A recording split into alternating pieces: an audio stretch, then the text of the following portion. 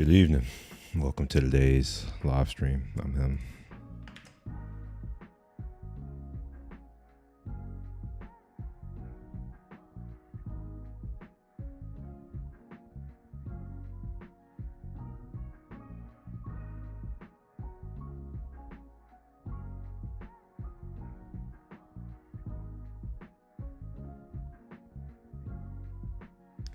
I actually just came back from a walk. I crashed, aka fell asleep earlier today after I got back from my friend's birthday party. So I think I must have fell asleep at like 5 and woke up at 7. So I just came back from about 45-minute walk with the dog. And yeah, I was laying on the couch and I was like, you know what? Let me not lay on the couch. Let me come sit at the desk and at least try to get something done. So I may edit video. I don't know. We'll see how I feel. I said that's what I'm gonna do, but we'll see. Or I may just fall back to watching YouTube videos. We'll see. If you got words to say them. No? Anyway, I go over to my screen share.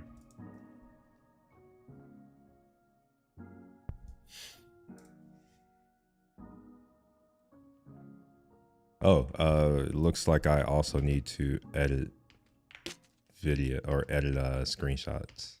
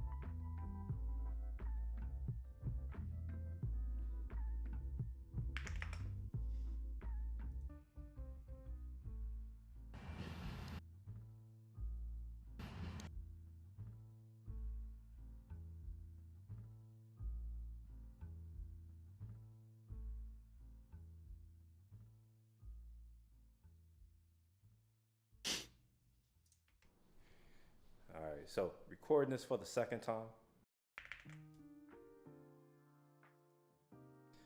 What's up? What's up, y'all?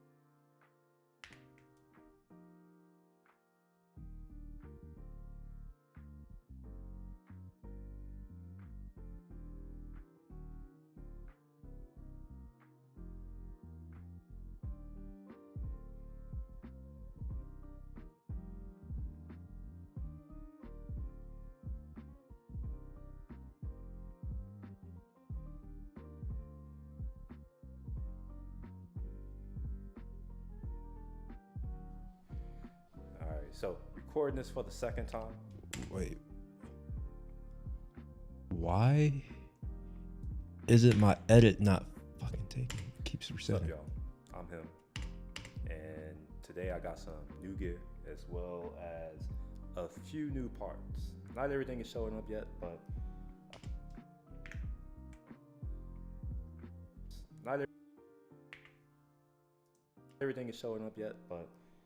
enough stuff is showing up to where I can at least start recording part of it. Next week when I get the rest of my stuff, I'll record the rest, and then I may put all this together with me riding up to Conroe. I'll start this all in, just talk about different things. So let's get started. This is my first piece of gear, and I'm excited about this one.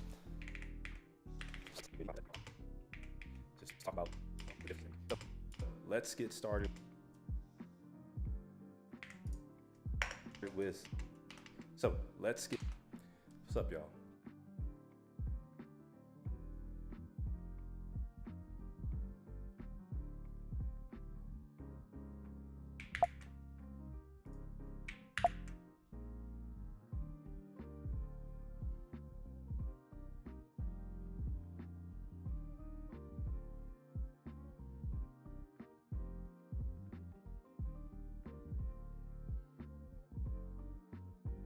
Few new parts.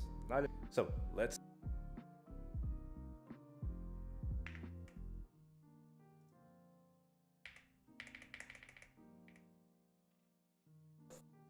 new parts. So let's get started with my first piece of as well as a few new parts. So let's get started with my first piece of gear.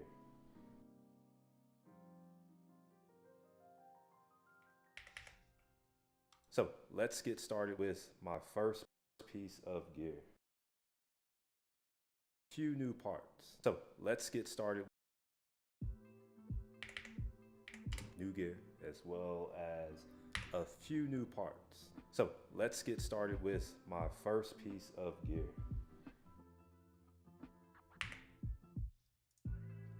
And I'm excited about this one. I finally got my back protector.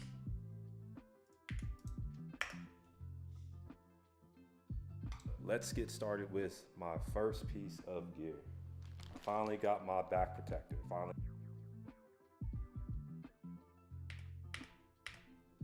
My back protector finally came in. I finally got my back protector. Finally came in. This is the. It finally came in. This is. I got my back protector. Came in. This is the. Protector. This is the Revit Seasoft. Hopefully you can see it. So hopefully you can see Revit Seasoft. Hopefully you can see it. So Revit Seasoft. The X is the Revit.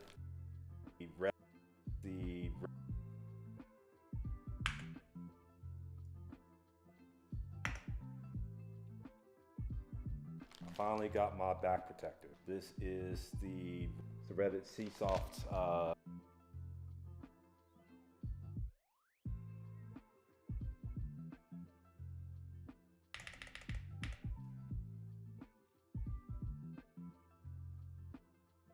The Revit Seasoft, the airbag, so breathes a ton of air. That goes into my leather Revit jacket. I'm going to spend a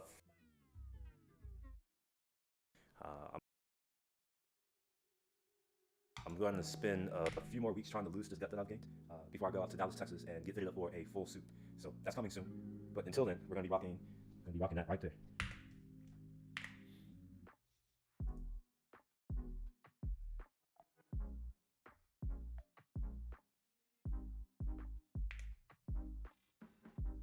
And get fit. The Revit Seasoft, the airbag, so breathes a ton of air. That goes into my leather Revit jacket. I'm going to spend a few.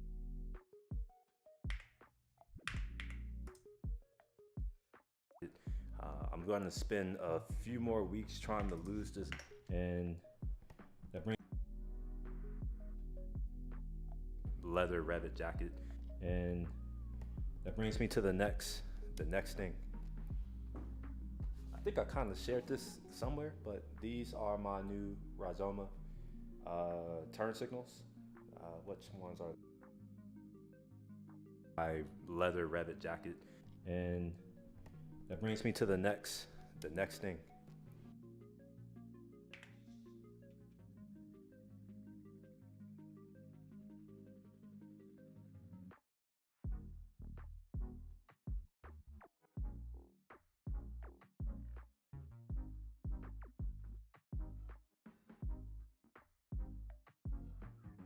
So breathes a ton of air. That goes into my leather Revit jacket.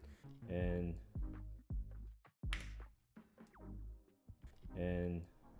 that brings me to the next thing. I think I kind of shared this somewhere, but these are my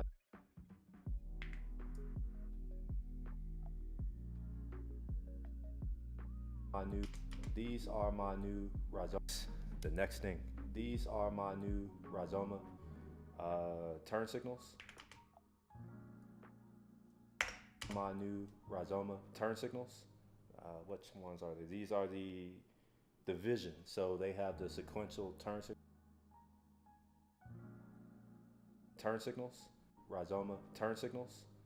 The Vision. So these are my new Rhizoma turn signals. Which ones are they? These are the Vision. So they have the sequential turn signal, similar to how certain Audis and the Mustangs, their turn signals behave. So I got 2 of those, and that comes, well, it didn't come with it. I had to pay for these things separately. But this little adapter. So I got 2 of those, and that comes, well, it didn't come with it. I had to pay for these things separately. But this little adapter kit, so that you don't have to do any type of wire cutting or splicing. And there's this little kit right here as well, which allows you to mount it to the saws. So all of these things go together.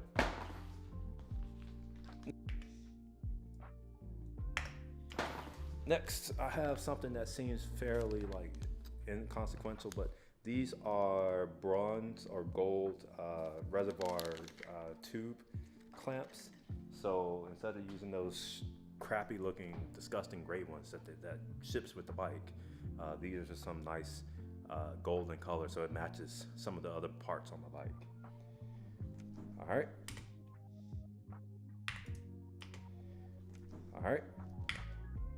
Got some other parts.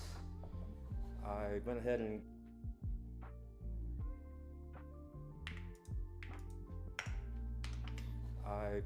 got some Rhizoma golden color, so it matches some of the other parts on the bike. I went ahead and got some Rhizoma, what do you call these, hand grips? Grips, okay, Rhizoma grips. They're made out of metal. They're billet aluminum, and they have a really good texture to them. I pulled them out earlier, and I will pull them out again in a little bit once I show the last thing, which are some boots. So here are the boots. They're not actually in this box, but I will show you the side of the box so we can see what the name of these are. So these are SMX Plus V2 Minute Black. Don't mind my rug. My dog destroys my rug. I can't have anything nice. Plus V2. So these are SMX Plus V2 Minute Black. Don't mind.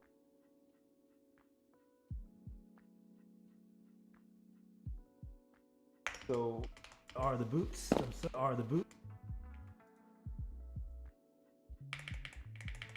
Ready to go for a run. Here are the boots. I went ahead. Here are the boots themselves. And the reason why I decided to record this now is I'm actually getting ready to go out for a ride. So themselves. And the reason why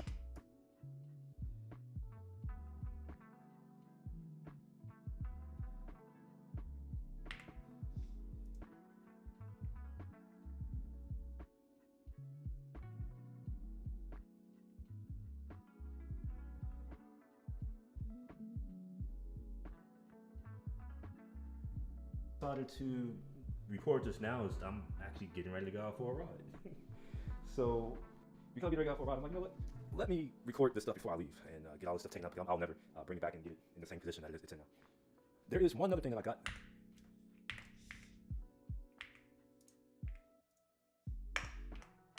here are the boots themselves. There is one other thing that I got. Unfortunately, I'm gonna have to send it back, but I'm gonna show it anyways because it's quite nice. And maybe I'll be able to get a second one. Maybe they'll have another one in stock, I hope. Let's come over here. It's another thing that I got. Unfortunately, I'm gonna have to send it back, but I'm gonna show it anyways because it's quite nice. And maybe I'll be able to get a second one. Maybe they'll have another one in stock, I hope. Let's come over here to my area. And I'll set it next to my other helmet, which, here's my other helmet. So this is the Bell Raystar something. So this is the Bell Raystar something, the original Raystar. This is the new Raystar Flex with DLX or something like that. And it's noticeably lighter, noticeably lighter. Get this out.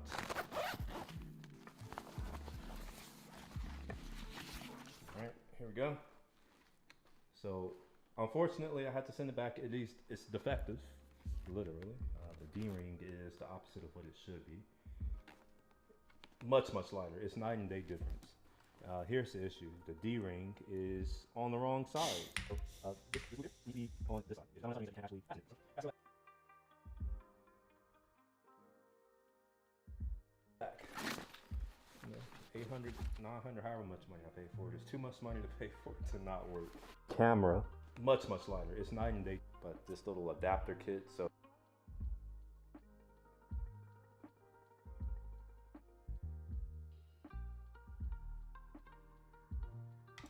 these are my new parts. These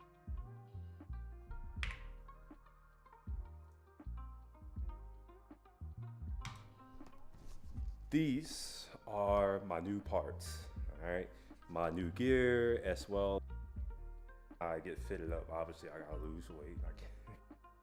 And then go get fitted up. I was told it takes about 2 hours at the Dionysus store, and from there, hopefully they'll just.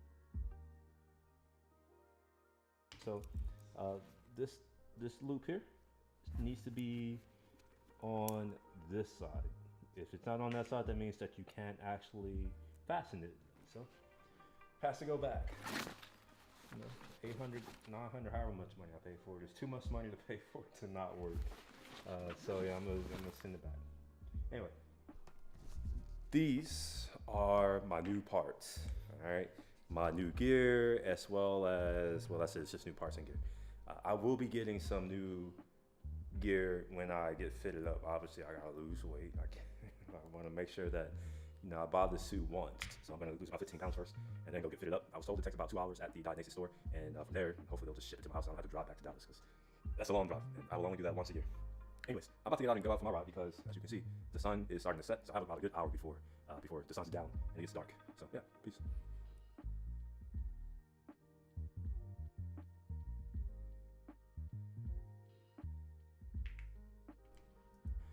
Before the sun's down and it gets dark.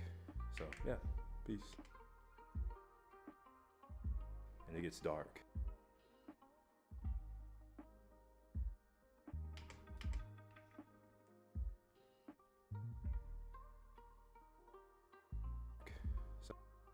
And it gets dark.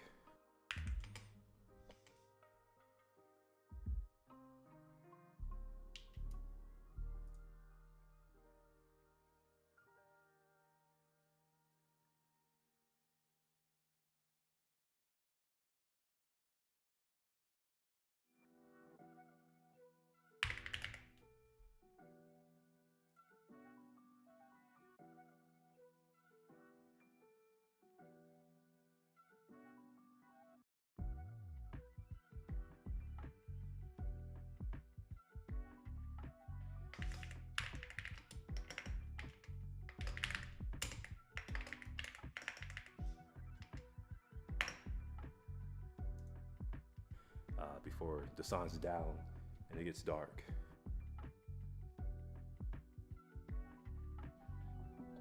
What's up? What's up? I am in my room recording. I just updated my helmet to to fix the tilt of my camera. I noticed that it's been tilted, so I just fixed it and glued it in place with some chemical bonding agent. So hopefully it's straight, because it's not coming off ever again.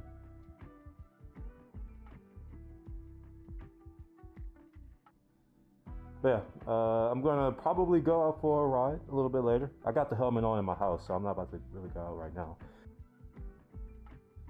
But yeah, I'm gonna probably go out for a ride a little bit later. I got the helmet on in my house, so I'm not about to really go out right now. But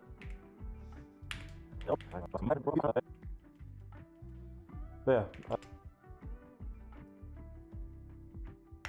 but it was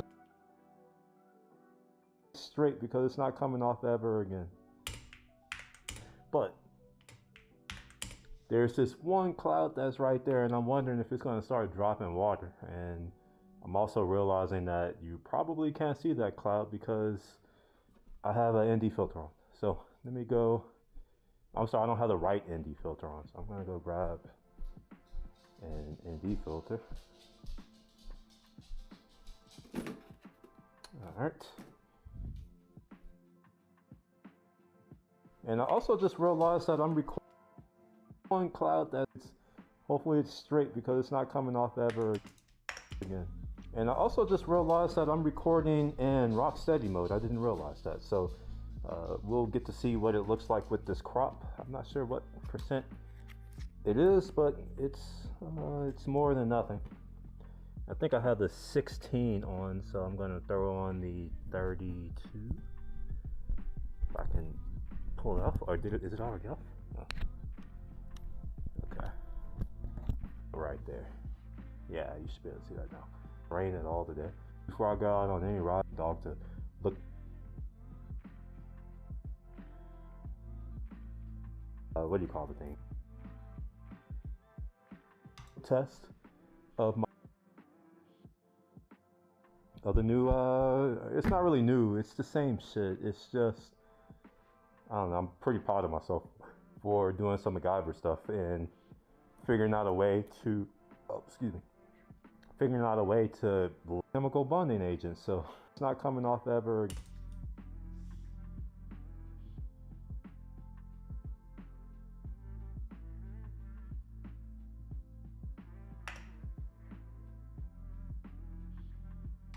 And that brings me to the next. Hopefully it's straight, because it's not coming off ever again.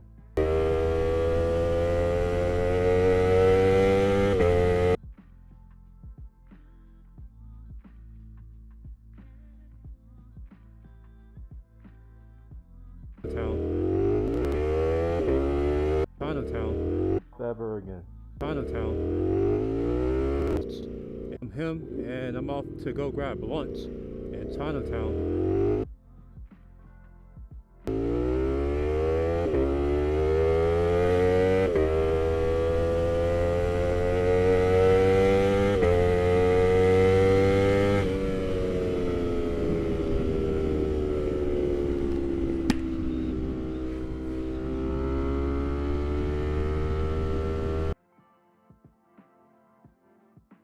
First ride of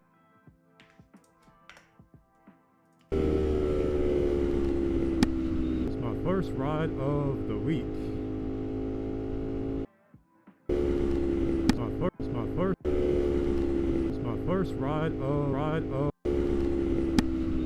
first ride of the week.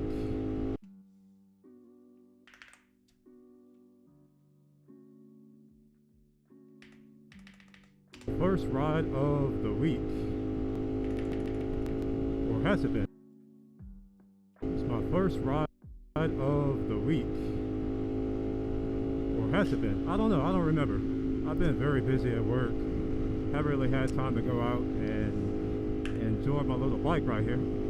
So I decided I'm going to go out and grab lunch today. Normally I cook my lunch at home. By the way, if you are someone who wants to see some of the stuff that I cook myself for lunch on a daily basis, you can follow me on Instagram. I normally post, well, sometimes I post what I'm making. Your boy can cook, FYI. FYI. For real, for real. Sometimes I post what I'm making.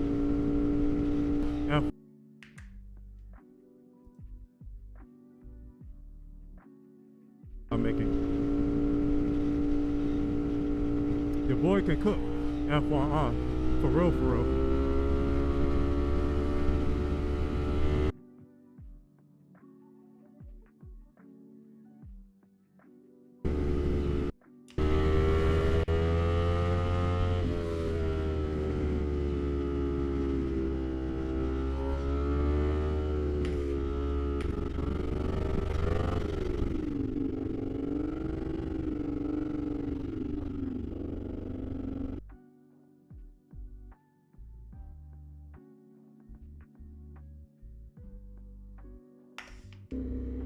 Wasn't expecting there to be traffic at this time.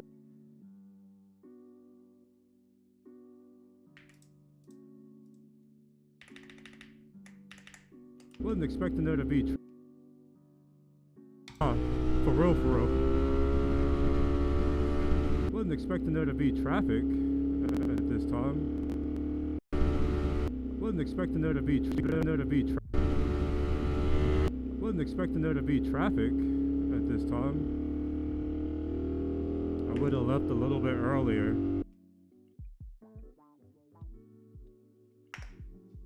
Wasn't expecting there to be traffic. I would have left. Wasn't expecting there to be traffic at this time. I would have. The fuck? This time.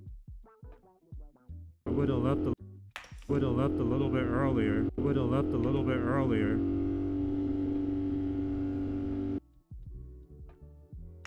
I don't know if any of you ever forget to take a lunch break, or forget to eat. But it happens to me often. Whenever I'm working on something and I'm trying to get shit done, I will legitimately forget to eat. And sometimes I'm reminded, oh yeah, let me go eat because I have a block of meetings. So that's kind of what happened today. I have meetings that I gotta do. And they're gonna be kind of later in the day for a Friday, so I won't be able to go out and get dinner early. So go out and grab some dumplings from Chinatown, grab some tea, come back home, and I guess, I don't know, maybe I'll cook something when I get back home, or maybe I'll just wait until after my last meeting, which I think is at like 4:30 today.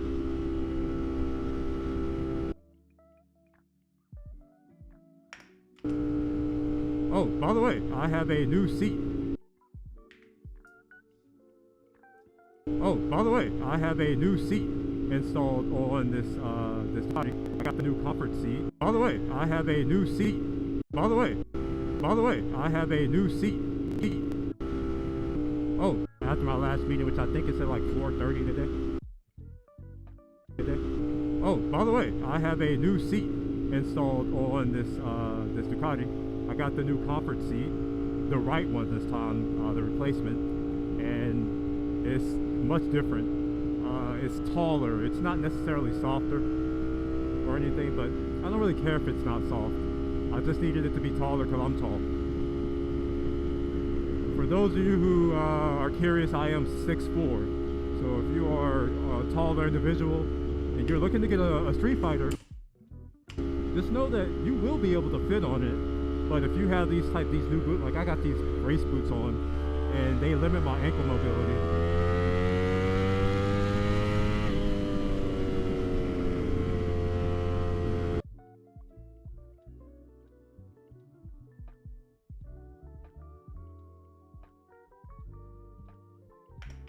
Everything. Oh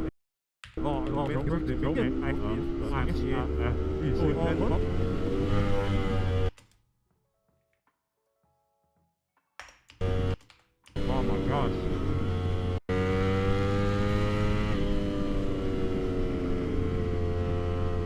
Oh my gosh.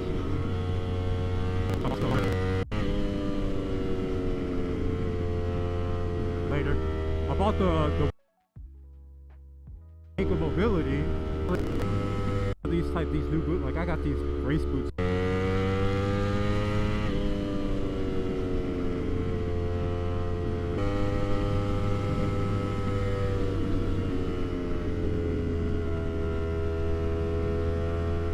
so because it limits my ankle mobility,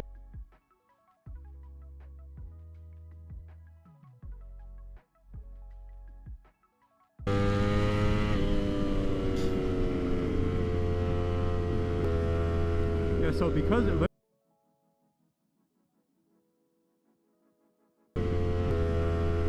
so because it limits my ankle,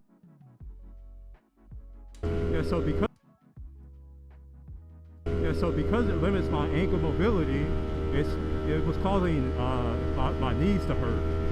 So I went ahead and I bought the replacement sooner rather than later. I bought the one for last year's model. I feel like I'm screaming right now. I can't even hear myself talk. Oh my gosh.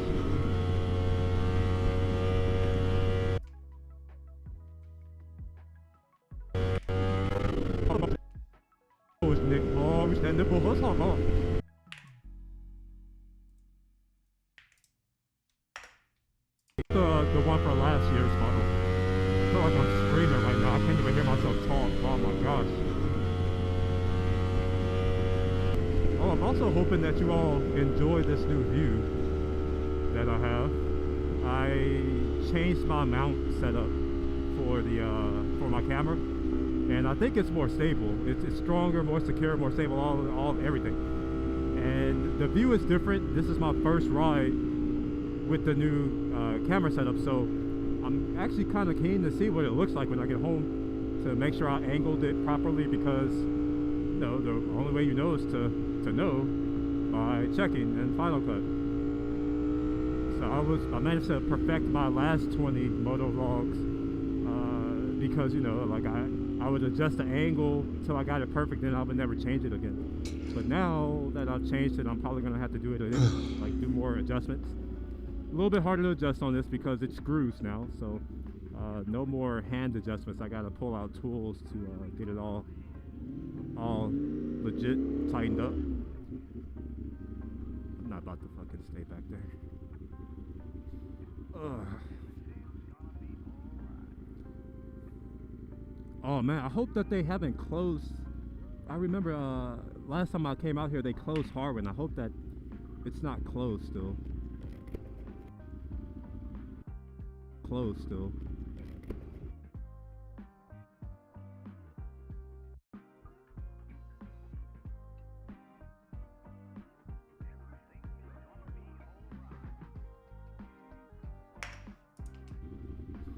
Ugh. And traffic to get on the Beltway, that's a shame. A toll road. Man, traffic to get on. Man, traffic to get on. Man, traffic to get. Man, traffic to get on the Beltway, that's a shame. A toll road. Yeah, look at that. Look at that. Fuck. This is during lunchtime. Wow. Well, I'm glad I don't have to take the Beltway to get home.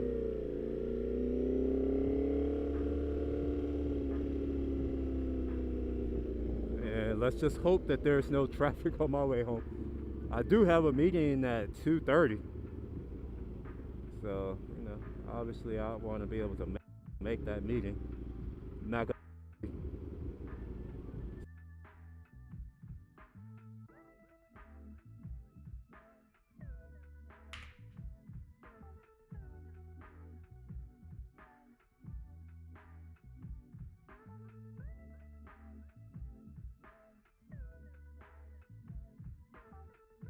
So, you know, obviously I want to be able to. And let's just hope that there's no traffic on my way home. Well, I'm glad I don't have to take the Beltway to get home.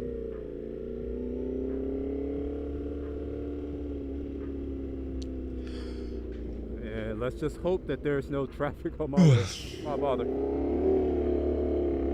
Why bother?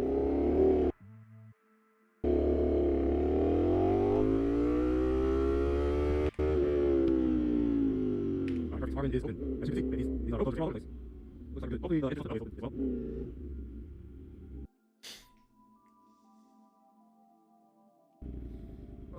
Come on, come on, come on.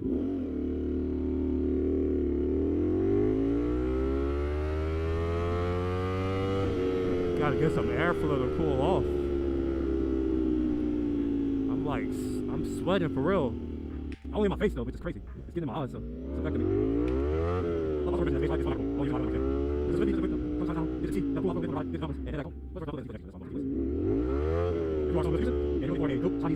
Place. I think they're Taiwanese, like Taiwanese beef noodle soup or something like that. They do all of that. It's called Sandong Noodle House. It's amazing. It's pretty good. It's affordable. You know, it's pretty consistent. And yeah, they like me, so I like them. Every time I go in, they already know. Like both the lady and the I don't know if they're the owners or not, but both the lady and the guy who are always there. Like, I don't know.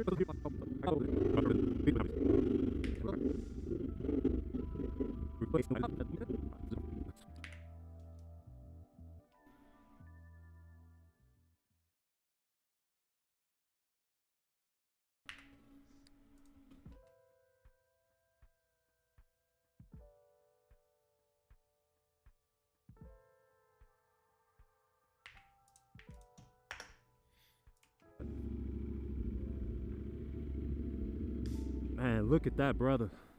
Looking sexy as fuck. So the first things first is to come to Happy Lemon so that I can become happy with my S1. Wrong door handle.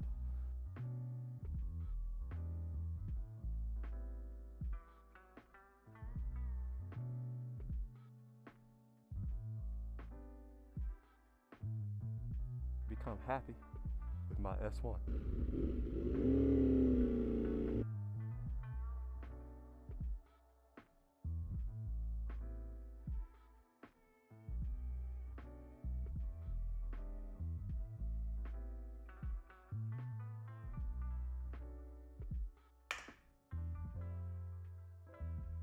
Before the sun's down and it gets dark.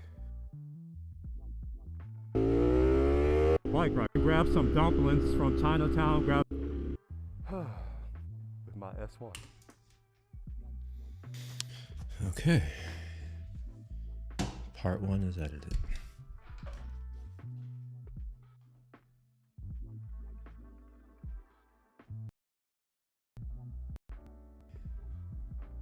Part 1 is edited.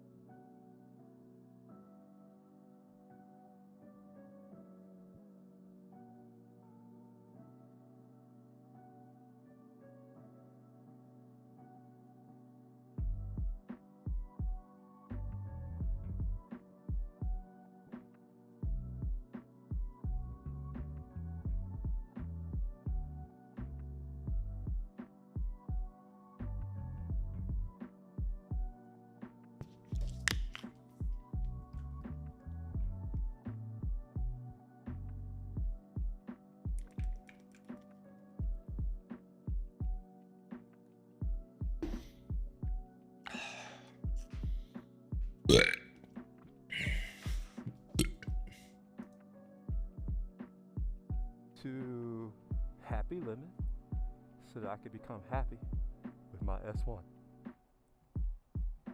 Wrong door handle.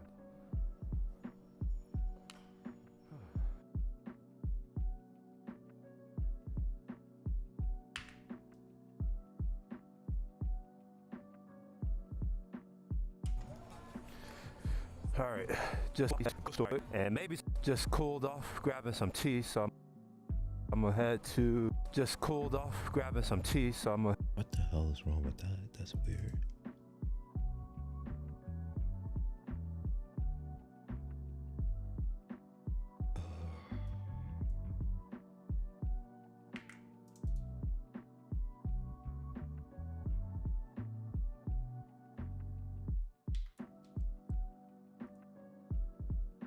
Just cooled off, grabbing some tea. So I'm gonna head to the grocery store right quick and grab some soy sauce because I'm out, and maybe some peppers.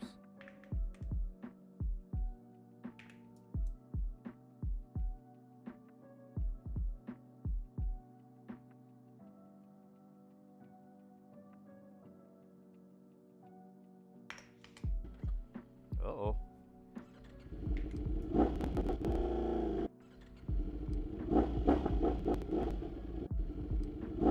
And grab some soy sauce because I'm out.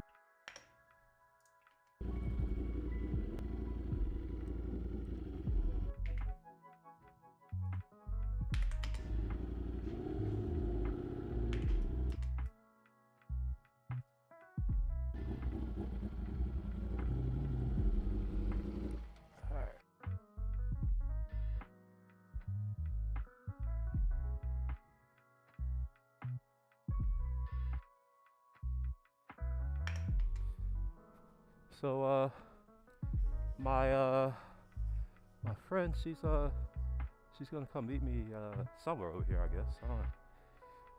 So I figured I'll come over here and grab some soy sauce because it's some soy sauce because it's gonna be a couple minutes before she arrives.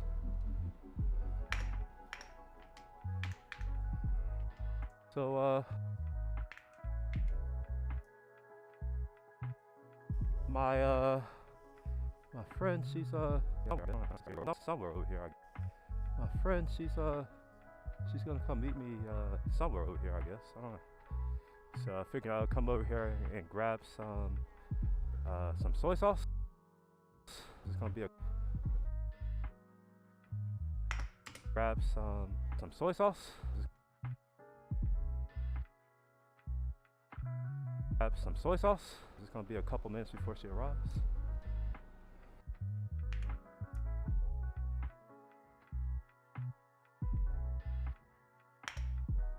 I think the soy sauce is over there.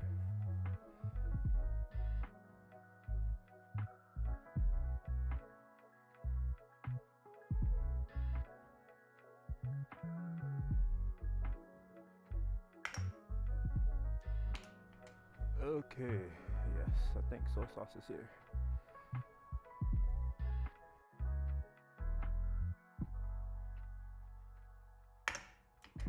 I was thinking about getting peppers too because I have some gochujang, I think that's how you say it, and sauce is here.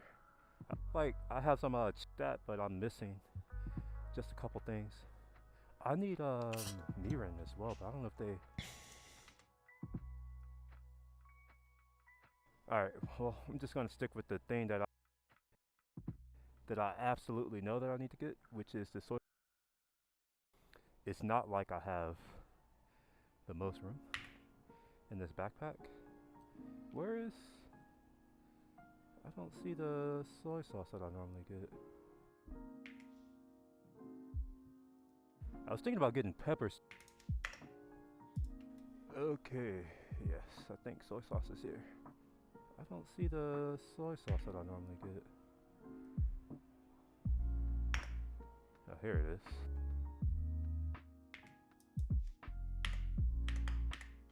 Oh, here it is.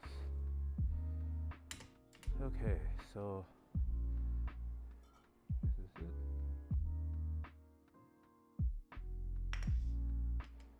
This is it.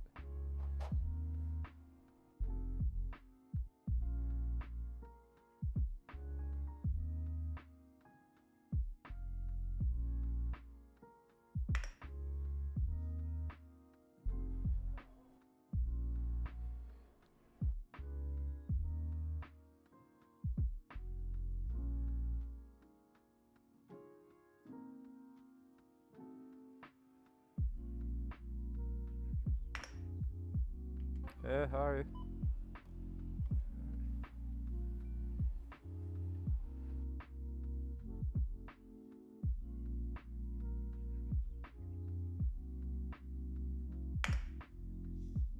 I don't need the receipt. You could toss it, recycle it. Thank you.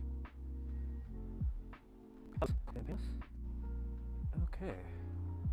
So that was quick and painless.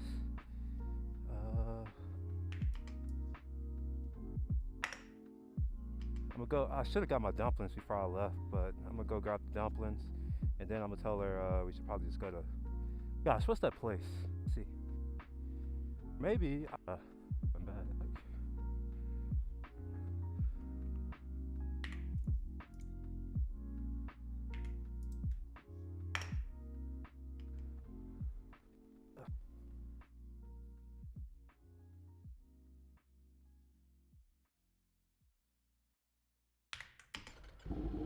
Quick and painless.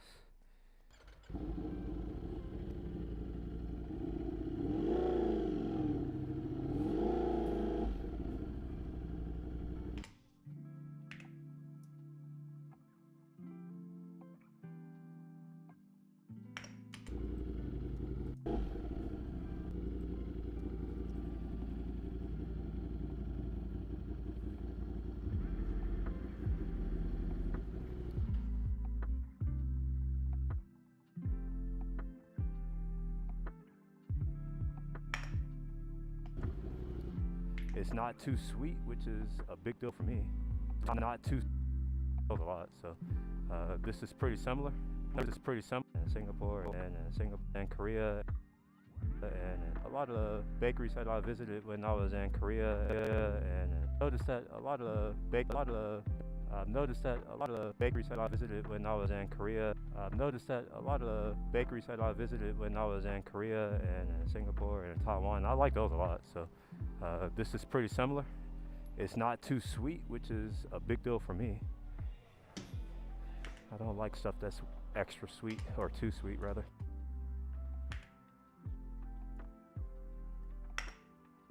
Stuff that's extra.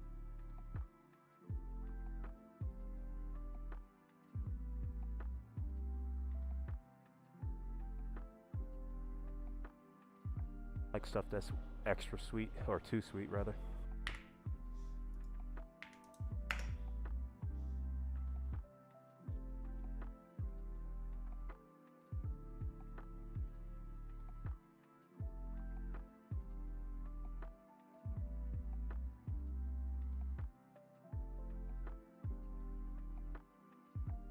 And Singapore, and I don't like stuff that's extra sweet, or too sweet rather.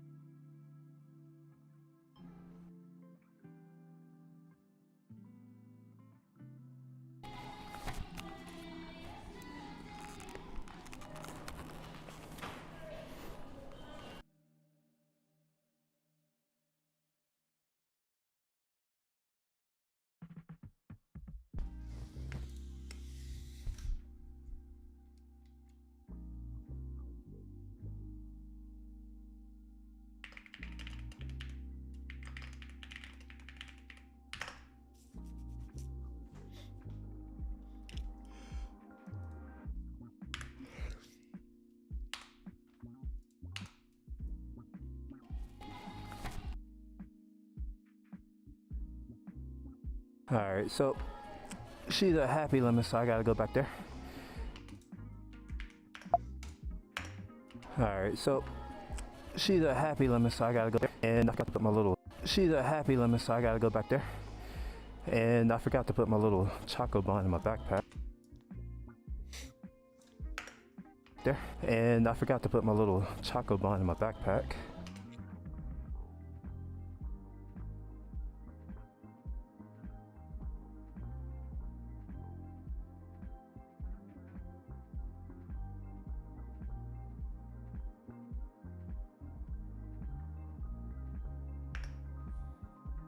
What's crazy is that it takes me longer.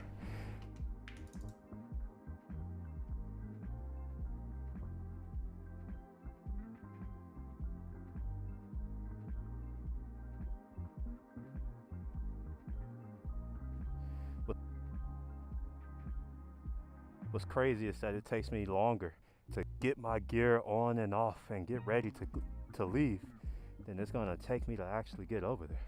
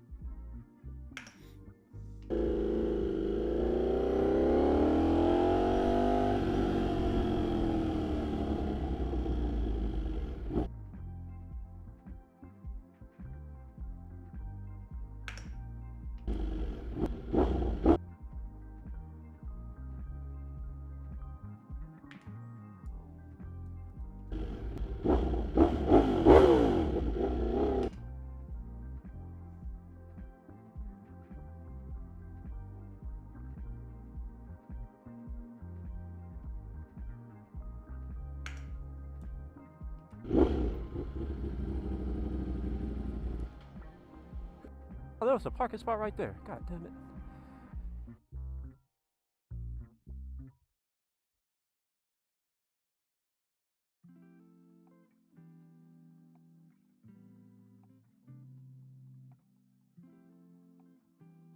Parking spot right there. God damn it. Oh well, I guess I'll lose a little bit of weight.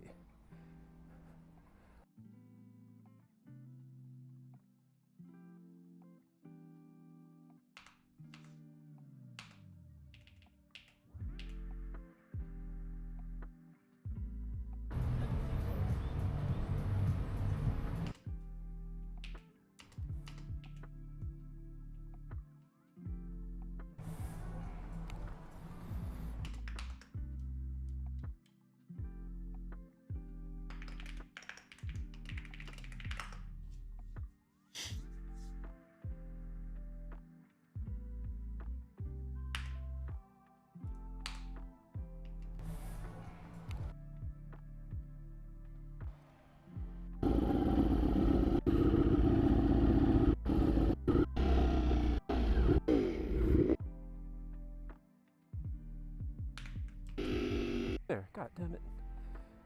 Oh well, I guess I'll lose a little bit of weight.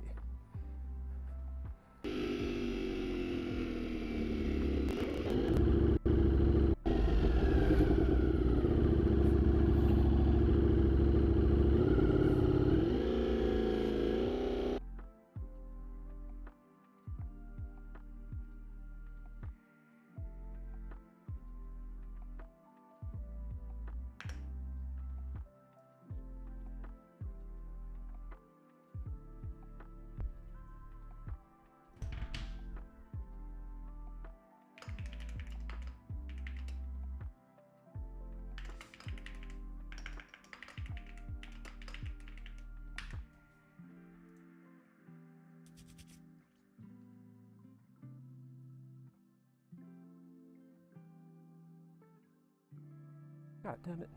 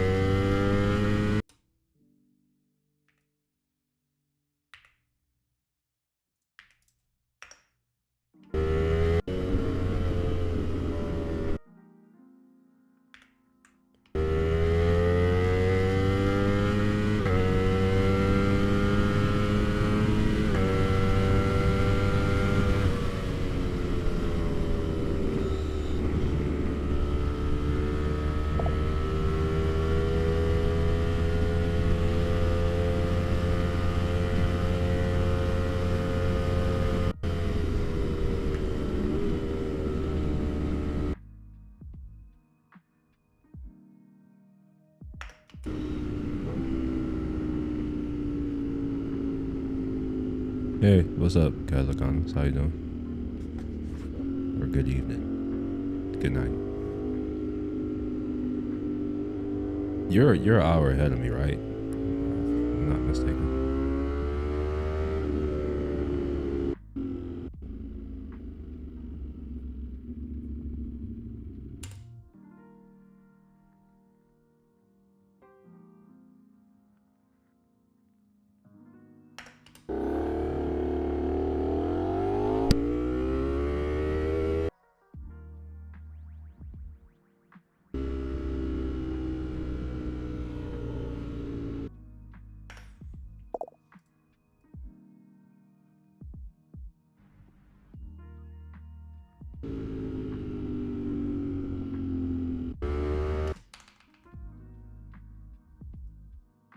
Oh, you're in Central Time. Oh, okay. So we're in the same time zone. That's good. I am tired. I was up until like 2:30, 3 a.m. in the morning.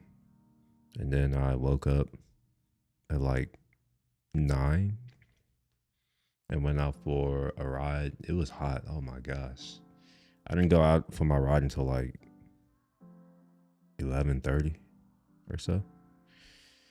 I haven't pulled the footage off yet, but it was my first ride in the daytime with the new Action 5 Pro.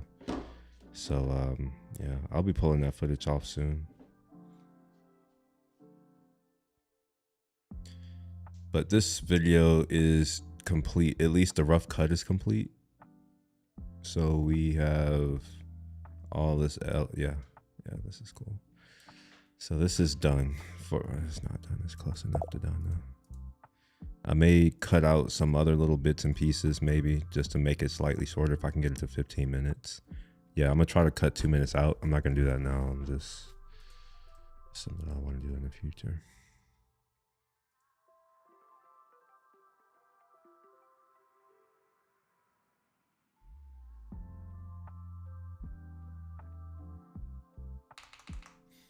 Yeah, so we'll go ahead and create a new timeline.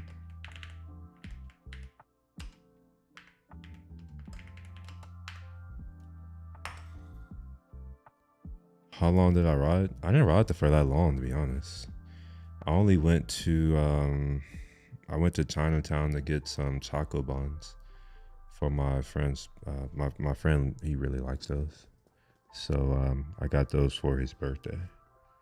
So yeah, I mostly just went out there to do that, and then rode back to his place and hung out there for about 3 hours. That's probably what drained me, because there's a lot of people there. I don't really do too well when it's a lot of people there. A lot of music that I don't really normally listen to. It's rap. It's not like no weird music. It's just I don't really listen to rap. And then afterwards, I rode home. I was hot as hell, but then when I got on the freeway, it felt amazing. And then there seemed to be no traffic, so I was just like, you know what? I'm gonna just keep riding. That was a mistake, because as soon as I went over the crest of that hill, there was traffic. You'll see it in a second. I'll probably actually may as well just start moving this footage off now. That makes sense to wait. But yeah, I'll show you what I'm talking about. But I'm pretty excited to see what this new Action 5 looks like in the day. See if it looks any better.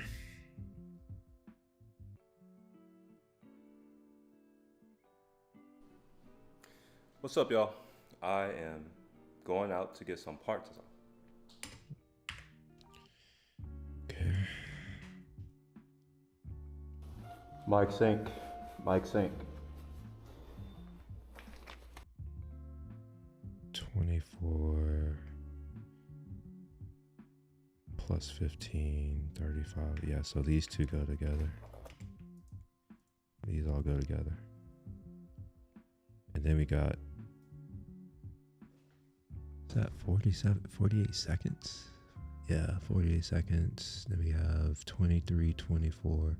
So I think that these two go together.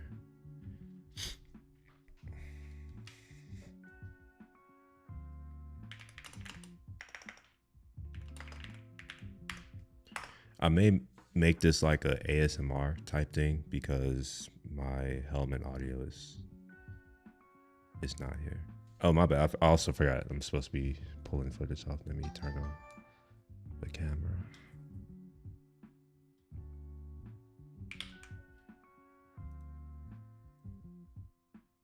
Why are there? Oh, I see. Okay, so I should rename this Action 5 Pro.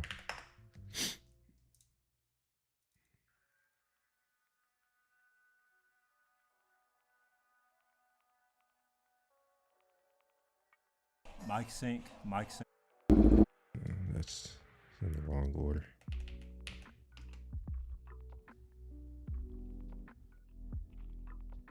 Yeah, I was testing out some stuff, but I don't think I need to pull that off. I'll probably delete it. Not sure what that is. That must have been an accidental recording. All of these are accidental recordings, seems like.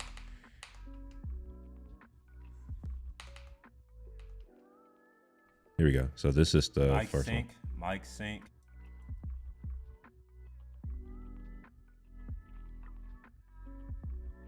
one. Oh yeah, I jacked up my. I need to. Oh, this reminds me. I need to go downstairs and clean off my bike. Check this out. Man, this pissed me off. Look, it just all of a sudden it just starts spraying shit. all like I don't know what's going on, The but it just fuck? started spraying all over the place, even though the thing is all the way on the This shit inside. spraying all over the place. God damn. So my bike is now dirty.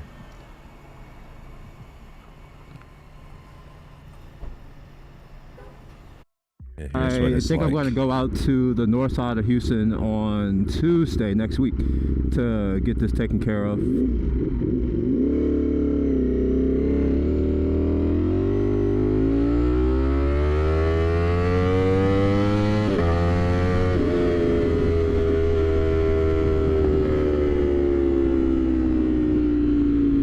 Oh man, that gas left spots on my goddamn tank. Shit. So here you can see the level of Chocobomb carnage that happens.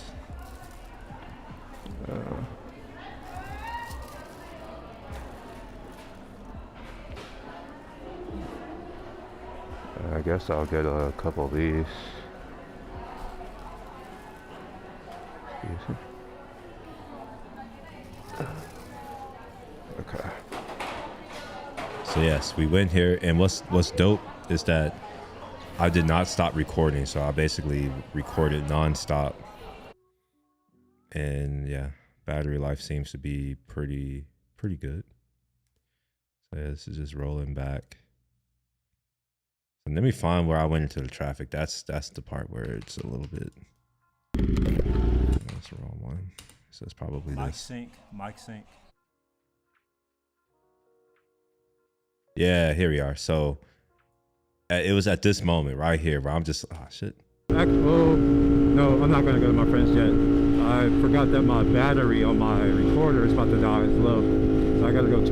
So it was like, you know, smooth selling. I'm just like, oh my gosh, there's no traffic on 610. Yeah, That's rare I as guess I'll hell. go drop something off at my buddy's place right quick, and then I'll go home. Cause now that I'm out, like, it feels awesome. But it's just hot when you're sitting still. Oh shit, there's traffic. Yep. So, Just my luck. and like as soon as I got over this crest, here we are, traffic. Oh my gosh. It was bad, but fortunately I'm on a bike, so it's a little more bearable. But this drained me. Oh my gosh, because it's hot. I think like the register temp on like for my bike speedo was 39 degrees Celsius, and I'm surrounded by all these cars kicking up heat. There are no clouds in the sky. The sun's beaming directly on me. My bike is hot. So yeah. And then I was like, you know what? I'm gonna go ahead and go to my friend's place because it looked like traffic opened up. And then I got onto I-10, and it's a parking lot. So I ended up riding in here until I can get out of this mess. As you can see, it's a lot of me in traffic. So that kind of wore me out. Yeah, there's a little more traffic, but I'm tired from that. I'm just, oh my gosh, I'm just tired. What's interesting is that Mic sync. Mic sync. there's this audio here. Could this be 32-bit float audio? If so, this is new. This is nice. That means that all of my audio is stored here. Bit rate. No, it's not. Oh, wait a minute. Let me see if I can find it. Nah, this is 16-bit. Oh yeah, this is shit. Yeah, I can't use this audio. So what I'll end up doing is pulling the audio off of my mic, which is 32-bit. How long did I ride? I don't know how long it wasn't combined, but probably like an hour and a half combined total today. Yeah, 39 was yeah, it's warm. I didn't know it was gonna be that warm. I was under the impression, let's see what the weather, let's bring up weather. Cause it's been relatively cool here lately. Yeah, so like tomorrow it's gonna be 64 low, so I'll probably go out. But you see, we have these huge swings. We're gonna be in the 60s and 90s. Oh, excuse me.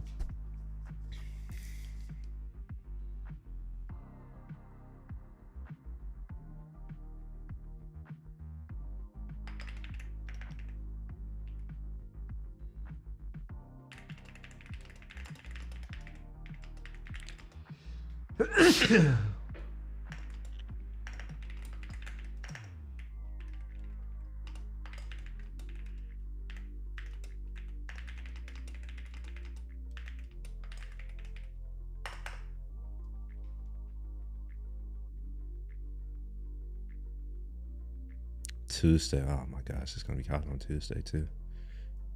Oh, I need to put my out of office in.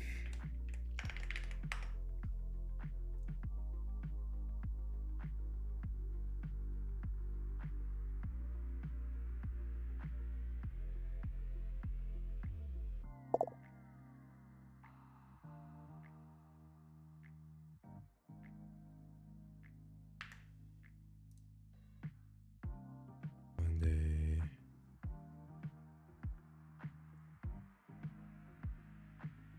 Wait, why? Okay.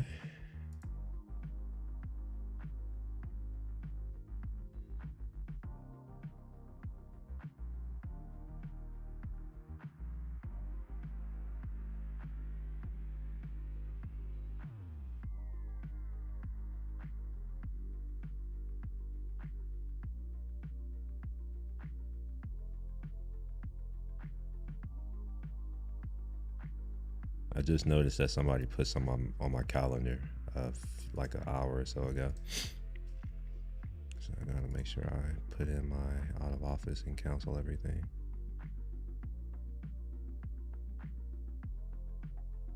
New and existing, yep.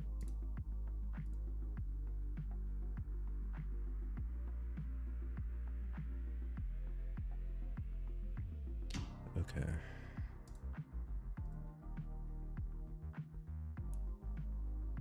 Last few days, Minneapolis being in the 80s, and it's straight cold for next 6 months. Like cold, or well, I'm sure if you're saying cold, it's probably cold for y'all. Like what you consider cold. Oh shit! What did I just close?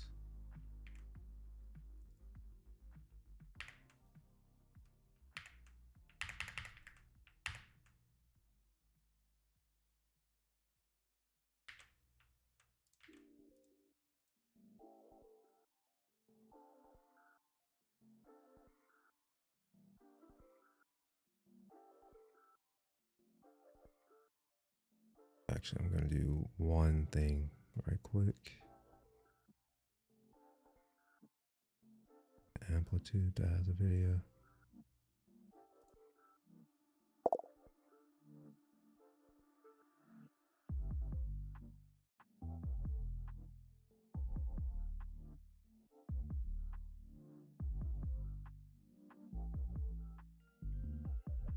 I literally just saw the thing that oh, never mind, it's down here. Okay.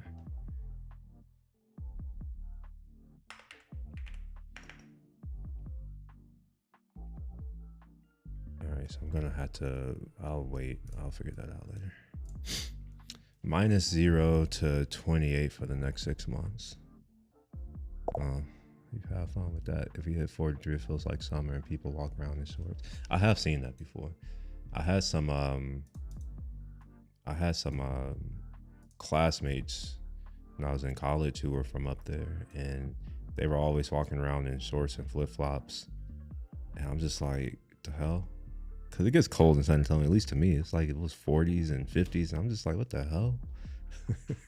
I'm like, I'm putting on the jacket if it's 75.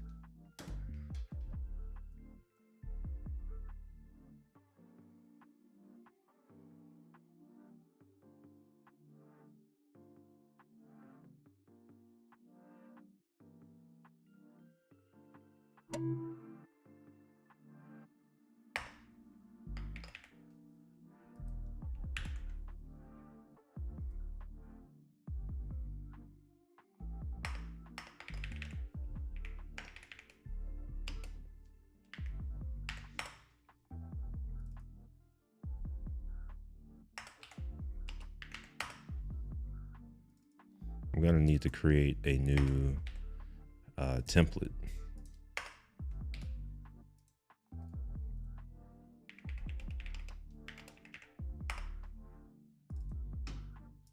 All right, so we're gonna take that and this and that.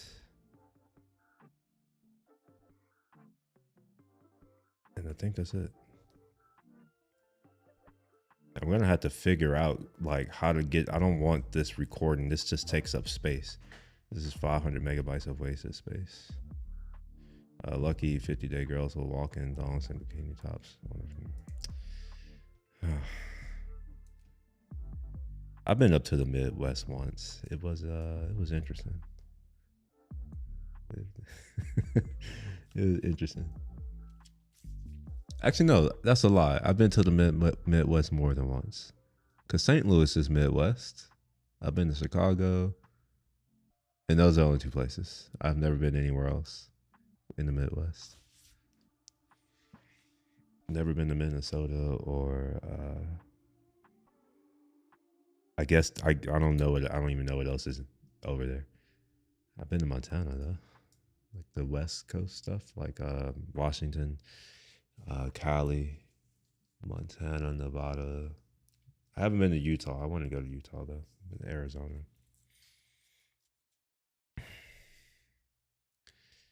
All right, let's move back to here. Okay, we got the ride to Conroe.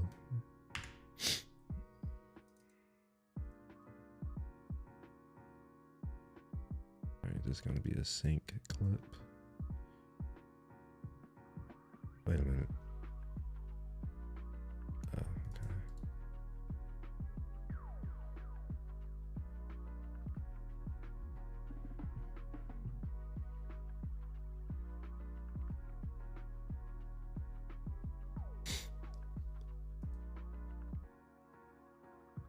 Oh man, this tour box just stopped working. It just, oh, come on now. All right, well, fuck it. Yeah, so what I'll end up doing is this is going to be an ASMR video now. So we'll just come in here and just say don't include sync audio. All right. Now I'm gonna process this the way I normally do, but for now I'm just gonna turn it down so that I can listen to it.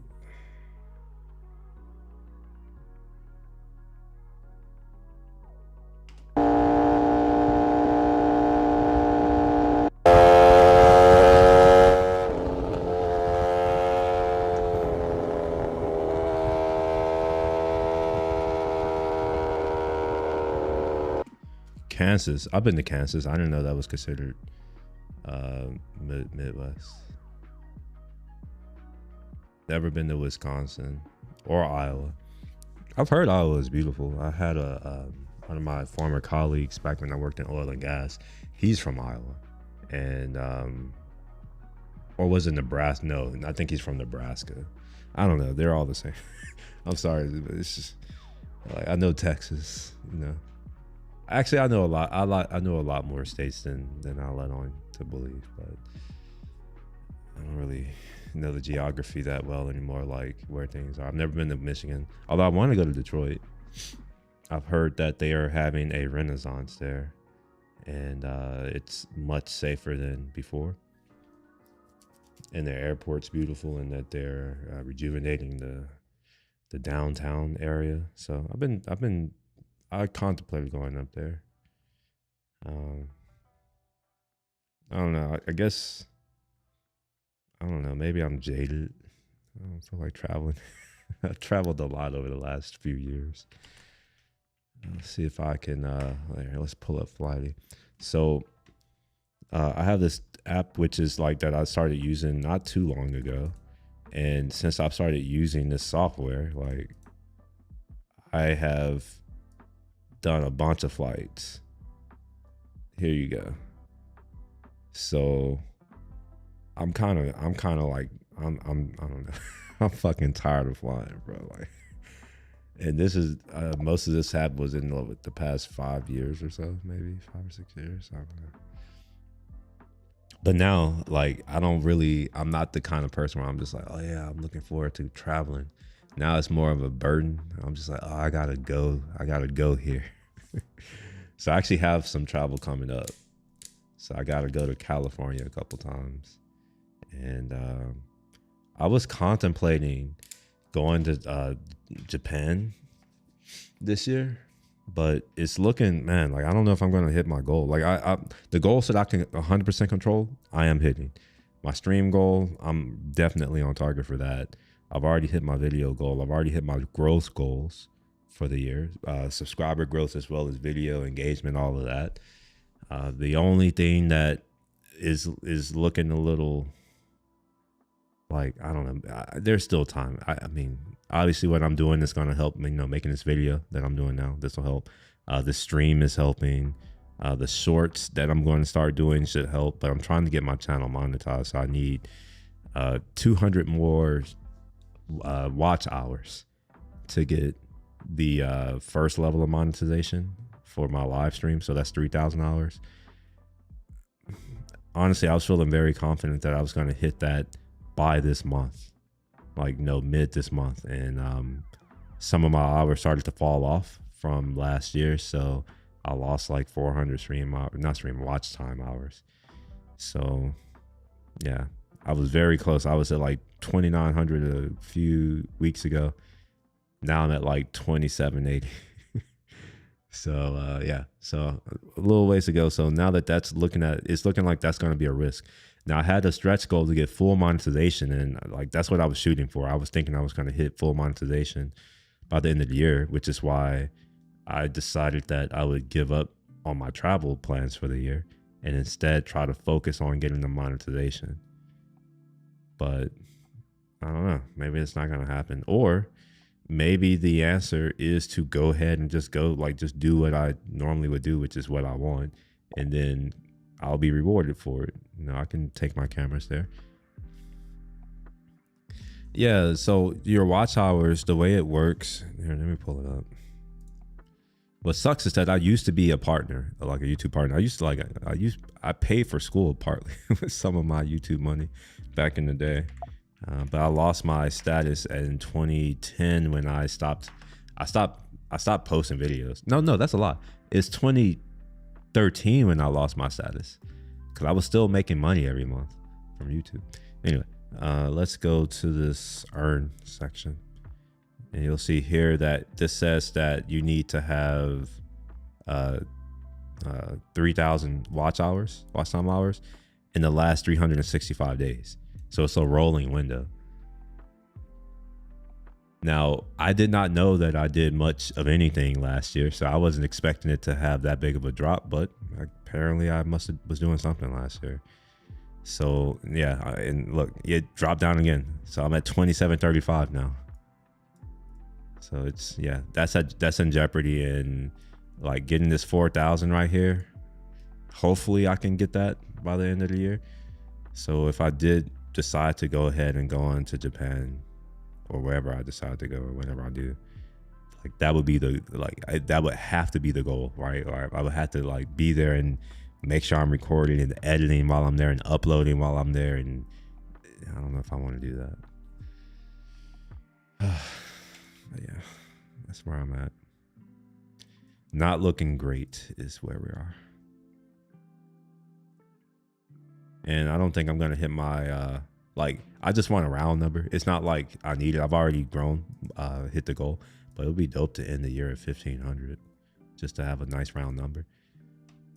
And like, even that's low. When I stopped doing YouTube a long time ago, I think I had over like 27,000 subs back then. Like, they all went away.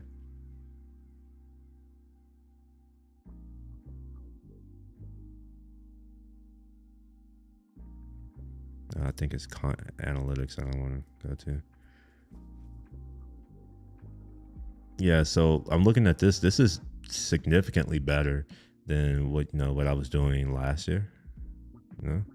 So like if we look at 2023 of all time, I got what, 7,000, and now I'm at a point where I'm getting damn near what is that? I can't do math. 30%. Correct my math. Like, I think I'm getting like 30% of that in a month, in a 28-day period. Now, it took me 365 days to do this last year.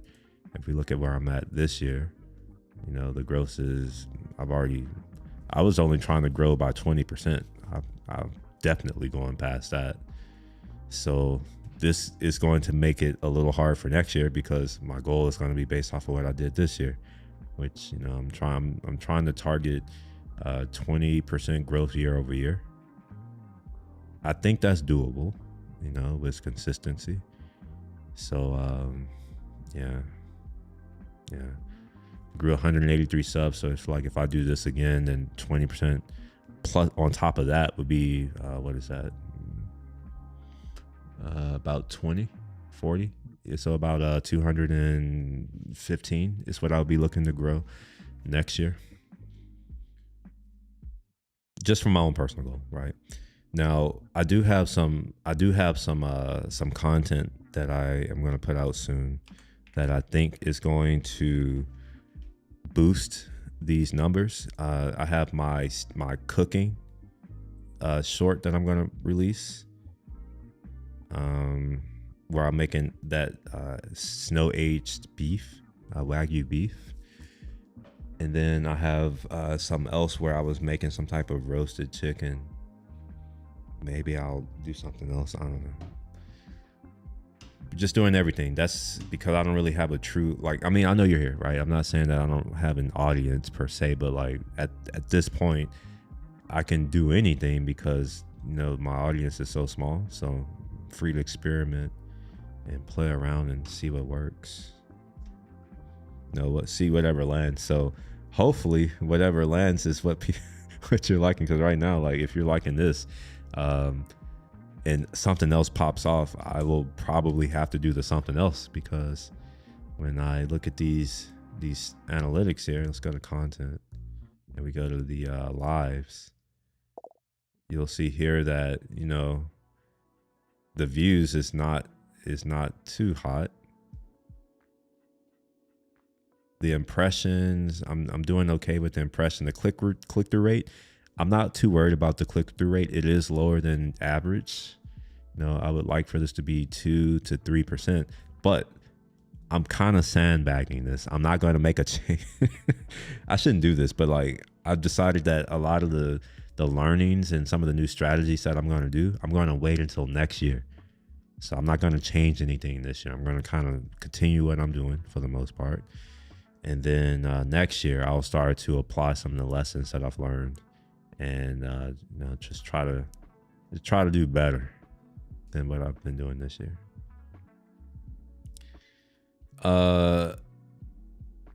Well, see, the my IG cooking videos, those technically are just stories. I don't edit those. With YouTube Shorts, I can't just put a story up, so that's why I don't do it. Instagram makes it easy. I could just be like, oh yeah, here's a clip, and just, you know, that's it, and it's just part of my story. Whereas with YouTube Shorts, I have to like edit it, and that's the thing that's blocking me. Anytime where I have to do any type of extra work, you know, when I'm already, you know, in the middle of trying to do it, and it's like, oh, I have to go off on some other device and like export it and then edit it and then export it again and get it on my phone, and then yeah, it's just too much. It ends up never happening.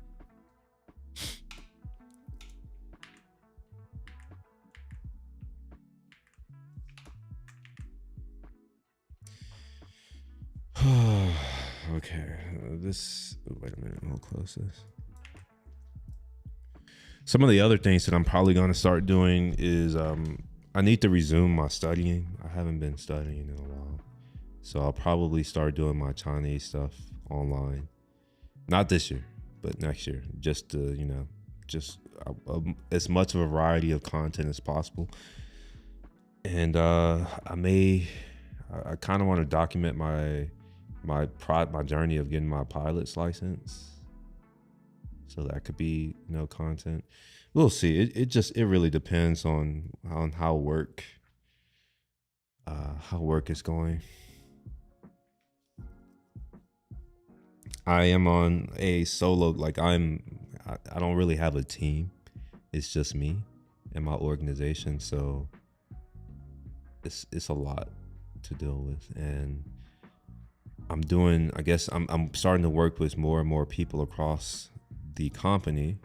So I'm even more cross-functional than I was to begin with. I don't know if the expectations are higher, but my expectations are higher.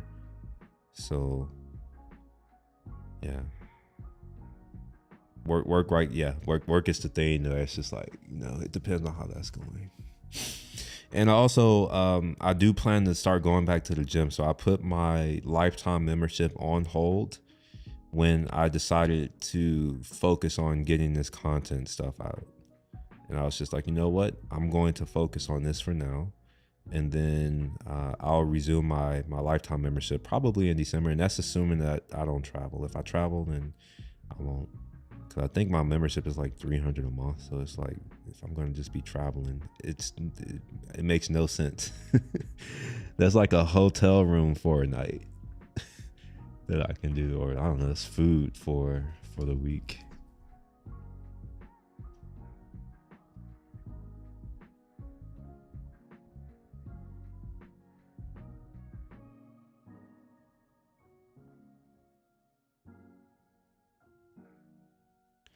I'm gonna start this clip here.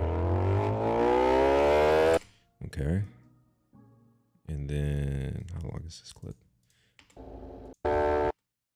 I think, is something wrong? Why is this time not working?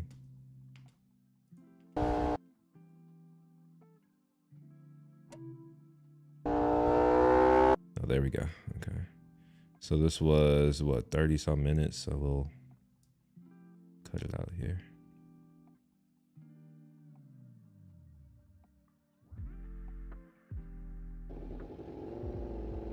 Yeah, cool. So we're gonna have a ASMR ride after me talking, maybe. What's up, y'all? I am going out to get some parts.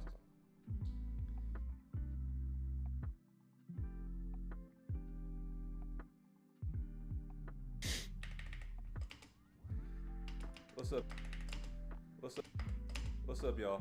I'm and about to go out to Texas, a little northeast of Louisville, Arkansas. I can't look at the here to head on the road. I am currently charging up my mic on that and also charging up one camera. Fortunately, that's what I'm going to do is bring both these cameras just in case I can't get some parts. But yeah, I'm very excited about some parts. I have some new Vision LED turn signals. I have new hand grips, billet aluminum hand grips, and a screen protector. I think there's one other thing I've already forgotten what it is. Oh, and reservoirs. I bought some new reservoirs. You know what? I kind of think that this right here, I kind of think that maybe I should just start here. And yeah, I kind of think, yeah, I'm gonna take these, move them out.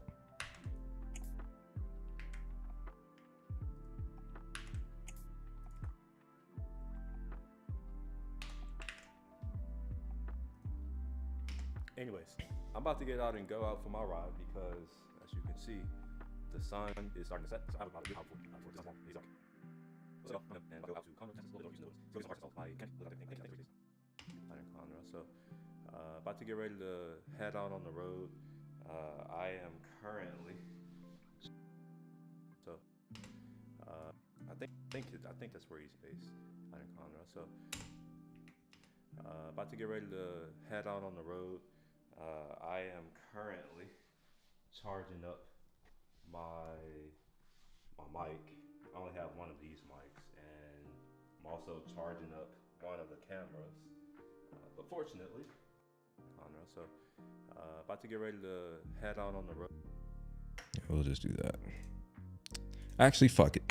We're going. I don't even care anymore. We're just gonna go straight into it. That's a long drive, and I will only do that once a year. Anyways, I'm about to get out and go out for my ride because, as you can see, want that shorter.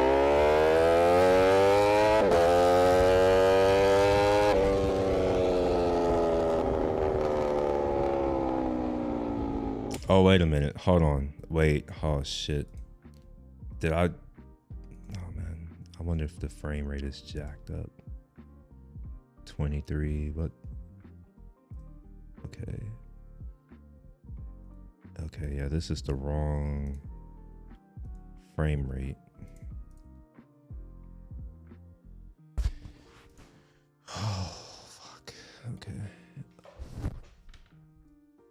Yeah, everything about this is wrong, I think. How is this 1080p?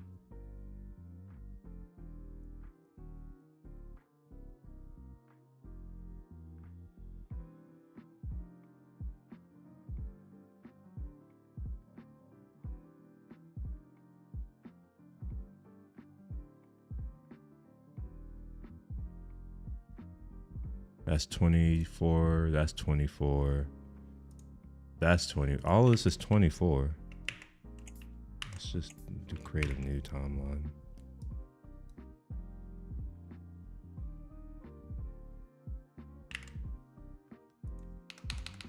So this is the Bell Raystar. I don't know why. I don't know why this is 1080p. I really don't know why it's 1080p. But what can I do? All right, so we're gonna delete this, and this is now Motovlog. I don't know, Ride to Conroe, installing parts.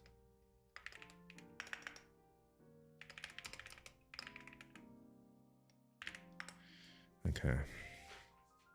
So we're gonna go to Conroe, and then I'm gonna, yeah, I have this footage here, so I'll just dump that. And this should look okay for y'all. So this was recorded on my iPhone. Normally it's an HDR, but because I exported it from photos, I don't know, I guess it does, I don't know. It's, or when I put it in here, somehow it just works. So y'all can actually see this now. Normally you can't. So we're gonna have that, and what else do we have? Oh wait, never mind. DJI. Ooh, is this the pocket? Oh, this must be, yeah, never mind. That's my pocket, no wonder. It's fine. And then, yeah, then we're gonna do the ride home, but I'm gonna make that a separate video. And this will probably be ASMR too. Even though I think I'm talking and my audio should work as well. Yeah, DJI. Yeah, so the audio will sound better. This is what my new dash looks like. I don't think you've seen this. So this is what it looks like now. So I have the Rizoma reservoirs. I have, actually, maybe I recorded the grips. Yeah, so these are my new billet aluminum grips right there. Let me make it a little bit bigger for you. So you see there, so looking pretty cool.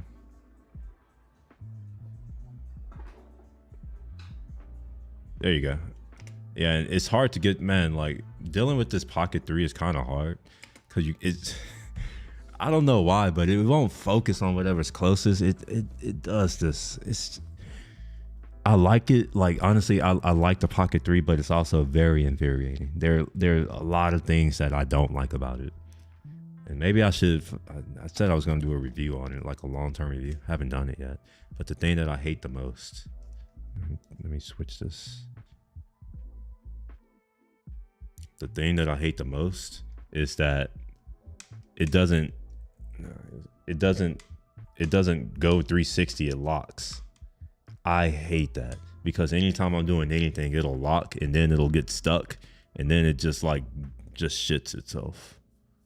And also the fact that the screen is broken. Like, I'm not a big fan of that. Like it, like I'm not a fan of that at all. It's supposed to stay there, but it doesn't. It just flip-flops. and I'm not about to buy another one. I decided that if I do buy another one, which I will in the future, it's going to be the Pocket 4.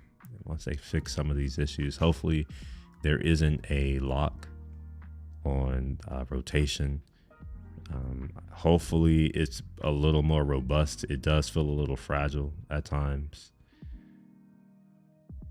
And hopefully I don't know, I would like to have like a dial, you know, like a little scroll wheel or something like on the side where I can use that to control my focus. So basically make it like a focus wheel so I can do focus racking instead of having to like tap on this tiny ass screen, which I can't see, and hope and pray that it focuses on the right thing, and then come back weeks later only to realize that it didn't focus on the right thing, which is what we're seeing here. It's not weeks later, but a week later.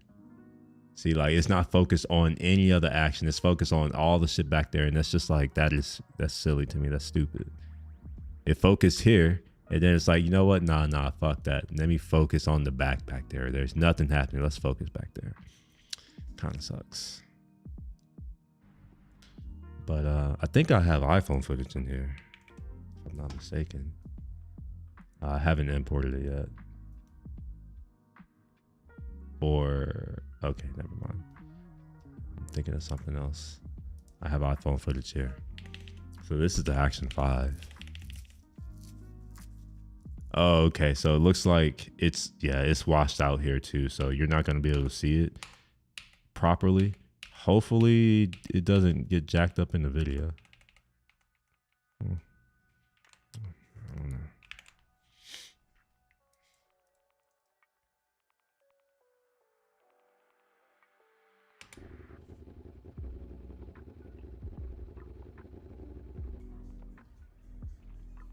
What if I put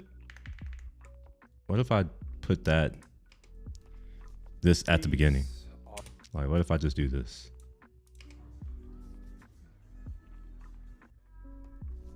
These are, this is the Bell Raystar something. It's quite nice, and maybe I will show you the side of the box. So there is one other thing that I got. Unfortunately, here are the boots themselves.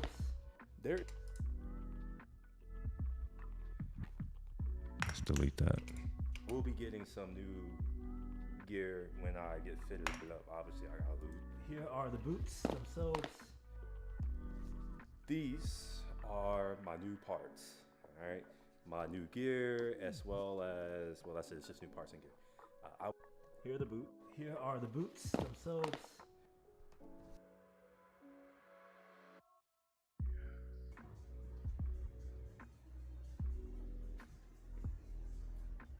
Yeah, we could just do that and then just hop right into the video. Yeah, cool. Edit done. I'm done.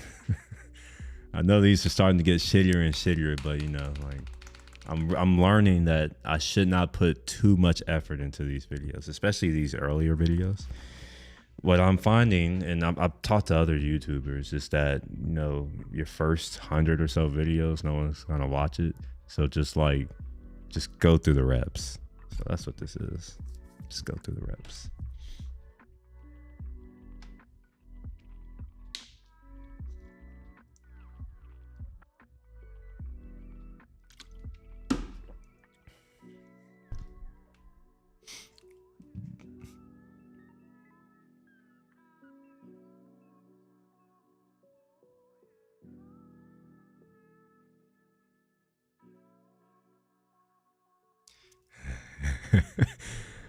My friend just sent me something.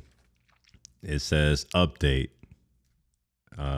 Costco tells TMZ they don't even sell baby oil after Diddy's lawyer suggested he had 1,000 bottles because he buys them in bulk from Costco. None of the company's U.S. locations carry baby oil. Here.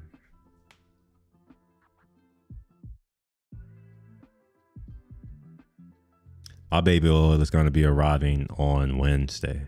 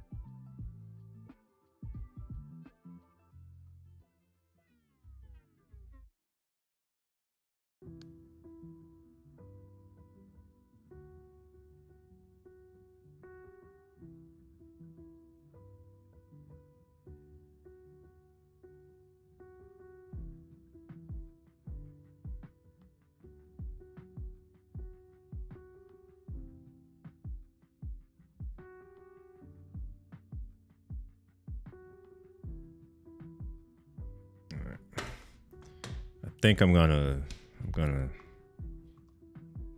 stop with the video editing. I've edited enough. We'll come back to that another day. We got this off, so I guess I can pull the footage off and get this started so I don't have to think about it in the future. Give me a second.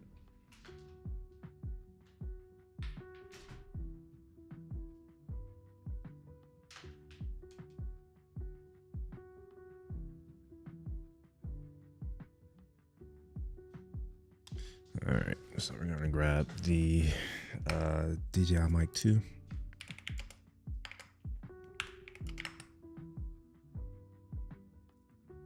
And I should have audio here. I figured out how to do it, and I'll probably make a video explaining it because it wasn't obvious.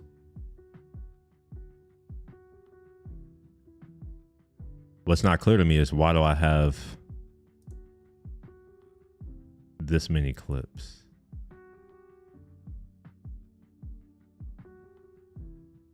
Looks like the only ones I need to worry about are these three.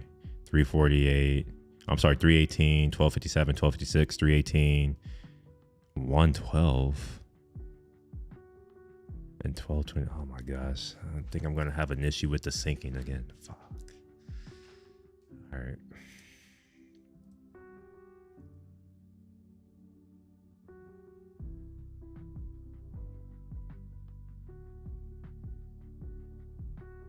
I also have audio on the recorder, which I don't know what that is.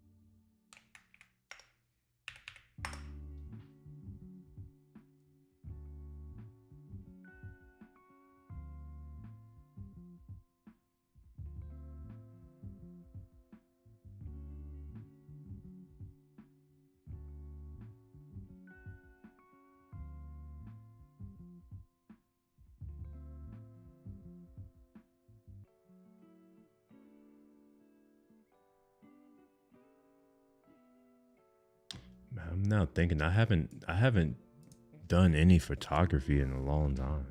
I need to do some photography. Edit some photos. Okay. Just want to make sure I don't have any of my friends in here. So I'm gonna export some of this footage. So, oh, I forgot I had the burger thing too. Oh, okay. All right, look at that. So, I'm just gonna take all of these clips. I don't know which one I need or don't need. So I'll just do all of that and we'll export these.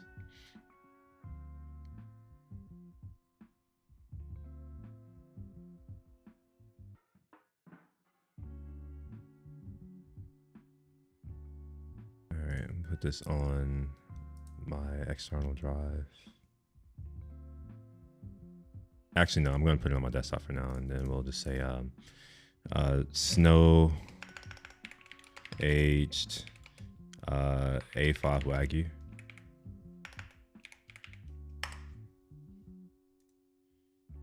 Dump that there. And then we also got to do the dry aged hamburger. So we'll pull all of that out.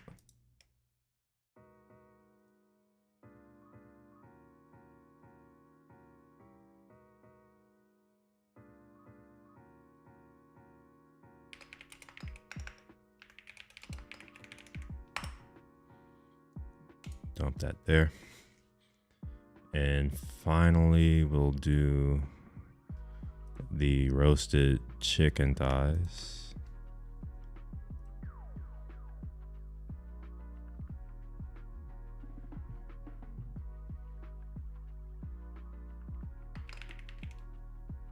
Actually, this is baked chicken.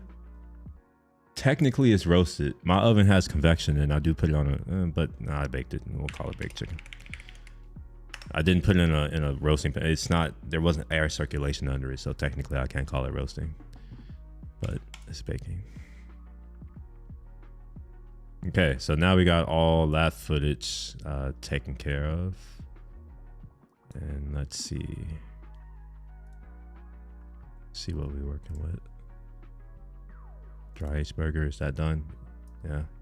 Okay, so what's gonna happen is I'm gonna have to create a new template for this type of stuff, because all of my templates are for motovlogs. Or all of my, I only have one template. My template is for motovlogs, and I don't want that for these. So we're gonna put baked chicken, dry aged, and then snow aged Wagyu into here. We'll move it. That was only 3 gigabytes. Oh wow, that was small. Okay. All right. Okay, it's still okay. Shit. So it's gonna be HDR, I guess. So we got going into the fridge, which I know you can't see. Just do a little bit. Getting the thing. That, this, that. Okay, so maybe I am going to edit more video. I think this feels more fun to me, editing this than my motovlog. I don't know why. Maybe it's just because it's a switch up. It's a change of pace. I can put music in it. I can do some other things.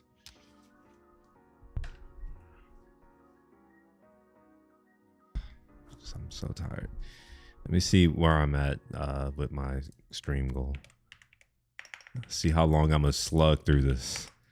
I gotta hit this goal. Right? If I get close enough to 400 before the end of this month, which there are only a few more days left, then I may be able to just go to Japan. Just say, fuck what I said I wasn't gonna do, and just go to Japan anyways. All right, we'll go to overview, and let's see where I'm at for the year. Man, I hope I'm, 360. Oh shit, thank God. Oh my gosh, I only have 40 more hours. Less than 40 more hours to go. I guess I'll stick around for a little bit more. This right here gives me hope that I'll at least hit my 400 stream hour goal. If I can hit that before the end of next month, given that I have travel, then maybe I can go in December, or maybe I'll go in November. Man, let's look at some flights. I got to figure out what's up with United. I lost my status. I lost everything on United. And last time I tried logging in, it told me I couldn't even log in. So I'm just like, oh my gosh, what if I've lost everything? I can't. Well, first of all, I no longer get, well, do I get free upgrades still? I used to get free automatic upgrades.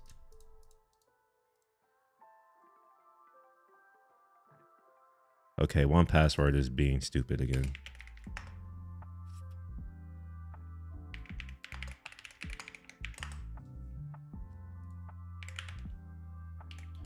All right, let's log in.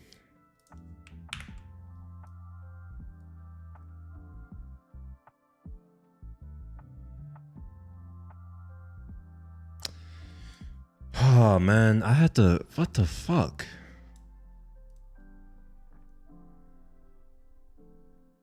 This is what it takes me to. It's just like, oh yeah, do this.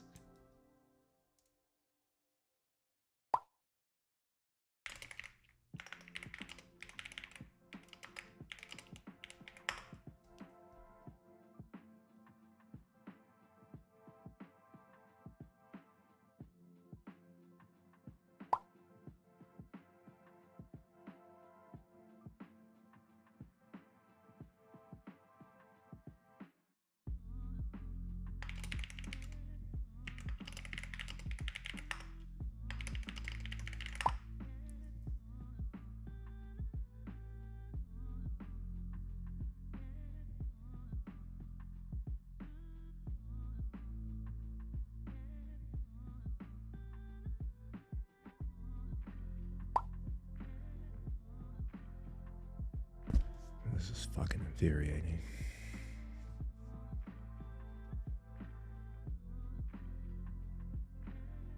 I had to deal with it too. Wait, let's have you sign in. I fucking can't sign in. Shit. That's why I'm fucking reaching out. Oh.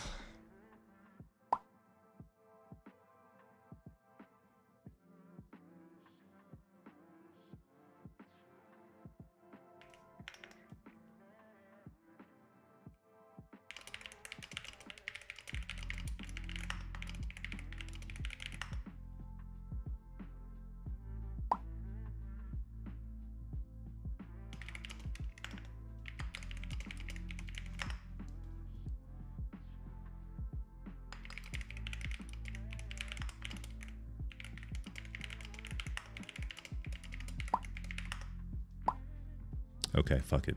All right. Okay. I can't log in. And it tells me to contact their service desk, which is what the fuck I'm doing.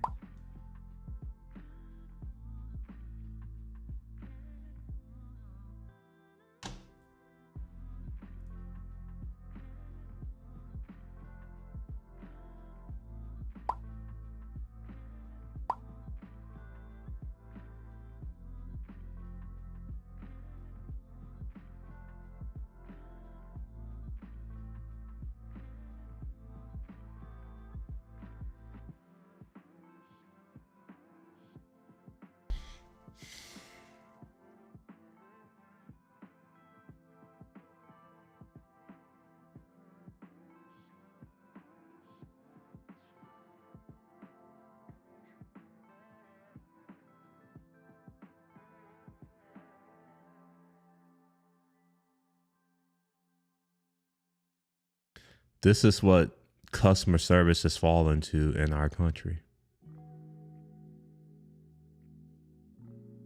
Is it any wonder why people no longer feel any type of attachment to this place and don't really want to work?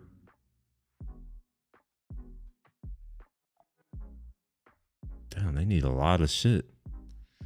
All right, I'm gonna pull this off because my name is not actually my name. Can I not respond? Okay.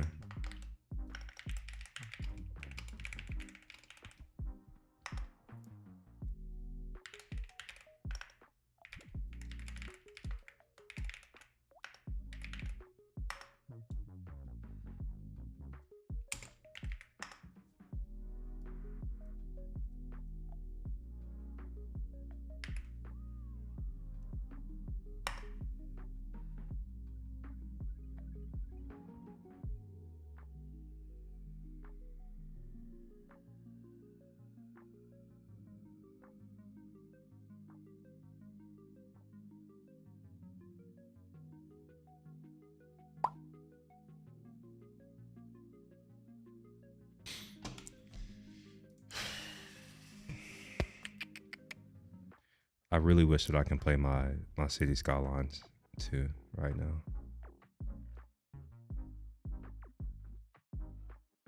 I've been contemplating connecting my Xbox to, I have a second encoder so I can play Tetris Effect over here.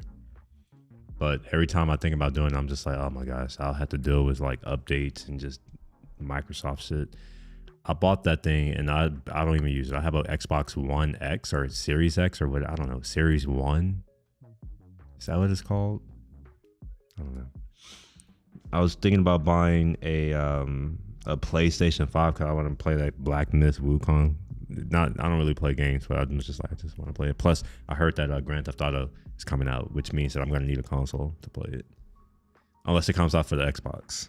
Let's see if I can get this Black Myth Wukong. Oop.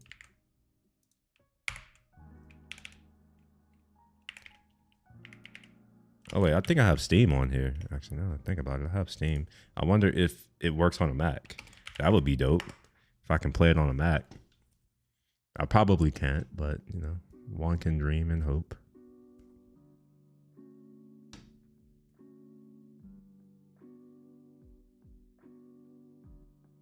I can't even play Portal on here. That's how, yeah, that's how underpowered this thing is.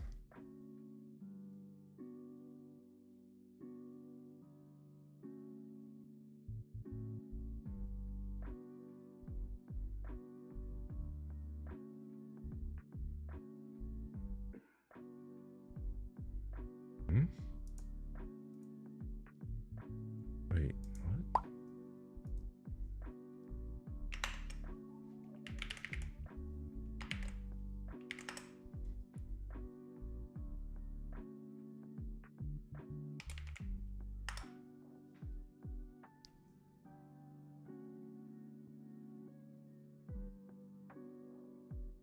It took them this long to tell me that my account is locked, which obviously, like, what the fuck else would it be?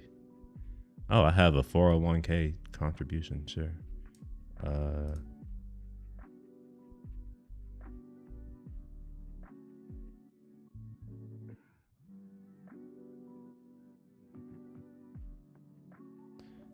I don't know about people giving me their Calendly. I don't like, why the fuck would I, like, what? No. That's not how this works. I don't do calendars. No, you're gonna try connecting with me on LinkedIn. Yeah, I don't use LinkedIn like that. But I'll go to LinkedIn and see what's there. Maybe there's something useful to me here for once in my life. Nope. Messaging.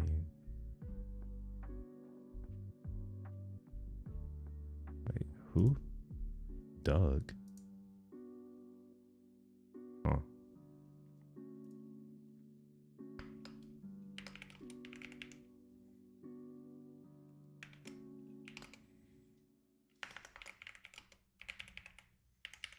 Or maybe that's a notification that I have to look at, maybe. Because it's like, man, how do you do this? Network.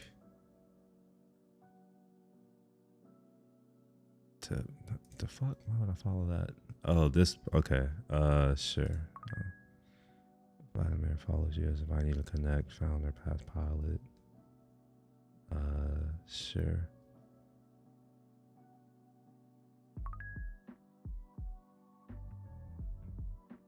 Oh, okay. This is all of the YC folks from yeah.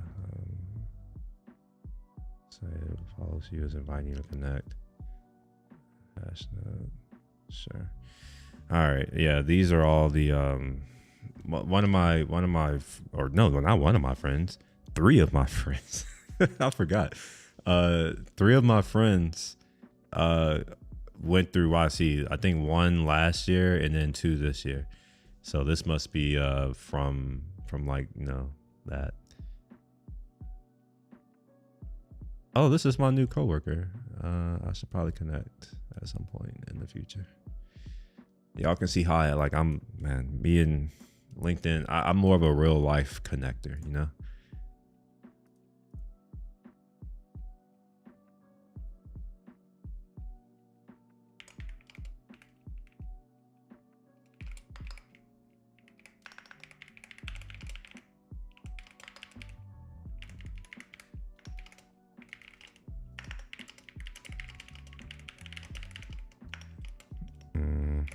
Let's see, notifications team.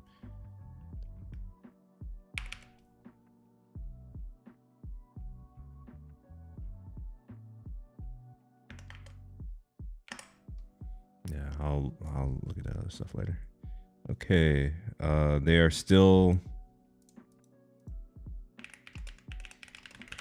waiting. Here's where we are with the United shit. So at 10:16, that's like 5 minutes ago, they gave me no information. They're just like, oh yeah, your account's locked. It's like, thank you, buddy. Yeah, I did not know that.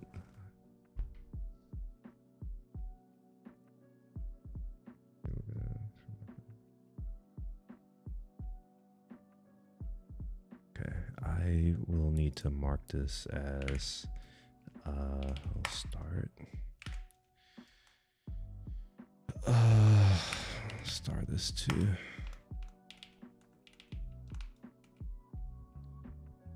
Okay, I need to do that too. In fact,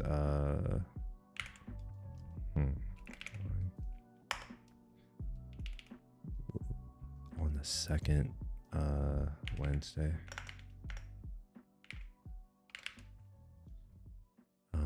Wednesday at, we'll just say Wednesday. Yeah, Wednesday.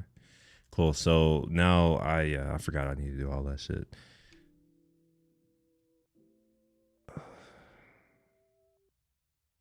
I need to go and check my email. Oh my gosh. Just checking to make sure this didn't get overlooked. It did get overlooked. Okay. Man, it's too many. It's just, oh my gosh, too many emails.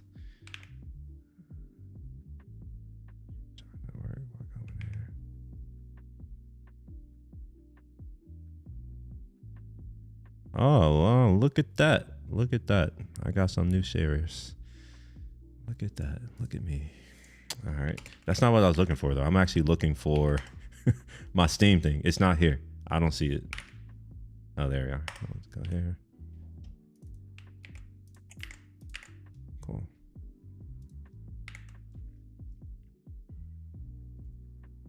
Okay. That didn't work. Okay. Is it this one?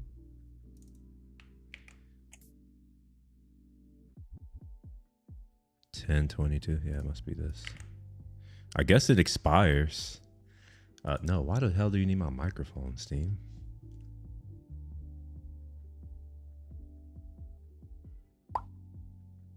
Oh, look at that. They're finally responding back. Okay. I love how they're like, thanks for being a Premier Silver. It's like, bitch, I was 1K, but sure, I'll be a Silver right now.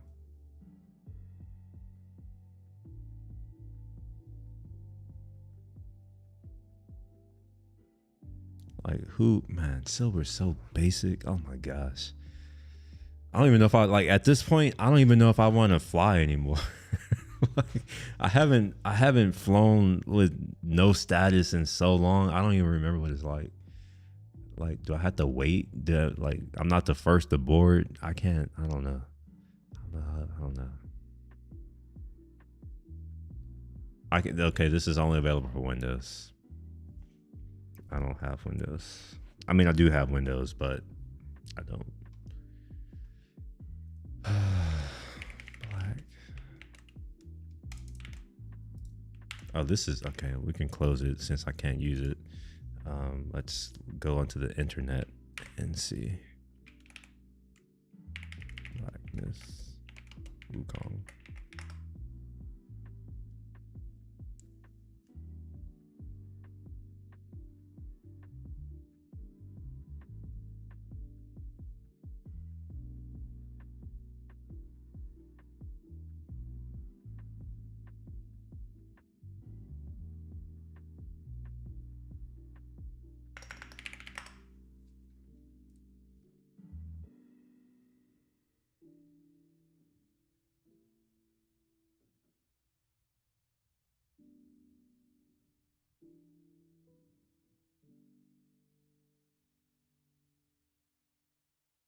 Okay. Well, it looks like I may just get a PlayStation, I guess. And I assume that with a PlayStation, I won't have to update it every time I turn it on. That's one of the reasons why I don't even use the Xbox. Like every time I turn it on, it's like, oh, you have to update. You got to update your remote controller. It's just like, oh my gosh, like this is terrible. I remember when I was younger, when you would have a console and it worked every single day. You didn't have to continually update it. And I don't understand why they have to continually update these consoles. They don't get better over time. In fact, they just get shittier and shittier. Maybe that's just me. Maybe y'all like them.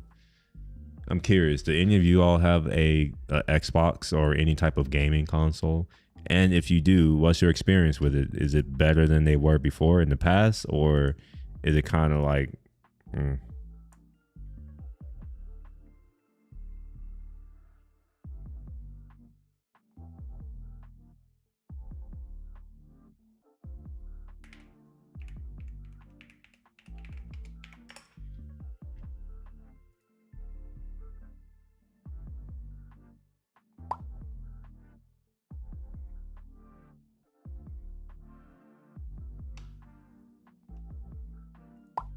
They closed my account.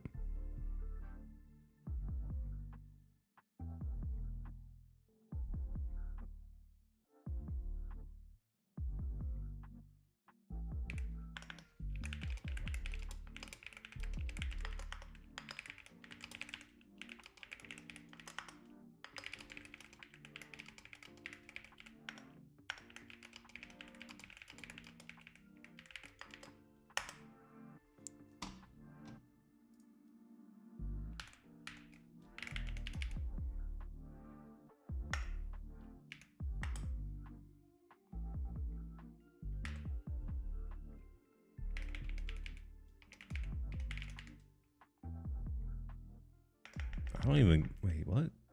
United. I don't even have emails from United Airlines. Why am I only getting Southwest? And like, why do I even get Southwest? Like, what? Why am I even getting this bullshit? Like, all this trash. I never subscribed to this shit.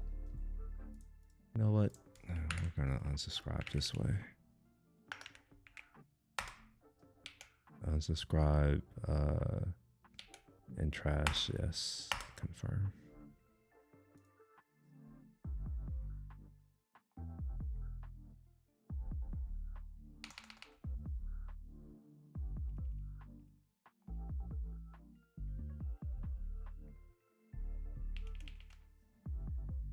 Okay, here we got United.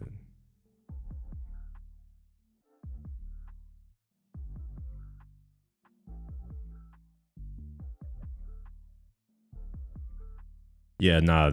They're gonna have to fix this because I have actual money tied up with this right here. I don't have an email from them.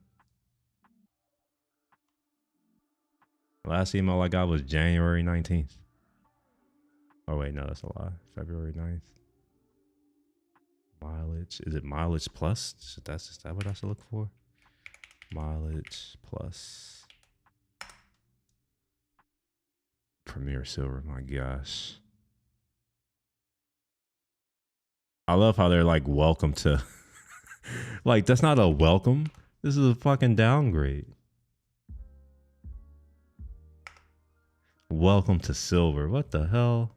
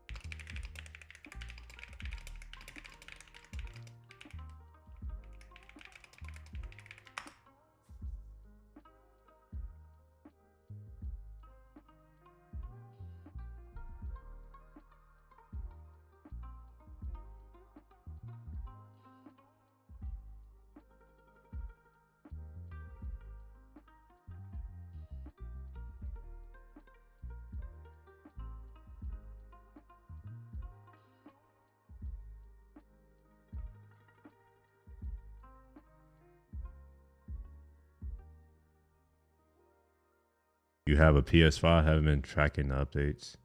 Well, what do you mean tracking? Do they not have updates? Because I don't track updates either. I just know every time I turn on my console, I have to update it.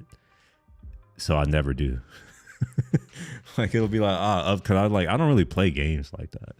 So when I do want to play a game, you know, the once in a blue moon where I'm like, I want to play Tetris, I'll turn it on, I'll try to play, and then 20, I like it. It's not actually 20. It's probably like 5 or 7 minutes. I'm still not able to play, and I'll just say fucking. I'll just turn it off and go back to doing something else. It's like the feeling just goes away.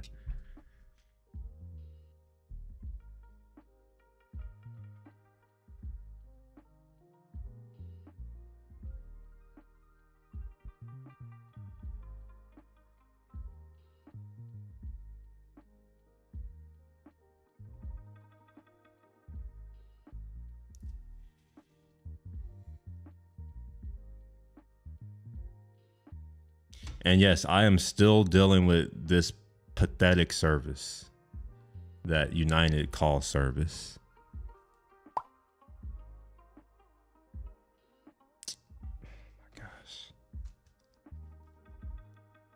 I don't understand why. Like, why don't they just? Why? I really don't understand. It's like, why didn't they just give it to someone who can actually fucking do something in the first place? Why is it just like, let's give it to some fucking plebe who can't do shit for me and just waste my time? That's the only thing they can do is waste my time. And now they're like, oh, yeah, let me forward. This is the second time they're forwarding. It's just like,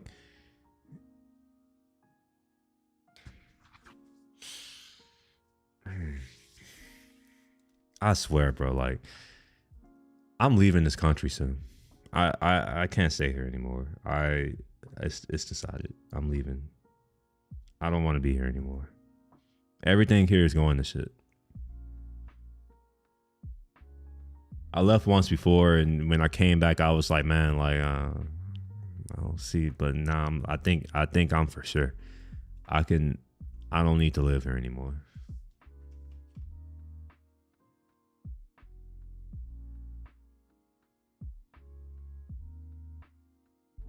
And I'm gonna begin the process of transferring assets out of the country. I'm fucking done with this place.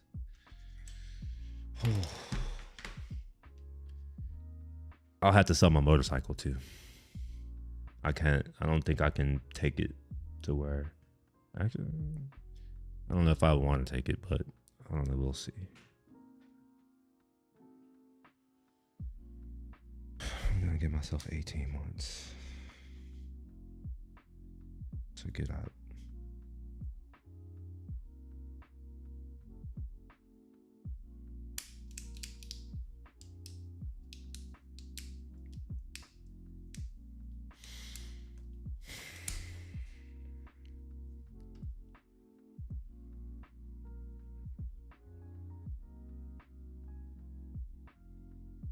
I'm curious. Am I the only one who feels that America is going to shit? It's like, it's just. Am I the only one, or or other people feeling this? That this country is becoming trash. Everything about it. From a government that doesn't actually represent us, it's very obvious. In fact, I almost would say that the government victimizes us, if anything. Gaslights us. We have, we're surrounded by propaganda. There is no truth here. Everyone is like this whole woke bullshit, like all of this stuff. Like, I'm fucking done with it. And maybe it's just me, right? Like, maybe I'm just the one weird person. But when I was not here in America, life was much better. I didn't have to deal with any of this bullshit. Service was actually service. People actually know how to serve and treat people well in other places. Like, when I go to hotels here, when I'm doing anything where I'm dealing with like customer service here in America, it's always the worst experience. It's always the worst. It's so bad to where half the time I don't even want to deal with it. So, I mean, I normally don't do much here because I don't want to have to deal with shit here.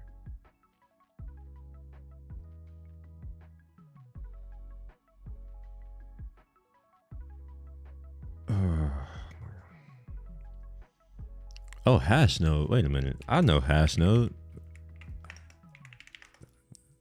I forgot about Hashnode. Yeah, this thing.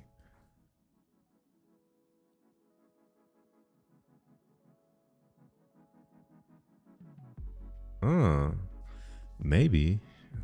What if I switch to here? All right, let me see what they're saying now. Oh my gosh. They need to review my account. Like, oh man, they don't communicate with one another. They just like, they don't work together? Dang.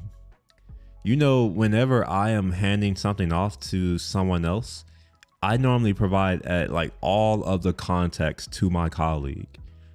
What I'm starting to understand is that a lot of these corporate companies that don't really have to compete because they basically have monopoly and they have government regulation to ensure it.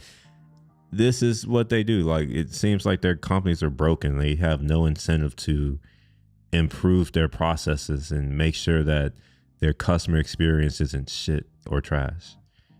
Now, typically, like, honestly, I don't like United. I've never really enjoyed United that much, but I'm in Houston. This is a United hub, and like compared to some of the other airlines, their app and stuff is better in every way than some airlines. Like I think Emiratis or whatever. Man, terrible app. Or is it Dubai Airline? Which one is it? Is it Emirates? I think it's Emirates. Yeah, it's Emirates. Man, talk about a trash app. Their app is trash. It's basically a web view to this, and it barely works. You can't do anything in the app. I can go to Dubai for $3,000. I can go to Johannesburg. Bangkok is only 1,300. Wait a minute. Oh, okay. I see. Yeah. I would never fly economy to Dubai. I did that. Oh no, never again. They wouldn't let me upgrade. Do we happen to receive a code through mail, Mr. No.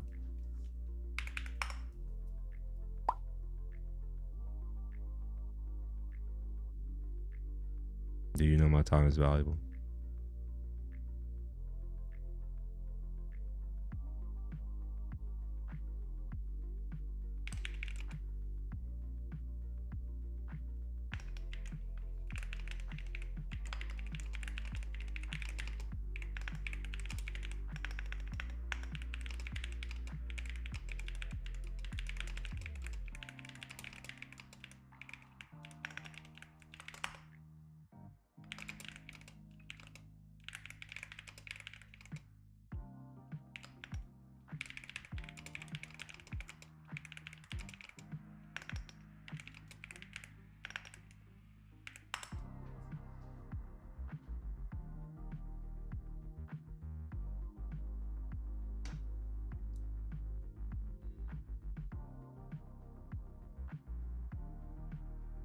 Hey, I got to figure out a country where I can go to. I'm going to have to, well, I mean, other than Singapore. I don't want to stay in Singapore because it'll be too expensive. Actually, would it be? It would be the same that I'm paying here, except my food would be cheaper and I wouldn't have any other expenses because I wouldn't need a car or anything. So I guess I could go there. But I'd rather go to Thailand, so I had to figure out a visa situation for Thailand because I don't have that for that. I can go to Singapore. I think I can go to Oman too. Probably Dubai. It's easy to get into Dubai as well. I see. Can you verify the phone numbers?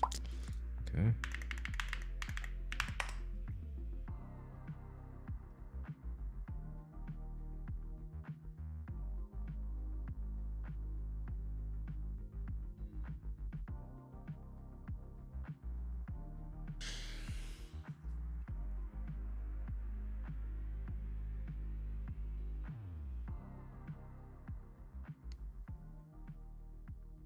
You know, I'm kind of glad that I'm streaming this so that I will have this for record of how shitty this is. I'm still dealing with this. They're gonna call me now. Fuck. I fucking hate talking to people on the fucking phone. I gotta.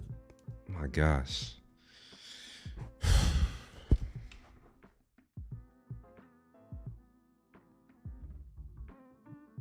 Like, what the fuck do I need to talk to him for on the phone?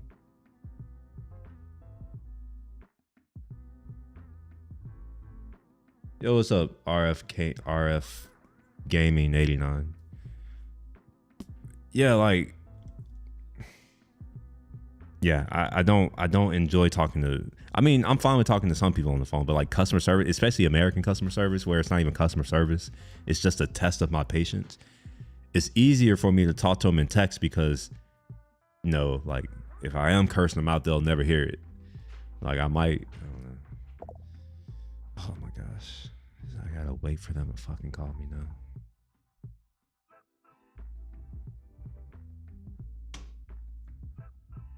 When did I start this? I started this at 10:10. It's been 30 minutes so far. And still absolutely no progress. But here they are gaslighting me, telling me that they understand how valuable my time is. And I don't think they do. I really don't think they do. Because if they did, they wouldn't say, hey, let me call you. Let me just waste your time. Let me like take 100% of your attention for what?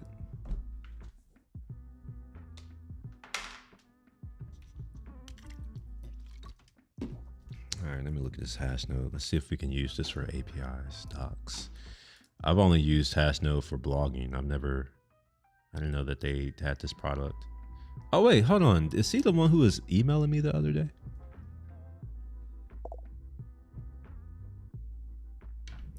Let me show up. Yeah, bro, I'm the same, bro.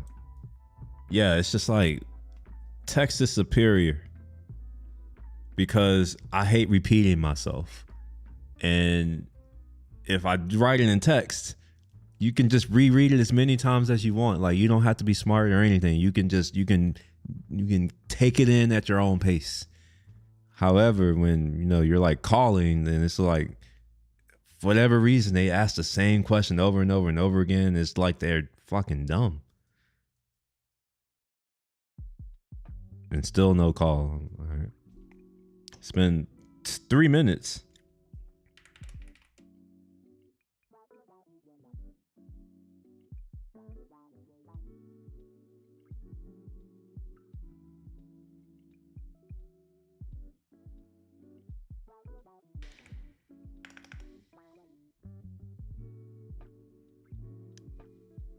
I love how they just assume that I'm not in the middle of a stream, but that's okay. We're gonna make this content now.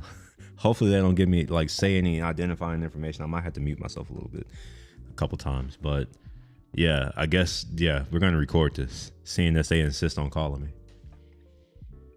That's why for some services they offer support for basic things via Discord. I'm like, yeah, please. Like, OneVPS has. So I think with tech stuff, like a lot of us, we tend to just understand that they're tools and we should use them, but I don't think that a company like United would do this. Like, just think about it, like, let's back up.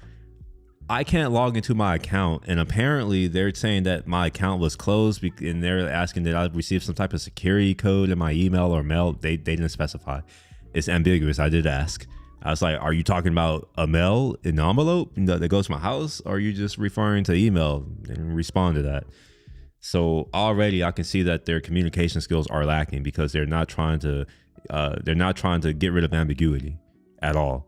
And they told me at 10:39 they would call me in a few minutes. In my world, the few minutes is 3.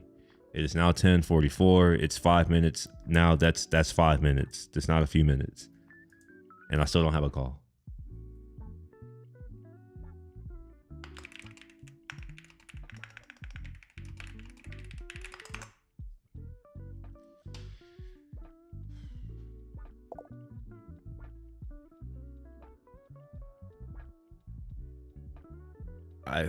I mean, you might be right, but it's 10:44. Okay, here they are. God damn it. Answer this. Hello? Hello. Yeah. Oh, hi there. Good afternoon, Mr. William Shepard. This is John, the supervisor you're chatting with here in Maui, Chubas. And my apology, by the way, for this inconvenience. But no worries. We're already working on checking on your account to see what can be done now, so we can reopen your account or unlock your account, so we can credential it also for you to be able to access it.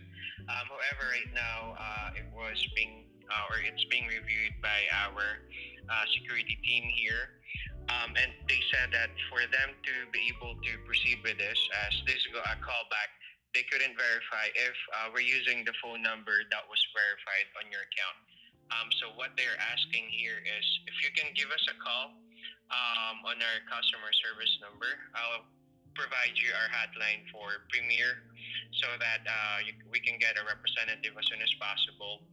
Then you just have to inform the member that you already speak to a supervisor, and this call will be connected to a security team for your account to be re-credentialed, as I already coordinated with them. All right, what do I need to tell them? What do I need to tell them again? So I'm going to provide you a phone number on the chat. Then once you give us a call here in Mileage Plus using the phone number registered to your Mileage Plus account, that is the one ending in 6519, then you just have to inform the agent that this call should be connected to security team as your account is currently closed and it needs to be re-credentialed now. Okay. Why was it closed? Or will they tell me that? Normally for this one, let me just check on your account because normally it happens if there are unauthorized redemption that were made on your account, especially for miles. And as I can see here, there was like an award ticket. So it's a ticket that were used or redeemed using the miles of our members. So I believe that's what happened on your account. Okay, so I'll still have my miles and I'll still have all of my award travel and all that kind of stuff when they. Yep, okay. correct. All right, the miles were already put back to your account, Mr. Shepard. It's already there. What are we just missing here is just your account to be re-credentialed, meaning for you to be able to log back in. Okay, all right. And I'm also curious, I got like an email talking about welcome to silver, and I'm curious, is that part of this? Because it wasn't silver. Let me check.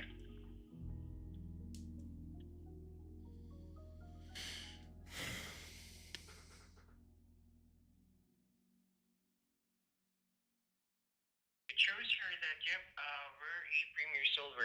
As for last year, we were able to get to the requirement to get a silver status. But normally, if we're able to get this from last year, this will only be valid till January 31st of next year. Okay. Let me just have a quick review here. All right, cause yeah, I haven't been silver for I don't know how many years, like 5 or 6, 7. Yep, as I can see here, we were able to.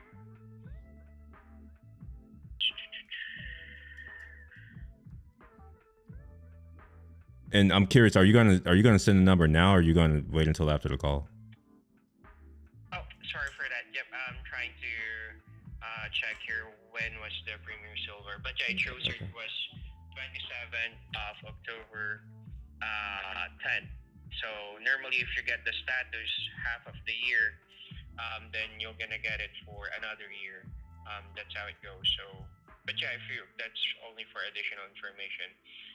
But with regard to your status, this will end on January 31st of next year. So yeah, I'm going to end now this call. I'll send you the number that you need to call to, and just let them know that your account needs to be credentialed and the call must be connected to our corporate security team. Okay? All right, so corporate security team and re-credentialed. All right, cool. Yep, they'll be the one who's going to help you log back into your account.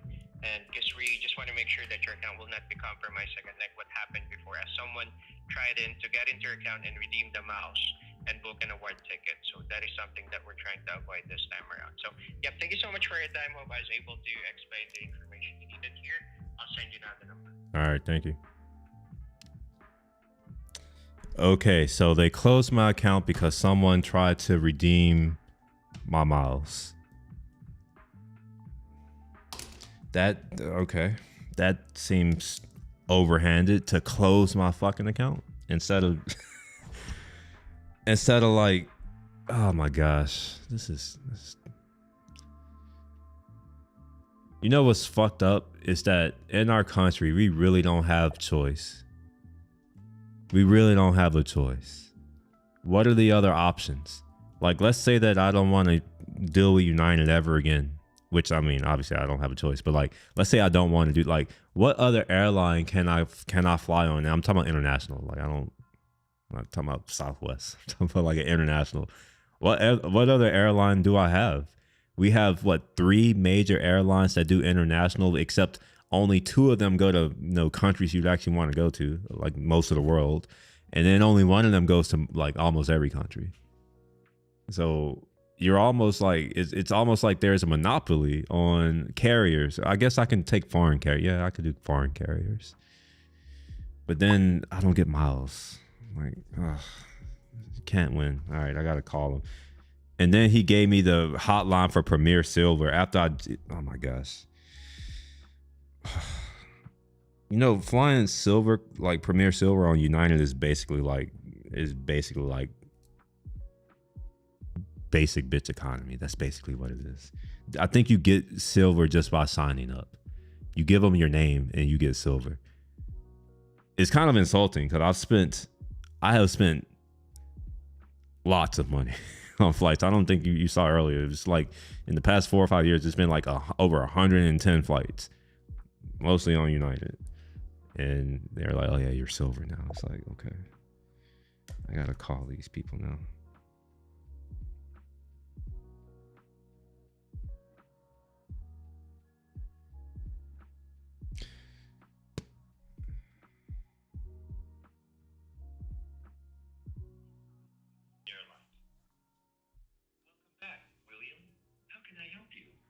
Say flight status, Mileage Plus account servicing, or for everything else, including reservations and award travel, say representative, or just remain on the line.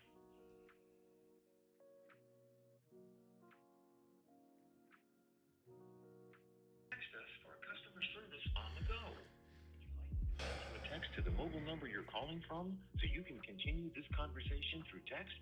Yes or no? No. Give me someone to talk to. Sorry about that. Please say or enter your Mileage Plus number. If you don't know it, say continue. Continue. This dude, y'all heard him. He said that he already, oh my gosh. Oh my gosh. I hate this. Representatives. Sorry. Representatives. Representatives. Okay. Representatives. Okay. One last question before I transfer. Representatives. Are you traveling entirely within the United States, Mexico, or Canada? No, representatives. Okay. Please hold while I transfer you to a representative who can assist you. This call may be monitored for quality purposes. By providing your personal information to United representatives, you agree to our privacy policies found on United.com. We would appreciate if you could provide us your feedback. Would you like to participate in a brief survey about the customer service you experienced today? No. You will be called No. or texted after No. completing your call with No. United. Text No. message fees may apply. No. To participate No. in the survey, please press 1. No. Otherwise, press 2. Why can't I just fucking say no? Thanks for calling Reservations Desk. This is Chris. Yeah, I need to speak with someone in corporate security team to get re-credentialed. Okay. Let me just try to check. You mentioned corporate security team. That's right? Yeah. Let me check if we do have an available option with corporate security team. Just give me at least 2 to 3 minutes. Let me just check their contact number so that I can connect you over. Okay? Hold on. Okay. Sure. My gosh. Oh my gosh. This is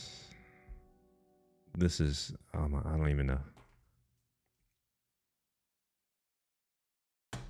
So apparently all the information that I gave him, I guess that wasn't enough to verify that I am who the fuck I just said I am. Like, they want me to call, but then I have to go through this. This is okay. Yeah, sounds like they should just freeze. Yeah, that's what I'm saying. Like, why didn't they just freeze the account? Sounds like Canada phone providers. We have Robus and Rogers. I've heard of Rogers. Oh yeah, I got Bell up there too for the big ones. We have Air Canada and WestJet. Yeah, man. Like, the first guy should have. Yeah, that's the thing. But they were saying, oh, we want to verify your number. So they're like, can you call? So I guess that's why. Maybe. But even then, like, why couldn't they just like send an email and say, hey, read this code so we can verify that you are who you are? Like, I hate that we had to verify through a phone number. Like, how are we using a phone number as an identity? That doesn't seem legit. Like, that seems like an invasion of privacy almost. It's that they are saying that you are attached to this phone number. And what if I have virtual phone numbers, which I do?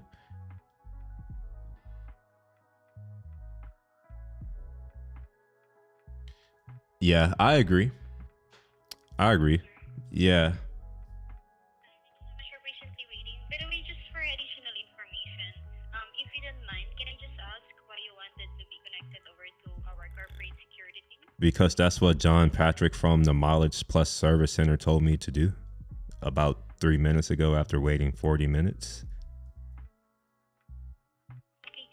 Can you please provide me with the Mileage Plus department? What did you talk about? Is this regarding your flight reservation? Because the corporate security team actually it's an external department by United, so we do not have a direct contact number with them. Give me a second. Here, I'll just read the text transcript that started out. I can't log in. I don't know why. He says, I've checked your account and it shows that your account is locked. I'll need to connect you to our Mileage Plus team to further assist you. A while later, I'm talking to someone else. They're saying, sorry to know, I don't know, it appears that your account is temporarily closed for security purposes. And then they asked me for some stuff. And then they said some about security code from our corporate team. And then I got transferred again. Hi, I'm John, one of the supervisors here. I'm sorry to know you're unable to log in. And then they called me and he told me exactly what to say. I have it all recorded. He said to say that he told me that he's already set this up, that just to say I need to talk to the corporate security team to get re-credentialed. And he said that y'all will just know what to do. So is there not any notes on my account that just says what to do and what's going on, or do I have to explain this for the fourth time? Thank you for the inconvenience. Because first, regarding the Mileage Plus account, since you mentioned that it is locked, so technically it should be done by our Mileage Plus department, but it seems like they were not able to help you. But of course, thank you so much for letting me know. I'll be informing my supervisor regarding that because she's just asking on what will be your concern. So this is regarding your Mileage Plus account that was locked and you cannot log in as of now to your account, correct? Yeah, I can't log in. Just try to check further with her. Just give me a few more minutes on what would be the best thing to do because first, again, this would be with our Mileage Plus department, but since they were not able to help you, let me endorse it. I mean, to be honest, I really don't care which department. I just need it fixed. Like that's on y'all's end. Like I just do what y'all need to do to get it fixed. I need to log in so I can get my flights. Yeah, let me just try to endorse it to one of my supervisor. Please stay on the line. All right, thank you. Oh my gosh.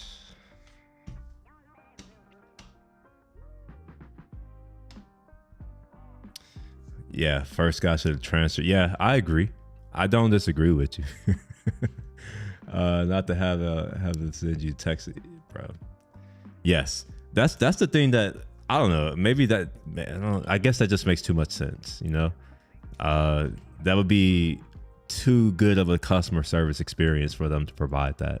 To just say, you know what, seeing as we're gaslighting you, saying we understand, we're sorry for your inconvenience, but it's like instead of being sorry, change behavior.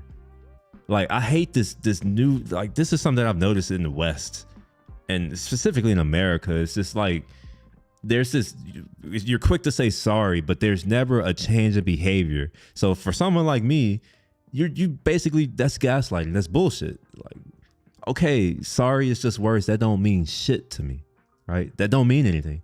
If you're not going to change your behavior, that's like you're slapping me in the face and you're like, sorry, Will, I slapped you. And then you slap me again. It's like, I'm sorry. But it's like, you didn't change the behavior. So your apology is void at that point. Or maybe that's just me. I don't know. Maybe this is why I'm like, maybe I don't belong in this country, because obviously my values differ from, it seems like my values are starting to diverge very greatly from the rest of the people in this country, because other people seem to think that this is fine and I don't.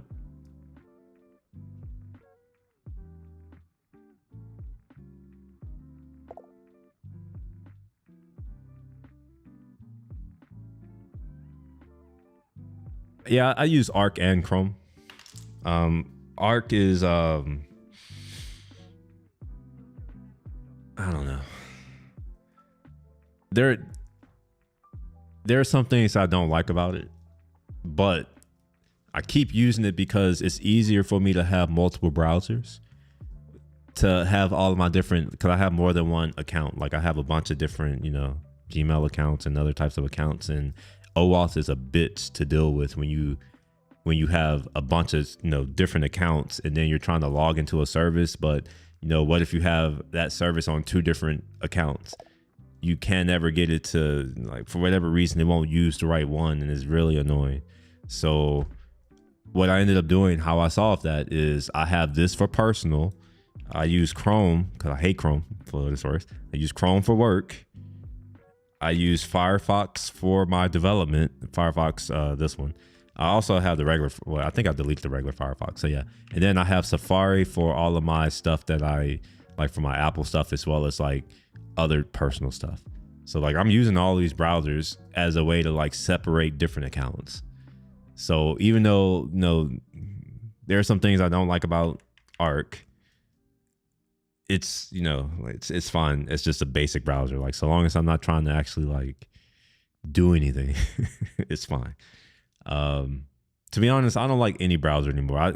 I'm starting to get to a point where I hate all software. Maybe I'm old, you know, that's probably what it is I think I hate all software. All of it makes my life miserable. So yeah, I think that's a valid reason to hate it. You say you're slowly moving away from Google accounts and using MX Route for hosting my domain email, so I can use Twitch. Domain. Oh, you're on Twitch too. Oh, I guess I should have known. I see you're on. My bad. I have an integrated chat. But for what it's worth, you may not know this, but I'm streaming to more than one platform. I'm streaming to YouTube, by the way. Just FYI. So my bad. I'm just not realizing you're from Twitch. But yeah, I'm also trying to, you know, get from under Google. It's a little hard. Oh wait, they're back, I think. Oh wait, never mind. Oh, maybe they're not back. Oh yeah, all right, yeah, they're back. Hello. If you don't mind, can you please provide me your mileage plus account? I'll just be double checking here on my end. If this is still locked. Okay. All right, well, give me a second. I have to look for it again. All right, it's NJ0 244 54. Yeah.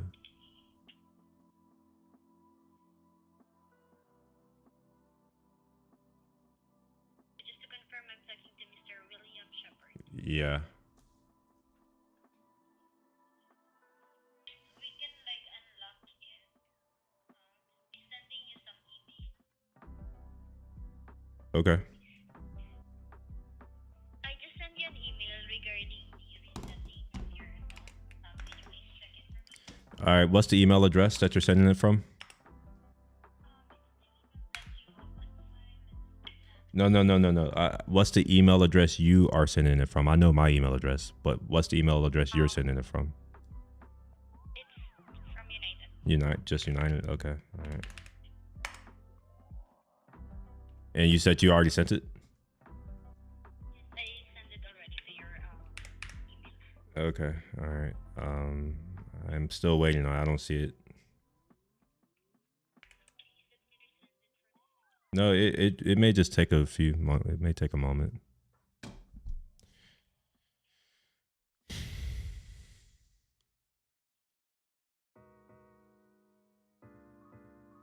I wonder if it's going to spam.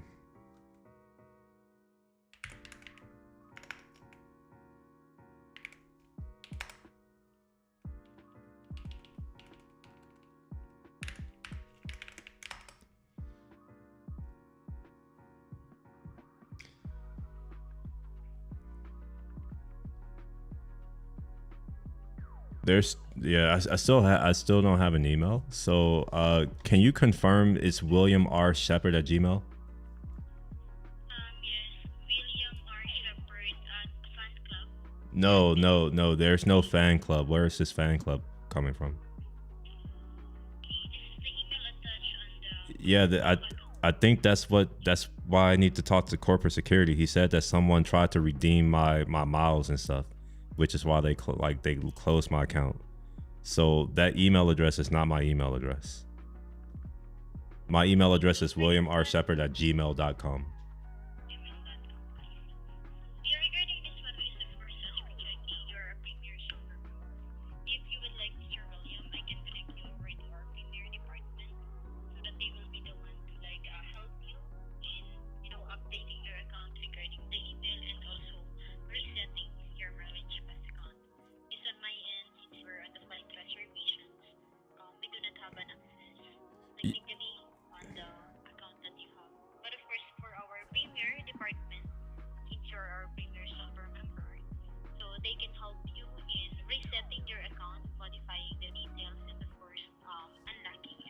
Yeah, that's what the last person told me, which is why he told me to call this number and that it would automatically go to the premiere stuff, and I guess that didn't happen.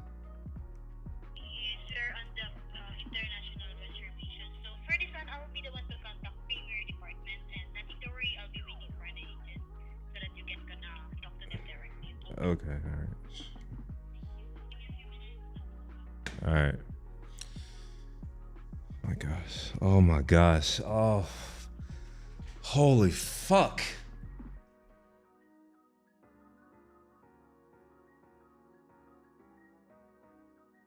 I've been doing this for like this. It's now over an hour.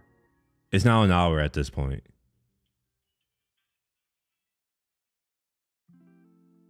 Apparently they don't even like, oh my god. And then she wastes time just explaining about like Premiere and all this shit. They really like to say that Premiere, you're Premiere Silver. It's like, I don't feel like Premiere Silver is trash. Cause when I was 1K, like it was straight up, I call a person, I just talk to a person. Never going through all this. Yeah, I think I'm gonna have to dip after this. Like after this call, this is taking a lot out of me. On hold and shit.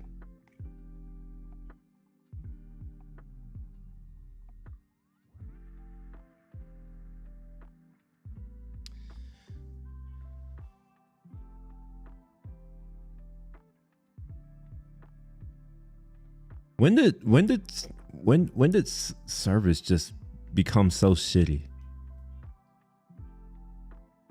Why is it so hard to I don't get it. Like I feel like if I had something,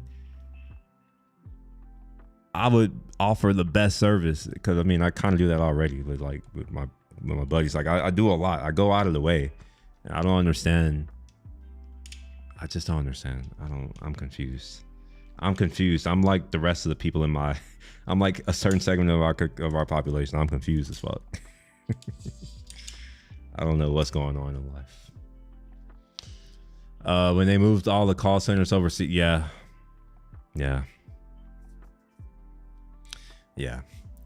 Apparently to save cost. It's not so that we can get cheaper prices. It's just so that they can get more profits.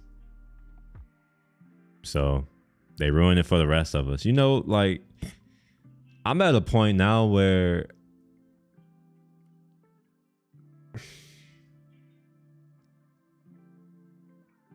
just let it rot, basically. Like I'm ready to just walk away and just say, you know what? Like, I don't care. Like, I'm not going to be a part of the revolution. I'll just leave. I won't help protect it. Maybe I'll come back, and take advantage of the chaos. But like at this point, I'm just ready to just see this shit burn.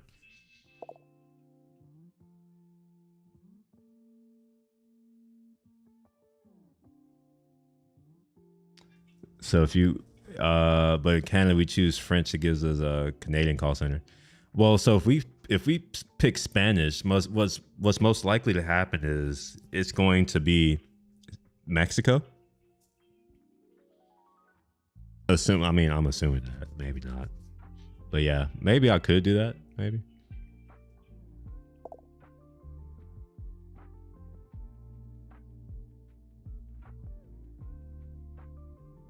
Oh, really? There's a lot. Wait, is something going on with United lately? I don't pay attention to these types of things. I don't watch news. I don't really engage with this. I don't even read. I stopped reading anything that comes from American mainstream media. I don't trust it. It's all propaganda. Like America, like I don't know if you're in Canada, so I'm sure you're aware of the agenda. I've heard, Canada's going through it right now with Trudeau and the immigration issue. If you want to call it immigration, I don't know. I guess if you want to call it immigration, you can. Yeah, I heard y'all are going through some stuff up there too. Yeah, bro, like the media is probably, I have very strong opinions. By the way, I have a Discord it's. I mean, I probably wouldn't put this in the public chat, but I am talking about some of the stuff in the private chat. I'll give you a quick. Let me read some of the things that I was talking about the other day. Let me see if I can find it. One of my less hot takes.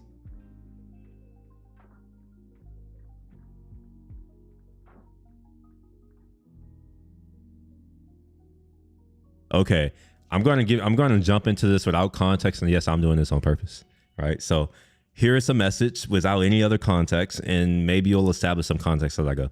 Now we are putting intelligence at the edge. Just made that up. Oh, yes. Are you there? Yeah. Hi, this is William. Hi, how can I help you today? I need to get my account unlocked and re-credentialed. Okay, sir. Can I have your mileage plus number? Your transfer didn't populate on my screen. Okay.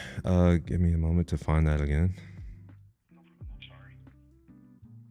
Yeah, everyone seems to be sorry. All right, it's NJ024454.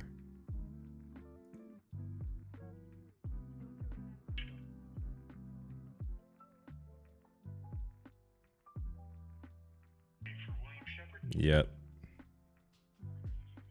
Slower just a moment. And I just sent an email to your primary email where you can go on and unlock it. So I'm kind of tired of explaining this. That's not my email. Y'all had like somebody tried to hack into my account and they changed the email, and the email that y'all have is not my email. Okay. So to update the email, what you would have to do is contact Mileage Plus. They are closed for the evening. They open at 7 a.m. Central Time. Or no, hold on. They're actually open right now. I can get you over to Mileage Plus. No. I just came from there, and they transferred me to here. Now this is my 6th transfer, bro. Like one of y'all got to be. I don't know if y'all don't know how y'all's company works. I understand you're frustrated, but Mileage Plus are the ones that update the account. Okay, so you're going to transfer me back to the lady who just transferred me to you. What the Mileage Plus Premier Desk. This is Brianna speaking. How may I help you? Are there any notes on my account? This is now the 7th transfer. Are y'all I'm trying to get into my account. It's locked. Okay.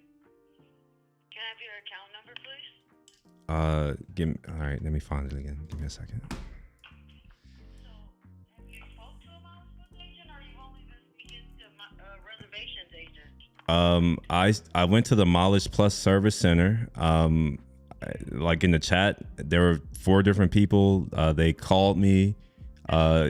He told me to call the he sent me a number in the chat. He told me to call it. He said that it was set up to where like all I had to tell him is to send me the corporate security team to get re-credentialed, and that they would take care of everything. But what happened was, Victim of your account having fraudulent activity? yeah, that's what they said. Yeah. Oh, okay. Let me have your Mileage Plus number. I have to review it. Okay. All right. Because not a lot of agents are trained. Well, yeah, no. It's a special department. I'm in that department. That's probably why they transferred you to me. Okay. But, whenever you have your Mileage Plus number, I'm ready. It's NJ024454. Is that what you said? Yeah, November John 024454. What's your first and last name? William Shepard.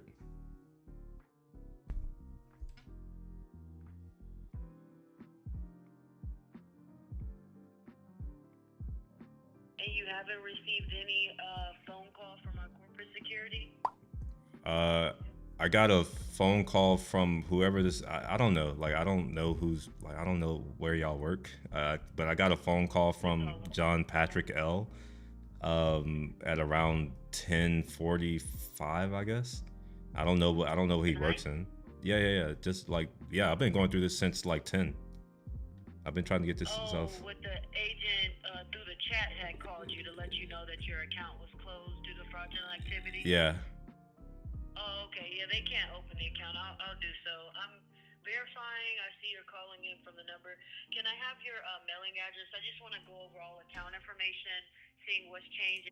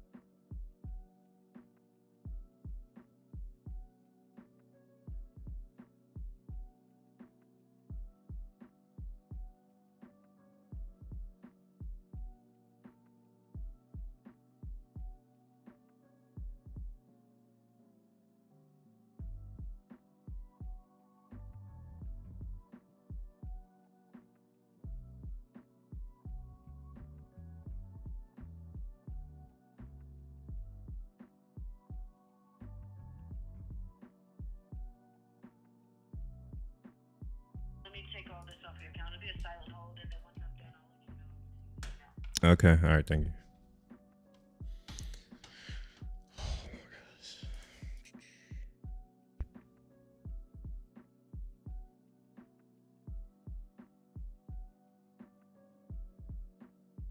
This is the problem with using email and like having just a single account. So apparently it's compromised.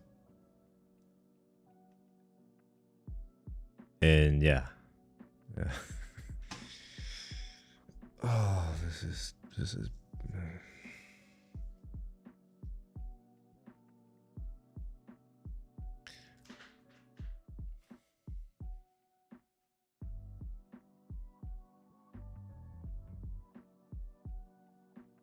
all right. Let me go into my Google account. This is why I have different domains. So government and banking and the likes are on one domain, and then social media is on a different domain. Yeah, I have multiple emails as well. But oh no, I'm like I was no, I'm sorry, I didn't realize you were saying. I'm talking to my audience. I'm like I was doing other stuff, and then they told me I had to call people the whole time I was texting. So like yeah.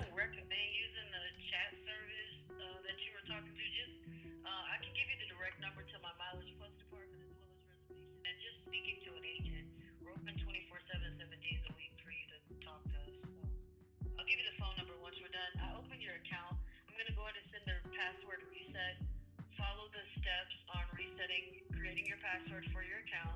Once you get the screen that is successfully been updated, then we'll work on security questions, and then you'll be good to go. Okay.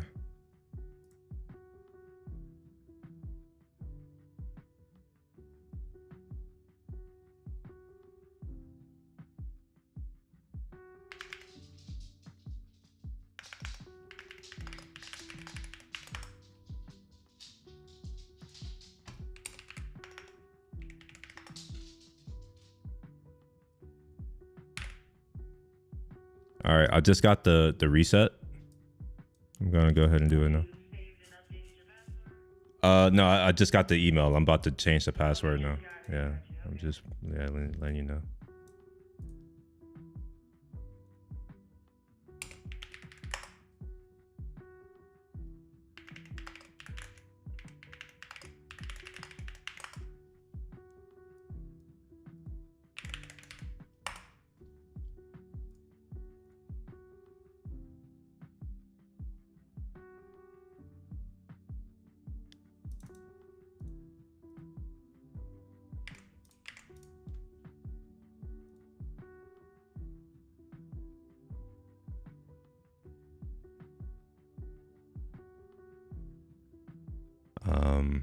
Okay, it's not letting me use my password.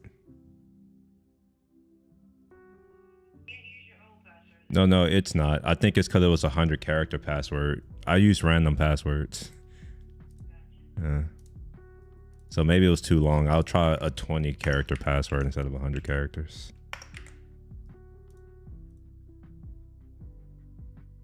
Okay, it accepted that one.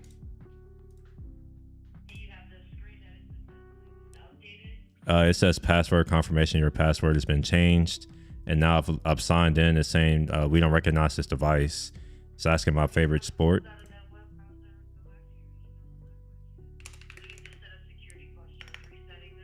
Okay.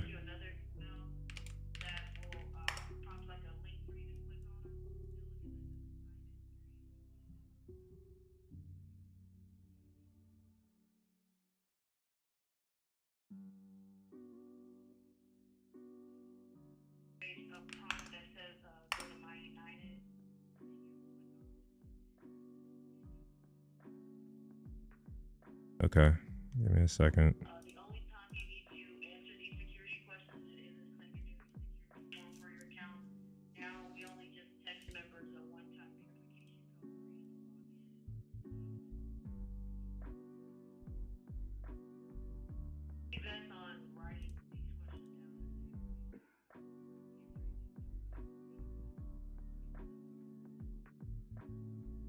Okay. I mean, I'm like, I remember the what I had from last time. I'm just using the same ones. These are all.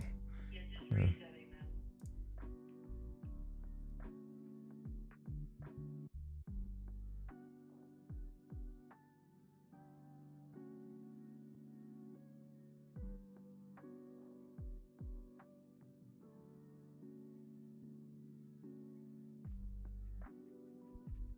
Okay, so just saved them. You want me to go ahead and click to go to My United? Okay, and it's saying to select my email, so I've selected my email to be what it is. And I guess I'm gonna wait on the verification code to get delivered.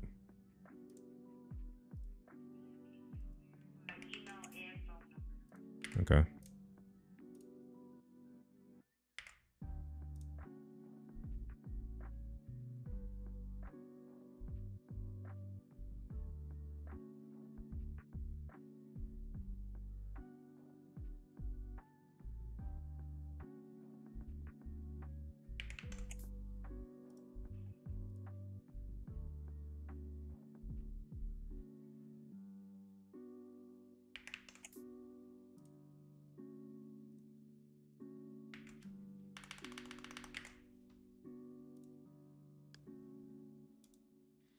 Okay, so it verified my email, and it's not asking for the verification. No.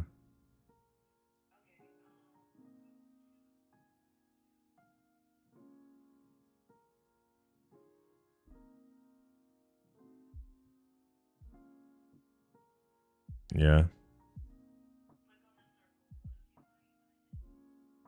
Okay.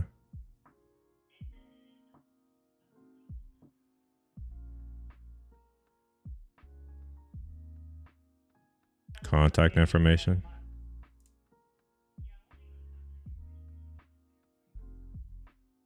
Okay. How's it going to verify? Is it text message or is it going to call me? Okay. All right. Give me a moment.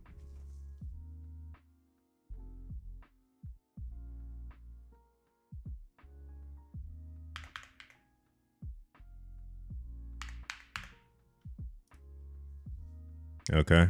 It's that's done now. Okay. All right. I appreciate it. Thank you. All right. Have a good night. Bye. Oh my gosh. That was painful. That took way too long.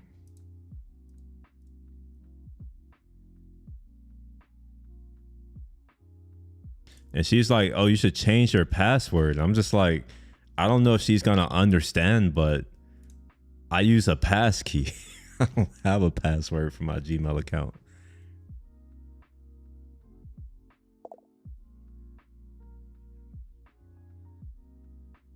Like, I don't think a lot of people know what pass keys are, so I didn't want to have to try to explain it. But what I am going to do, like, I'm going to go ahead and change my recovery email to, actually, you know, I'm going to keep it for Outlook. Yeah, we'll keep Outlook. Let's see here. Sorry, let me reorient myself, bro. Like, oh my gosh, you don't. Ugh. Holy fuck. Oh my gosh, like I'm like angry, but I can't be too angry because I'm still alive. I want to fucking punch somebody right now. Oh my gosh.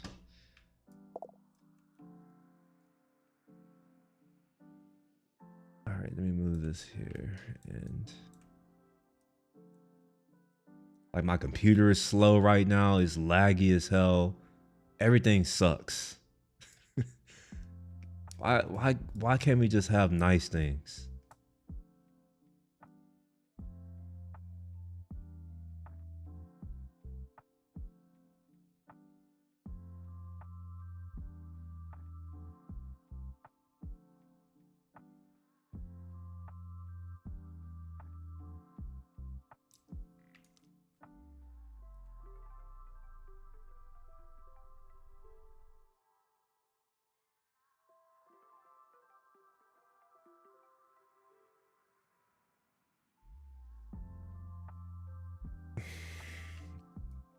I'm struggling to move a goddamn window on my screen. It's lagging that bad. It's almost like I don't have an M1 Ultra. That's what it feels like. It's like I don't have an M1 Ultra. It's just, yeah, it's really bad. All right, let me switch to another scene. See if we can get this to work. Okay, there we go. All right, let's see. What's going on? Let me move this to my main screen so I can read your messages. Let me close this shit. And yeah, like, it still says silver. So like, I don't know what happened. How in the hell I'm silver? The guy was like, oh, it should, like, you should still be where you are for like until next year. And still silver. I don't want to deal with it right now. I'll just fucking be basic bitch silver. I have a feeling I'm not going to be flying much in the future. Oh my gosh. I already hate traveling. I travel a lot more than the average person, so I already don't like traveling. But yeah, this experience is showing me that maybe I should just take a car, just take myself. Don't depend on others. Let me read your stuff. Let's see here. Let's see. Or this live services crap type of thing. You were good. My bad. I'm just now seeing this. They should really give you. They should have really given you it's change your email type of email, like when they move most of the call centers overseas. Oh, I see. I'm behind. My bad. This is if I have different domains. Yeah, I got that. I think I pay like $30 every 3 years with my provider with unlimited domains. Helps in about time I joined the Discord. Oh yeah. I have a how do I? Hold on. Let me figure out how to. Oh, never mind. You're in the Discord. My bad. Yeah. So right now, it's a new Discord. I want to be clear. I don't actually know what I'm doing in Discord. One of my friends created it for me, and he created the first channels.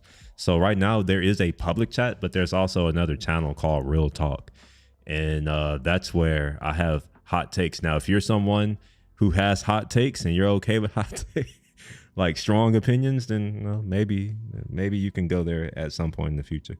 But yeah, it's really like the place where I can just be real. Now, at the same time, that being said, I probably will start doing stuff in the voice channels as well. So maybe in the future, I'll hop in the voice channel from here and there and just have, just conversations about shit. Because believe it or not, I have strong opinions on a lot of things. I know I do. I know I'm a tech person and all that kind of stuff, and I know I do the moto vlogs and all these other things, but that's not what really resonates with me, if you get my drift. Like, I have things that I care about a lot more because other things affect me a lot more than tech. Other than Apple Intelligence, I have very strong opinions on that. I hate it, but we can get into that another day. That is why I love Apple and Keychain. It makes it so easy now. So yeah, I will never fall in with Apple Keychain. I don't trust Apple. I think Apple is co-opted by the CIA. Just think about it this way. Let's just put it this way. Apple is always talking about how security forward and how security conscious they are. But let's just look at it this way. Apple is allowed in China. They sell iPhones in China. And I know that you can't sell or do any type of technology in China unless you fall in line. We'll just say it that way. Google isn't in China, but Apple is. Just saying. Like, I don't trust any of these large companies because they lobby, right? Like any company or any industry that has lobbyists, to me, that's them saying that no, they are in control and that they are making sure that they are putting forth regulation that's going to benefit them. And generally, when it benefits them at the expense of others like me. So Apple, nah, I don't feel comfortable giving them all of my passwords. You know, they say all this stuff about like, oh, only you can see it and all this, but like, I don't trust them. I just don't. Now, I'm saying this as someone who has all Apple shit, right? Like, I mean, I have iPhones, I have the watch, I have the iPad, the computers, the TV, the HomePod, all that shit. Like, I have it all. But I am like you're trying to move away from Google. I've already tried to move away from Google. I've gone away from a lot of Google stuff, but I'm also trying to move away from Apple and pretty much any like large company that's owned by by public shareholders, because I'm now realizing that's how you get control. So my next stuff, like I'm probably going to stick with the M4 Mac Studio when that comes out, but that'll probably be my last Mac. So it's going to take me a long time to figure out how I can migrate to Linux, because so much of my workflow depends on Mac OS and software that's only available for the Mac. You're rocking a M2 16 512. Okay, so yours is better than mine. I have an M1 Max MacBook Pro over there. It's a 16, and I think it has 64 gigs of RAM and 2 terabytes of SSD of storage rather. The Mac Studio that I'm currently on is an M1 Ultra, and it's also 64 gigabytes of RAM and also 2 terabytes of storage. My next one is going to be probably the M4 Ultra, and I'll probably get 256 gigabytes of RAM. I've touch swap, so like, you may be like, who needs that? I need that. I touch swap often on this. Like, I have 64 gigabytes of RAM, and when I'm doing all of the things that I'm doing, yeah, I'll easily consume that. But I think that's just the nature of my workflow. Like, I do more than just development, like coding, right? And even the development that I do, it's a little heavier than stuff like web development. Even though I also have to do web stuff as well. So let's say that, for instance, Xcode. I had to have Xcode open, which has a simulator, the iOS simulator. I also do Android stuff, so I had to have Android Studio open, which is like all Java IDEs are just heavy. Consume as much RAM as you can give it. And then I also had to have the Android emulator running, which also takes processing and RAM resource and all that. Now on top of that, if I'm building multiple front end type of experience, there's also a website component, which that's being hosted or served locally, and then all of the back end stuff that's running for that, like the database and all that, that's also running locally sometimes. Then I also have my work that I do with AI. I do a little bit of that as well. Then there's the streaming. A lot of what I do, I try to stream it, so that makes it even harder because I'm trying to stream this in 60 frames per second at 1440p to 2 different platforms. It used to be 3 until Elon Musk decided to make it to where you can't stream to his platform unless you pay him a monthly fee. I'm not doing it. So you add all that plus I'm driving all these monitors. So there's one 6K monitor that I'm looking at, my primary monitor. Then there are 2 5K monitors, the 2 secondaries. So the one that I'm pointing down at is a 5K. It's the Mac or the Apple Studio display. And then there's one over here that you can see. This one right here. This is the LG Ultra 5K something ultra fine, whatever the hell. And you can't see my primary monitor that's directly in front of me. Then I'm also running, you see me pointing at you. I'm actually pointing at a monitor. There's a monitor right here. It's behind, it's a teleprompter, right? So like I can see my display and I can see what's going on, and I have some stuff running on here as well. So I can like look into your soul if I wanted to. If you were here, I can put you right there and look you in your eyes all deep.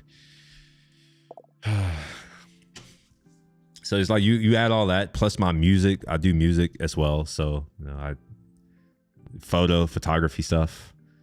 I do design stuff. I do all kinds of crap.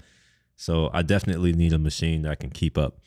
Ella, if you wait, help me. Wait, Ella, if you need help, let me know. I have set up service for over 1,000+ members, and I can have hot takes. Yeah, dude. Like, if you want to be involved, yeah, I'm happy to have you.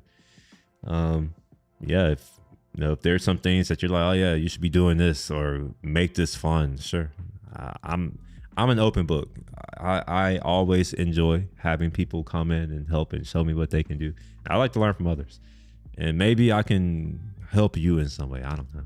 You tell me. I like to tell people I know how to do a lot of things half-assed. So you say you use a self-hosted manager, but for the average Joe that never touched a password manager is perfect for him. So I use 1Password still. I used to manage my own, right? So you used to be able to have like the file your vault that you can manage yourself. But ever since I started my company a long time ago, which this is just inertia now, I switched over to their team plan or business, whatever, which is hosted on their servers.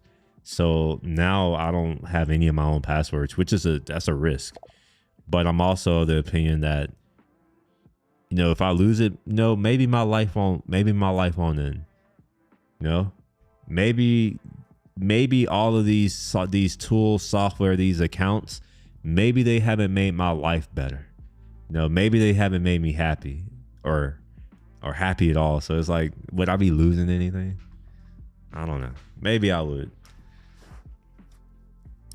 Let's see here. If I can't host it in my house, I don't trust it 100%, bro. Like, yeah, I'm getting there. That's kind of what drove me to purchase a NAS. I have a network attached storage device over there. It's here. It's what I call, not this one. It's what I call Hermes right here, or you can call it Hermes if you prefer that. But yeah, like, that's part of the reason why I have this is that I don't want to continue to host all of my stuff on Dropbox. I had a Dropbox business plan too, where I was hosting all of my stuff there. But I'm like, I don't know if they're scanning my shit, and I was putting it up there unencrypted. Now, if I put anything in a cloud, I will likely create a DNG, and I can show you how to do that. Not a DNG. Is it a DNG? Not a DNG. Basically, you can create a volume in macOS, an encrypted volume, and you can put stuff in there, and then you could take that volume and then put that on cloud so that whatever you put up there is encrypted. They can't do anything, and then you can only unencrypt it locally. So when you try to mount it, I can show you how to do that if that's something that you're interested in. I would do it as a video, right? So like, if you want to see that, let me know, and I'll make a video about it, and show some of the pros and cons, ins and outs, and all that kind of stuff of doing that. But at the moment, I'm still using Dropbox for certain things, but I've moved all of my like more sensitive stuff out of Dropbox and I put it on my NAS. and I have not made my NAS available onto the public internet. I did think about it. I was like, man, I would like to be able to access certain things, but I just decided that I was like, you know what? No, no, I'm going to keep it. I'm going to keep it private for now. Maybe I'll change it in the future. Let's see here. I trust Macs over Windows. Yeah, same here. But there's a caveat. Okay. The caveat is I trust it now more because I don't have the newest version of Mac OS. If I get the new version of Mac OS, I don't know if I will still trust it at the same level. Right. So I haven't upgraded. I don't know if that was obvious about the fact that it don't look like the latest version of Mac OS.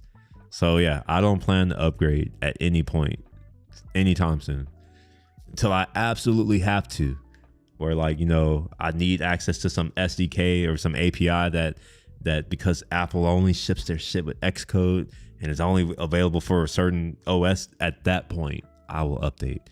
But nah, I'm not about to do that right now. I don't want Apple intelligence.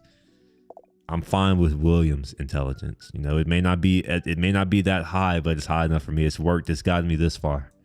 I don't think I need Apple's intelligence. You got a Mac Mini M2. Man, I thought about buying a Mac Mini. I hope that the next version of the Mac Mini is smaller, because I would like to buy a Mac Mini as well to put in my entertainment center over there. I used to have one as like it was like a server of sorts, and I can put stuff there, and like if I wanted to do stuff, I can like have offload. I can have workloads and offload them from my primary machine here and just have them running over there. Or maybe I can have like my servers and all that kind of stuff running. I used it as a build agent. So whenever I do my commits, that would actually do the build, and then it would do the integration. So it would, you know, rebuild the thing and then host it. So if I wanted to test stuff, it was always there. I didn't have to like set up dev environment here and do anything. So I would like to be able to get back to that. Now, I did purchase a chassis. I was going to build a PC, a Linux PC.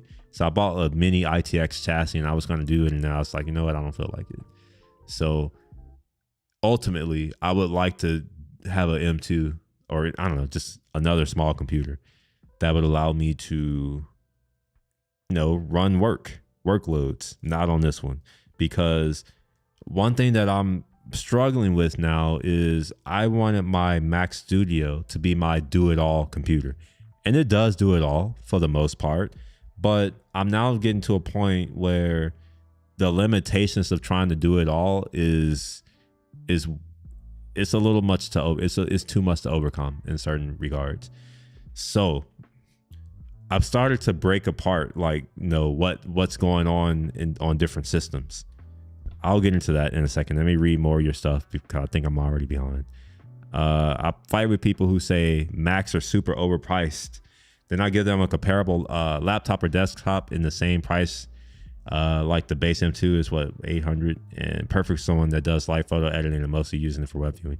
I agree. What I would tell people is, you know, yeah, you may save a little bit of money on a Windows PC, but here's the thing. Macs hold their value a lot better. So if you look at your actual cost of ownership, which I think is a much more important metric, is actually lower than a PC, because let's say you have your Mac for 2 or 3 years, you can reasonably get what, like 40% of what you paid back out. You can't do that with a Windows PC. And then on top of that, I say, like, you know, when you get a Mac, for the most part, you kind of like mostly just works. You don't really have to do much, right? I mean, obviously, different people have different requirements. Like for me, I had to do a lot, but I would also have to do a lot on Windows and on Linux. So it's like, it's a moot point, but you don't have to do as much. So it's like, it's the question of how much is your time worth, right? And that's what I normally frame it as with a lot of the people around me, because they know that, like, they think about time, they value time, and I frame it in that way. It's like, okay, I see. And you know, if you have an iPhone, it's like, yeah, you should probably have a Mac, because, you know, the conveniences, right? Like being able to copy and paste from all your devices comes in clutch. Or this right here, being able to have your phone, and like, let's say I'm on this website right here, being able to have this website up, which you probably can't see, and then it shows up right here. So now whatever I'm looking at is right here. All right, that's what I just pulled up from my phone. So it's, you know, that I can do AirDrop, which is dope. I can take a call from this computer if I want. I can make a call from the computer and it'll go through my phone. It's like all these things. Like you can share your Mac screen on your iPad, and with the new version, you can share your phone with your computer, which I think is a Trojan horse, and we'll get into that in a second. Oh, I have Plex too. So my NAS is running Plex. I even have my own iPhone 12 that's using VPN, mobile only, prepaid plan. Bruh, I'm with you. Hold on. I'm with you. So I have an old phone too. I have this. This right here is this prepaid. So I forget what carrier I bought. It was some like online thing, but it's a prepaid one. So I have this phone, which it's a regular service, and I have a prepaid. This one is 100% like separate from this. Technically, I call it my business phone. But maybe one day it'll just I don't know. I kind of want to go. I don't like phones anymore. I don't know how you feel about it, but these smartphones, I'm starting to resent them. I don't like them at all. They don't make my life easier. And I thought that was the point of these devices, was to make my life easier. But instead, it seems like it's just making it easier for the state to spy and surveil us. That's what it seems like. And on what I was just saying about the Trojan horse, about the new iPhone sharing that you could do with the new version of Mac OS. If you can share it with Mac OS, like if it can see everything on your screen, that means that anyone else can, right? Or maybe, I don't know, maybe that's just how I think. Maybe that's just how I am. DMs are always open. Let me know what you want and how you want. I can help takes me an average of like 10-15 minutes to set up a server. Are you talking about Discord, or are you talking about something else? I don't even know how you do DMs in Discord. I can mention you. I know how to do that. I can mention you. Let me see if you're here. Yeah, RFK game. Yeah, I got you. So yeah.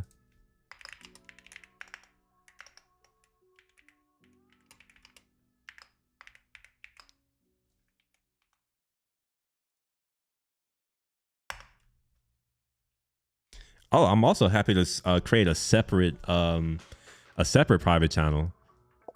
Let me see, maybe random. I think random is private.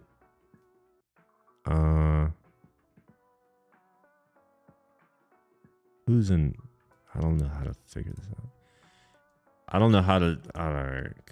Maybe okay. I'll figure out how to get another private channel created, because I definitely want a private channel with folks from like the stream. What's up, Jordan? Oh, that's Jordan. Okay, I use password 7Z with a 1024 letter number password. .7Z. You talking about like 7-zip? 321 backup encrypted, also look in the Cloudflare tunnels. So here's one thing that I would love to do as a, and maybe this is a product for the future, but as you're well aware, because I know you know this, you're either going to have convenience or you're going to have security. I am of the opinion that you don't necessarily have to be as inconvenienced as we currently are to have a more secure computing experience. That's just what I believe fundamentally. And I think that with the right, with the right amount of, I guess with the right approach and the right design, you could theoretically build a system that allows you to do things, where you're more secure on the internet without having to go through all of the, with all of the inconveniences. Now, obviously, there are going to be some inconveniences that you're not going to be able to get around. But I think that there are certain ways that we could, make it easier to, I guess, to like to make to keep these systems operational, like automate certain things, right? For instance, let's say that I already know that people want to put stuff on Dropbox. Okay, what if there was some tool or some software that made that easier so that, you know, you as a person could just drag and drop your files over into your Dropbox folder. But on some back end, or maybe there's some service running, what it will actually do is it'll take these files and then put it in an encrypted volume first and then do this. So it's like, maybe there are some things that we can do to automate that, right? Now, this is just like pie in the sky thinking, which I think is good anyway, but maybe that's something that could be feasible. And I'm not saying that's something I want to do now. I'm just thinking, right? I'm just saying, I don't think that things have to be as hard as they are. I can tell on the latest, but I also use hardwire firewall, so I can block Apple ISP. Oh, dude, so I don't have a my firewall is built into my router, so I used gosh, I don't what is it called? Just do this, do that.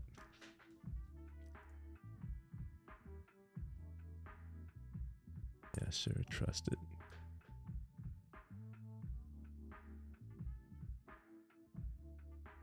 So I could okay, sure. All right, fuck it. I don't care anymore. Anyway, I was about to show, I have rules that I was about to log into my router. Like, I have rules and shit. I'm gonna try it again.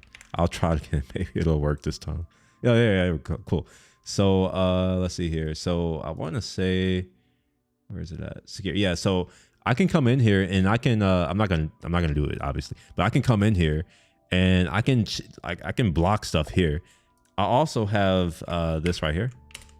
Is it gonna? Oh yeah, there we go. So I can also block stuff at the I guess at the network level on the OS. So it's still software, but it's not hardware. But I can do that here as well. And I normally will come in here and look to see, you know, where my requests going. You know, so I can come in here and do Apple and see these are all of the things that's going on. And as you can see, I've turned some of these things off. Like, I'm just like, no. So Spotlight, for instance, I don't want them sending my shit to Yahoo. I know what it's for, it's to get like stocks and all that kind of stuff, but it's like, nah, like, you don't need to know all that. Like, I turn this off because, like, why do you need to know where the fuck I am? You don't need to know that.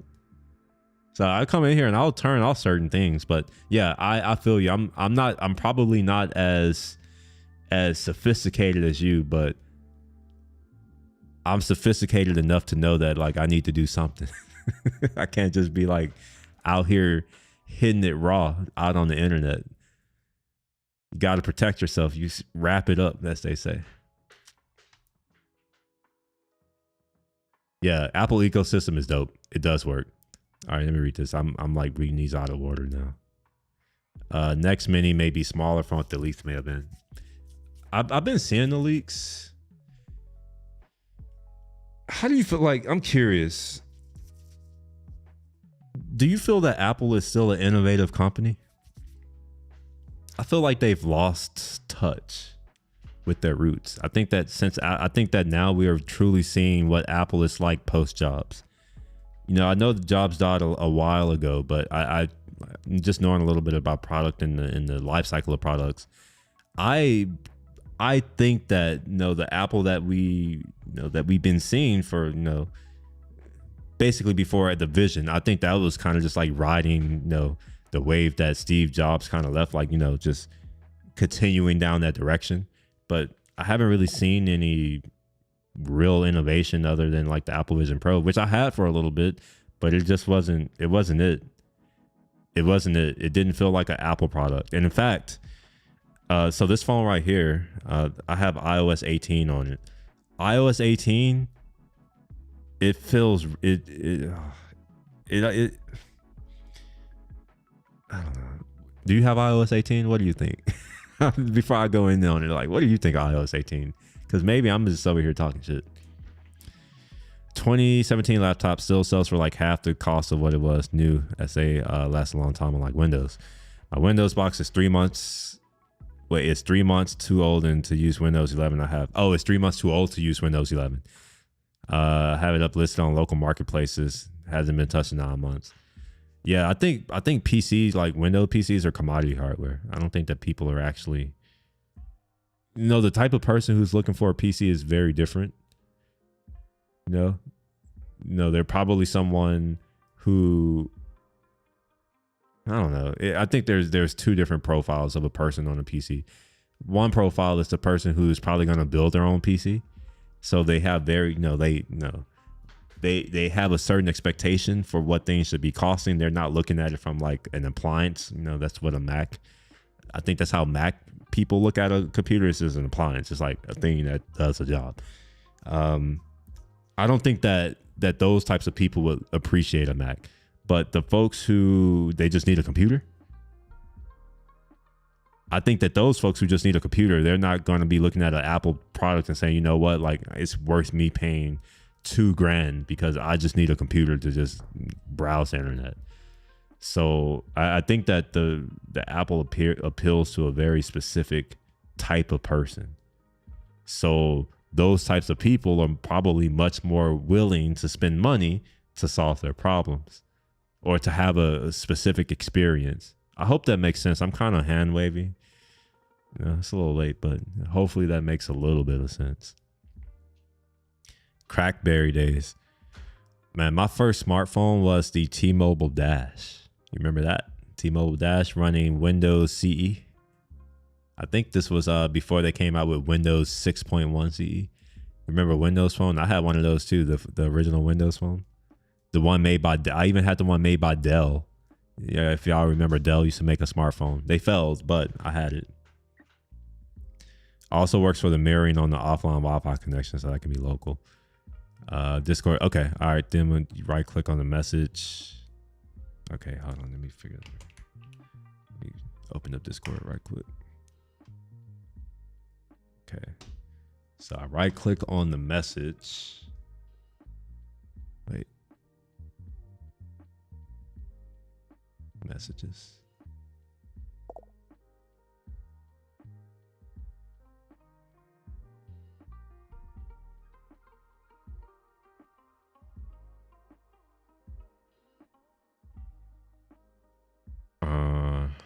Is it okay? All right, cool. I think I figured it out. I will lose this. I will assure you. I promise you. I'm not saying it because I want to. Like, I will lose this. Yeah, like all of the things that I'm used to. Okay, well, Command K doesn't do what I guess it kind of does. For what it's worth, I want to make it clear. I come from Slack, so I know Slack. So that's kind of like, it doesn't work like Slack. So I'm just, oh my gosh, it's just too hard. It's too difficult. Or Telescale, as Telescale can be local also. Telescale. That sounds familiar. Telescale? That sounds familiar. What is Telescale? Or am I thinking of, wait, hold on. Is it Logtel? Maybe I'm thinking of Logtel. Let me confirm. I might be thinking of Logtel. This isn't a product placement. I'm just Logtel. No, I'm not thinking of Logtel. Gosh, what was the I used something for logging when I was running my thing. I forget what it's called. I'm not gonna figure it out right now though. Or set up a local VPN and have it harden and make it upload. Dude, you know what? I think that you'll like some of the people in the Discord. So for what it's worth, when we started the Discord, and the we is my friends in Slack. So I had my company Slack, and then after I decided to give up after I failed, I decided to keep a lot of my stuff around because it was set up and like I was still using it for other things. So I opened up my Slack. I had created a private channel and I would invite my friends to it.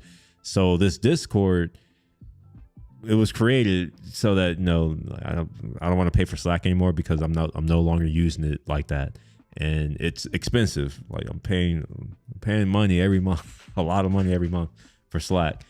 So we're shutting it down, I think, in October. So we spun up this Discord so that we can have our conversations here. So most of the people in this Discord are my actual friends. Like when I say actual friend, I mean like we know each other, we hang out in person, we've seen like we've like that, like they're my actual friends. So there are some people in here who are into the tech stuff like what you're talking about, and I imagine that you would probably enjoy talking to them. I won't say a name, but Lost Cause. I'll say that name. You'll see him in there. Like, he's probably someone who you would probably like, given what you're talking about, because it seems like y'all are talking about the same type of stuff. Maybe, I don't know. Hopefully, hopefully you'll make some friends in there, and hopefully it'll grow over time. I'll try my best to try to get more people in there. Now, I can't promise that it's only going to be tech people, because believe it or not, most of my friends aren't in tech. Ironically, most of my friends are lawyers, which is that's a whole other aside. I don't know why or how, but it seems like a lot of my friends are lawyers. It's interesting, actually. Let's see here. ISP modem, Enbridge, hardware firewall, Ubiquiti. So yeah, I have the ISP modem. And then I think my modem is connected to the Ubiquiti thing. And then I have a switch, a 10G switch where my NAS is connected to. And then that all goes here. But I wanted to create a Pi hole. And I was thinking about how I would do that. And I was like, I could use my NAS because it's a server technically. And I'm like, I could use my NAS as a DNS and maybe I can run it that way. And I wouldn't have to worry about latency because it's 10G and it's Ethernet. So like, I would never have to worry about latency. So I have considered that, but I really haven't had the time to go in and start fiddling with the stuff. And that's 100% because it's taken me so long to get my system stable. So you may not appreciate this, but it's taken me 18 months to get this stream the way it is. And this is just like with what you see on the screen. There's also background stuff that happens. Like, for instance, after these streams finish, there's a file that like, I have an actual file. Excuse me. Here, I'll just show it to you. I can show you this. It'll be easier because right now I'm hand waving and it's going to be hard for me to explain. Let me close stuff because I'm confused now. We'll close that. Okay, I got to re-sign back into my email client at some point. Let me close this. Okay, so let's do a little bit behind the scenes of my stream, okay? So since you've been here having great conversation, I appreciate it. I'm going to show you some sausage making. All right, so first thing is let's go into my screen share. And I want to show everything. Okay, and then we're going to go to my full screen here. Okay, all right, so you're seeing a little bit more than you did before. All right. Here, I'll also I'll close that for now. Close this and that. Okay, we'll bring this over here. I guess you don't need to see the scenes. You know there's scenes. There's scenes here. Then there's like, I have the stuff going here. So let's I'm gonna give you a high level. Waiting for you to get a sub button here. That way I can subscribe with Prime. Oh, that's probably, man, that probably won't happen anytime soon on Twitch. Like, Twitch doesn't promote me. What's crazy is I'm like, this is on me. And I think I even said that I was going to do this. I was invited to Twitch affiliate like a year and a half ago, a while ago, because I hit the requirements. I just never signed up because at the time I realized that my entity here based in America, it had been what was it? Basically they shut it down because apparently my registered agent went away, so they dissolved my entity here. And I was wondering if I should use my entity in Singapore, but then I was like, well, that's a little much. Like, it's a little harder because I would have to use my bank account there, and it's a little harder to do. So I just kicked the can. I was like, I'll wait until I reestablish my entity here, and I just never did it. So I haven't had the time, or I haven't had a chance to like sign up, like finish it. It's really, I just got to write my name and give them the information, give them my account information, like bank account. and the reason why I wanted to use my business is because I don't want to use my personal bank account. But this is also the problem, which is like if I use Singapore, well then now I have to use some other payment processor, and like it's a lot of stuff I would have to do. I'll probably have to go there in person and deal with them again. I go to Singapore almost every year, and yeah, I went there. I think a year and a half ago, 2 years. I don't know. I don't remember. I don't remember. But I went there to deal with some stuff then, and it's like I don't want to have to go there to deal with more stuff. So I haven't signed up for affiliate yet. So I don't think I'm going to get Prime on Twitch is what I'm trying to say. But I am going to probably get monetized on YouTube at some point soon. But yeah, let me show what's going on. So I was saying earlier how I've kind of split up. Like I'm no longer using my Mac Studio as an everything machine. Before I was trying to do every single thing related to my stream on here, and it's, man, the amount of complexity that I had in order to do that was just, it made my system unstable. It was a pain in the ass to deal with, to debug and all that kind of stuff. I was setting up like virtual audio devices on here and then doing virtual routing. And it's just like, it's hard to deal with for what I was trying to accomplish. So what I decided to do was use my laptop over there, which you can't see, but there is a laptop over there, the M1 Max that I was talking about. I have an idea. Give me a second.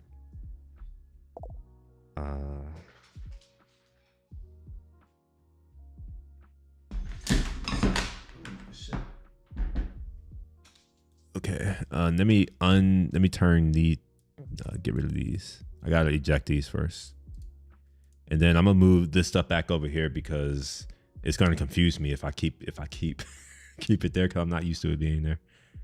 We'll close this for now. Move that. Okay. So let me switch to my iPad, I think, or maybe I need to make a new scene. Yeah, let me make a new scene right quick. So we'll create a new scene. Call it iPad. This for now. And let's hope that my iPad actually shows up. Okay. So let me switch iPad Pro. Yeah. Perfect. Okay. So this is my iPad. Okay. We'll do that, and then we'll go into the camera. Okay. All right. So I think you can see that, right? Yeah. You should be able to see that. You can't see me, but that's okay. You don't have to see me. So if you look over there, you see, can you see that right there? This laptop, that MPC right there. That's my music is going from the laptop into that MPC. The MPC is going into my Apollo X4 right there. And the way that I'm getting the music is I'm SSH'd into that computer over there. Oh, let me switch back to my screen here. So I'm SSH'd into that computer that you were just looking at. And I have this tool called CMuse, and I put my music locally over there. So whenever I play, it plays through my MPC, and I can do some processing there. And then it goes into my Apollo interface where I'm able to do further processing over here. So now I can have a completely separate, music system. So if I wanted to, and I don't do it, but if I really wanted to, I can listen to whatever music I want to listen to here. And then the music that's stream appropriate, that's not going to get me kicked off of YouTube, I can put that, like that goes to the stream, right?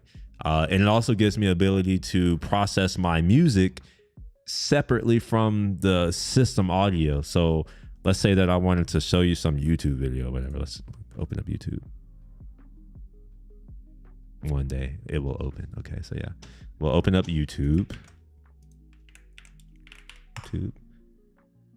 Oh, I might have to log back in. Oh, never mind. Okay. See, so it's like now I can control music separately from my device. So yeah, see? 5 feet across the table so they can see me and see whether I'm still vigorous. Right. So yeah, that's what I was trying to get at when I was like, I separated out, what I'm doing so that I'm not doing everything on one machine. And I think the next frontier for me is, once I get the new Mac M Studio, whatever it is, Mac Studio, this machine, I would love to use as my streaming device, right? Or maybe if I get a Mac Studio, a Mac Mini, I can do that. So here's what I can do. There's something called NDI. Let me show that. NDI video. So this technology allows you to essentially serve video. So my camera, this camera, as well as Ecamm, this software, it supports NDI. So what I can do is I can have my stream as a feed and feed it through Ethernet and have it sent over there. And then I can use NDI as a source over there. So I can completely separate my stream from my computer, which that gives me a little bit more stability, because let's say, for instance, that I need to do something like restart or log out or whatever. I don't have to end my stream. I can continue my stream and just like change the camera or whatever, do whatever I want to do. And then when my computer comes back up, it just shows up as another, video device. So obviously there will be some gotchas. Like I'll have to figure out, how do I send my Stream Deck control to that computer over there? Because right now it's via USB. I would have to come up with some type of server or something to like forward the whatever I'm doing on the Stream Decks to another device. Or maybe they do that for you. I don't know. Who knows? Oh, you had a Sidekick? I always wanted a Sidekick. I couldn't afford one though.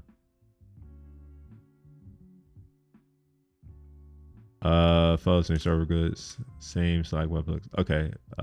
Same Slack webhooks work on Discord. Yeah, but I think some of them you will have to actually go and do stuff. So with Slack, a lot of companies, a lot of the products that I use, they have integrations with Slack that are already built. So I don't have to do anything.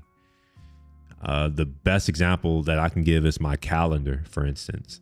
I live from my Slack calendar, from my meetings, right? So like half the time I don't know what meetings I have, and I can kind of show you what I mean.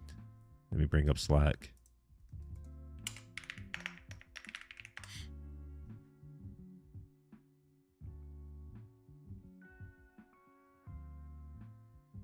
Okay, so like here, you see here, like this is how I go through the day. So like if I need to join a meeting, I just clicked here and it'll open up Zoom. Or let's say, for instance, I want to do something in Zoom, right? I can go, let's go into random, or let's go to, who am I in here? This is William. Yeah, I am Will here. So like, let's say that I'm in a channel. It probably won't work here, but I can like open up Zoom from here, and it's automatically connected to my actual Zoom account. So I can start my meeting. I can invite people from here, all kinds of things. Like I can do that. There's also some of the other, like my Google Drive stuff, right? Because I have files that I may need to share. So one thing that's kind of cool is that I can easily share documents with people when they request it. It's stuff like that. No, sure, you may be able to do it in Discord, but I don't think that Google is I don't think that they're doing that for Discord. And these are just a few things, right? Like I do more than this. I'm just trying to give you an idea of what I mean by like, there are certain things that, yes, Discord may support webhooks and it technically may be possible, but I don't want to be the one to make it possible. I want someone else to do that.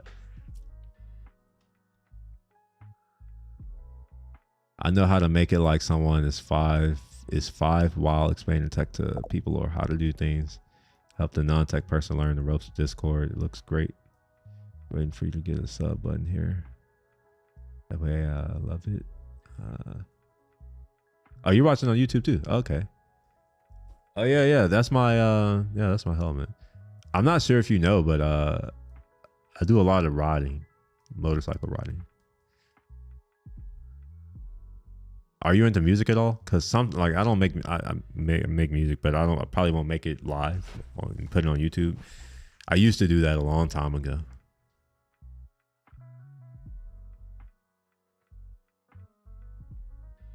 Webhooks and bots can be custom made to do that.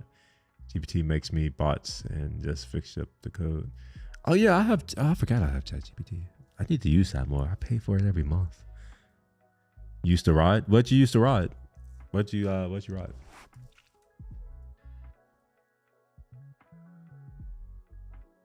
I've just gotten back into riding more. My new motorcycle has given me more reason. So yeah, I'm back to, you know, wasting my time out on these streets.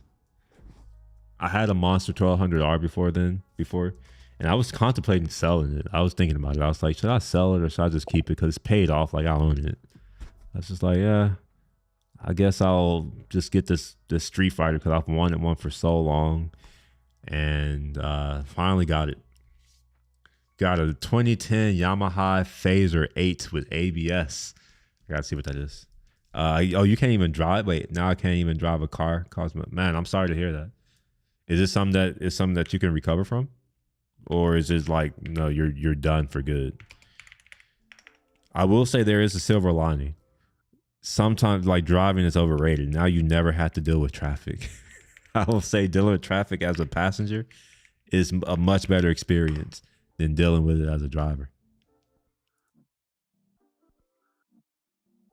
This looks like one of those like it's a street bike, but it's not a touring bike. It's not an adventure bike, but it looks like a street bike. I mean, all bikes are street bikes technically, but I hope you know what I mean. Like a street bike. That's just what I call them. Lifelong brain tumor that can make you have a seizure. Oh yeah, stay away from that shit.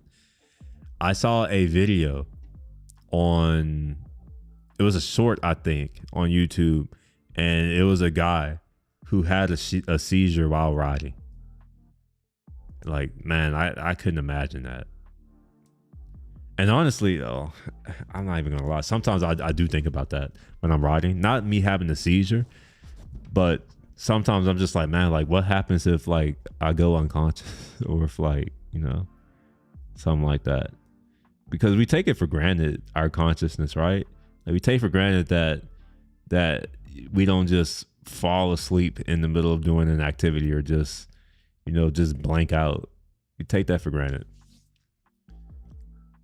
So these are things that I've thought about. It's just, you know, I put them aside, and in my mind, I'm just like, I hope I'm going fast enough to where if it does happen, I'm just done.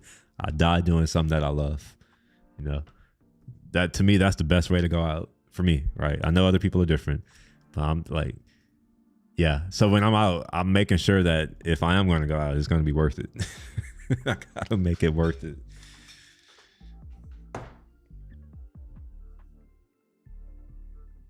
I always wanted a Yamaha bike.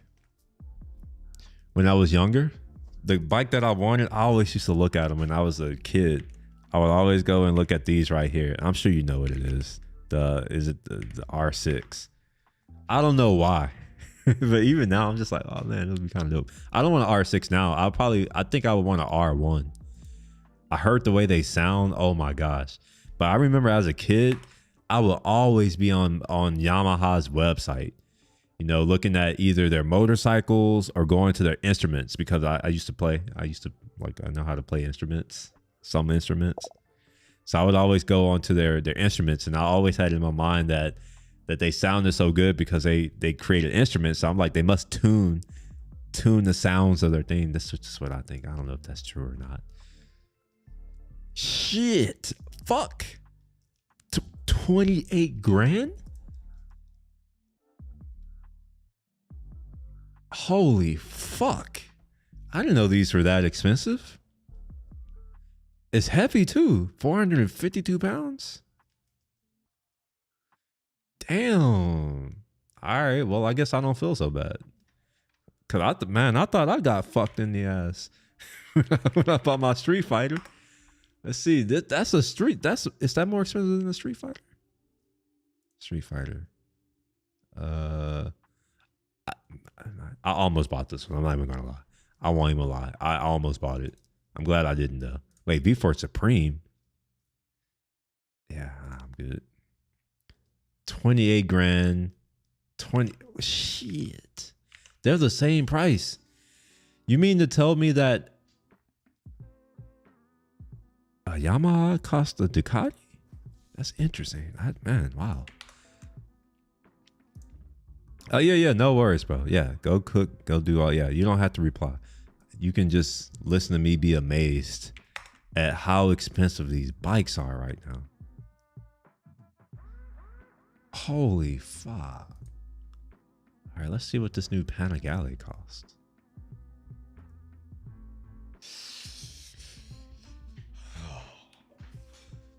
$34 grand. $34,000.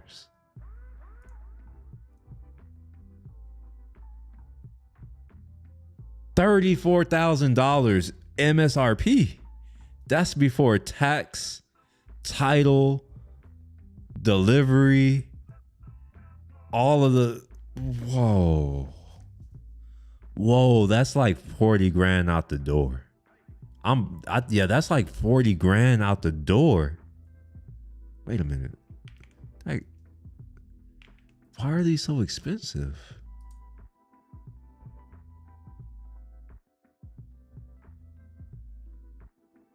$34,000. Yeah, that's $40,000 out the door.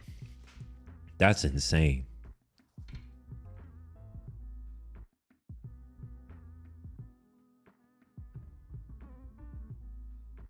Oh, wow. Okay.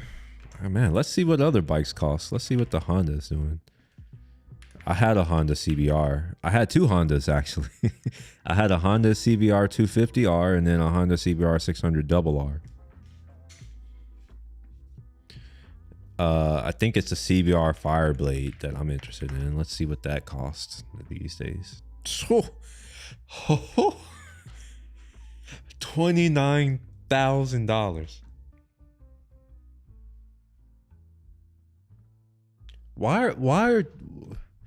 How are things this expensive? I think I'm poor now. I must be poor. Because when I see this price, I'm just like, that's expensive. That costs more than the first car that I bought myself and the second car that I bought myself combined. Wait, hold on. That's a lie. Wait a minute. How much did my first buy? 17. No, that's a lie. Never mind. No. This does cost more than both of my first two cars that I bought myself. It also costs more than the car that I was given. Both of the cars that I was given. God damn, 30 grand. Man, all right, Honda, I see you. They doing it. All right, cool. Man, let's see what Gixxers cost these days. Man. For what it's worth, I've been a Ducati person for a very long time, so I've never really looked at other bikes. In fact, I've never even really shopped bikes over the past 10 years. It's mostly just like, I know I'm getting a Ducati. It's just like which model, and I already know I'm getting a top. It's like I didn't know that these other bikes were this expensive. I knew Ducatis were expensive, but you expect that. Oh, this is cheap. This is only 16,000. But maybe this is old. Oh wait, no, this isn't even the right bike. Is it motorcycles? Sport bike. GXR. Oh yeah, Gixxer. Yeah. Oh wow, this is cheap. Comparatively, right? We're just looking at $30,000 bikes. Oh yeah, what's up, Dino? What's up? Oh, you from Houston? You trying to get into motorcycles? Really leaning towards a Ninja 500. What do you think? I think that you should get that. Well, not you should get, but look into the Triumph. Gosh, what is it called? Let me find it. Triumph. Is it 400 or something like that? I don't know.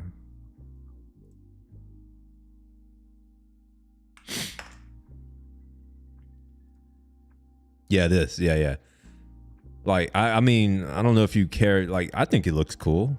I don't know how you feel about it, but it's like, it's $5 grand, new. and it's a 400, right? So you're going to get a little bit of power. You know, my first bike was a 250, and it was powerful enough for me. Like serious. Oh no, that's a lot. My first bike was a 300. I'm sorry, I had a CBR 300. Actually, I might be lying. Hold on, let me. It was either a 250 or 300. It doesn't matter. What I'm trying to say is that I'm a fairly large person. I'm 6'4", 220 pounds, and well, at that time I was 218. It was only 2 pounds. Yeah, I was 218, and like it was fast enough. Like it was pretty fast. When I first got it, like, you know, I was new to motorcycles. I wasn't like, oh, I wish it was faster. I was like, oh my gosh, this thing is really fast. It wasn't until later on where I was just like, oh yeah, it could do more. And that was because I had a passenger on the back. Me and my girlfriend would ride, and you know, both of us combined, you know, it's about 300 and some change. And yeah, it was dope. But yeah, I would recommend you this right here, this Triumph right here. How about this? I won't recommend what you should do. What I was instead is what I would try to recommend what I wouldn't do. Try to avoid a carbureted bike if possible, because it's just more shit to deal with. You have to clean the jets. You have to worry about choking, all that, you know, choking and all that. You don't want to do. You don't want to think about that. Get a fuel injected bike. The second thing I recommend is get a bike with ABS. It costs more, but I don't care. If you're not used to riding a bike, and you know, like, just get ABS. Just get ABS. That's all I can say. Just make sure you get ABS as a first time rider. Now, my first bikes didn't have ABS, and you know, I was fine. However, now that I've had bikes for a while, and you know, most of my bikes have had ABS, I wouldn't buy a bike that doesn't have ABS.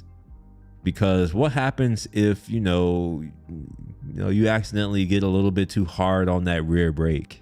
If you don't have ABS, you're going down.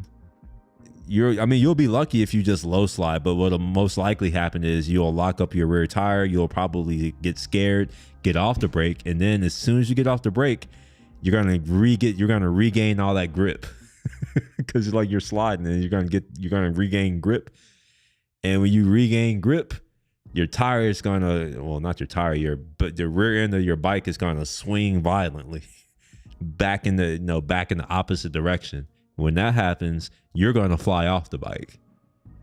All right, so it's like ABS can help with that.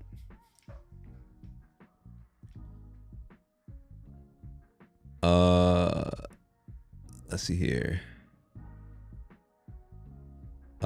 Yes, from a. Oh, you're Clear Lake. Okay. I used to, y'all were my rivals. Did you go to Clearbrook? If you went to Clearbrook, then you may be my rival. Not a real rival. I'm just talking shit. I went to Pearland High School, just FYI. I also used to, I spent a lot of time in Seabrook as well. Out near Kemah, Kemah area. So I spent a lot of time out there, and I spent a lot of time in Baytown area. It's not Baytown. I'm sorry, in Baybrook. Yeah, I've been thinking about going out to Galveston. Riding out there. I haven't done it yet because the fuel economy on my bike is trash. Like, for real. I don't think I can make it to Galveston on a single tank of gas. Fortunately, there is that Buc-ee's that's out there in Texas City, but that's a lot of stopping I'd have to do. So yeah, he says he don't like that bike. Not the typical style. I need more a sport bike style, but an upright position. Well, see, that's all right. So I'm glad you said upright position. So if you want a sport bike, you're not going to get an upright position. I would highly recommend you want something with an upright position. Actually, I don't know. How old are you? How about that? Depends on how old you are.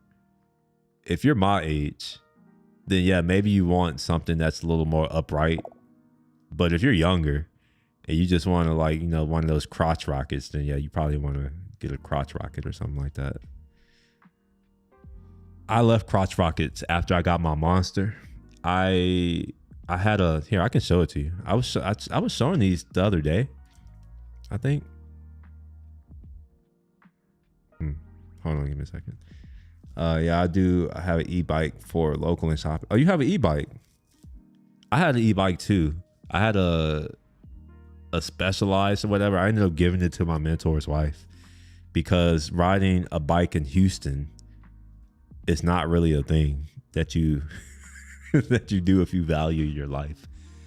Motorcycle, you'd be like, oh, you're riding a motorcycle, but I think I feel safer on a motorcycle than I do on a bike here. But I live in and I guess Dino, you might know, seeing that you're in the Houston area. If you've ever come into River Oaks area, you know, Richmond, Westheimer, West Alabama, San Felipe, like those streets, you know how the streets are rough as fuck and how it's like, you know, people are. Yeah.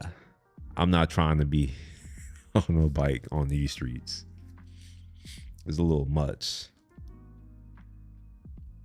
I like the bike, but not a typical style. I need more of a sport bike style. I think I read that. I'll pull up something else in a second. I also need to get a new Logitech MX keys as I spilled like a bottle of water. MX keys. Are you talking about the keyboard? I have the mouse. I have I don't know if you're into other types of keyboards, but I have recommendation if you're willing. Like, it's a little more money. It's a mechanical keyboard, but they last forever. Like, I have a collection of them behind me. Here, I'll show them to you. All of those. Yeah, there's a collection of mechanical keyboards. Metal, like I think there's an aluminum. There's 2 aluminum ones. This one right here is an aluminum one that's here. I'll show you. I have it connected wired, but it's also a wireless if I want it to be wireless. I just don't use it as wireless. Yeah, those are WASI keyboards. This is the Gem 80 keyboard. I think this one is more affordable than those WASIs. I think that WASI was like 500 or something ridiculous. All right, let me find another bike. So the other bike that I would recommend is the Yamaha FZ07. I know it's not what you were saying, but it's a naked bike. For the most part, like, I mean, you can't really go wrong with it. Hyper naked. Do they just not have a regular naked? Sport heritage. What's a sport heritage? Well, actually, how about this? What is your budget? I'm sorry, I'm over here just looking at shit. What's your budget? And I'm asking like I know what bikes cost. I don't. I'm not even gonna lie.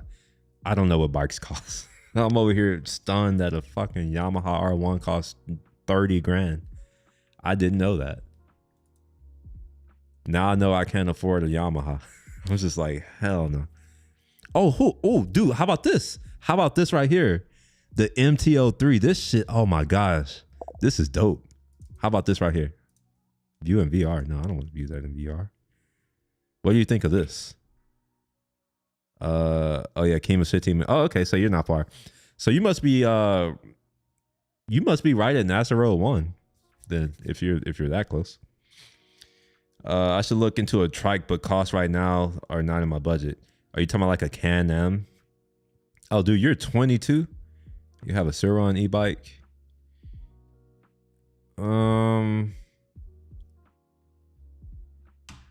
If I were you, and I'm not, but if I were you, I would probably get this. But that's with what I know now, okay? So when I was younger, you know, when I got into motorcycles, I wanted the cross rockets, you know, the super sports. Like I wanted that. And, you know, it was fine. You know, I owned a few of them and like, it was fine. It wasn't until I did a test ride on the Monster 1200R, the one that I ended up buying. And the day I did that test ride, like, here's what happened. I sat on the bike. I sat on it like this, and I felt like a king. I was like, this feels so comfortable. Like, my knees weren't hurting. Like, I wasn't crunched up. I wasn't like, you know, just leaned over all on my wrist. It was, man, it changed my experience with motorcycling. So much so that I got rid of the bike that I rode over there to do the test ride on. Here, I'll show it to you. I said I was going to show it to you last time and I forgot. I got to find it though. I showed these off a couple streams ago. I don't remember when, but maybe I can find it. Just give me a moment. I'm looking on my other monitor because I have, you know, my friends' pictures. I have other pictures in here. I don't want to show all that. So let me see if I can find the bike that I had that I traded for the monster. Okay, all right. So here's the bike that. Oh shit. Okay, actually, man, I literally just said I was trying not to show. Okay. So this is the bike that I had. I mean, this is I think my fourth motorcycle that I had. This is my first Ducati motorcycle that I had, and you know, this was fine. You know, you sit up high. You know, it's just you're leaned over or whatever. I traded this bike in for. Let me show you the other bike. I gotta show it. Gotta find it. I mean.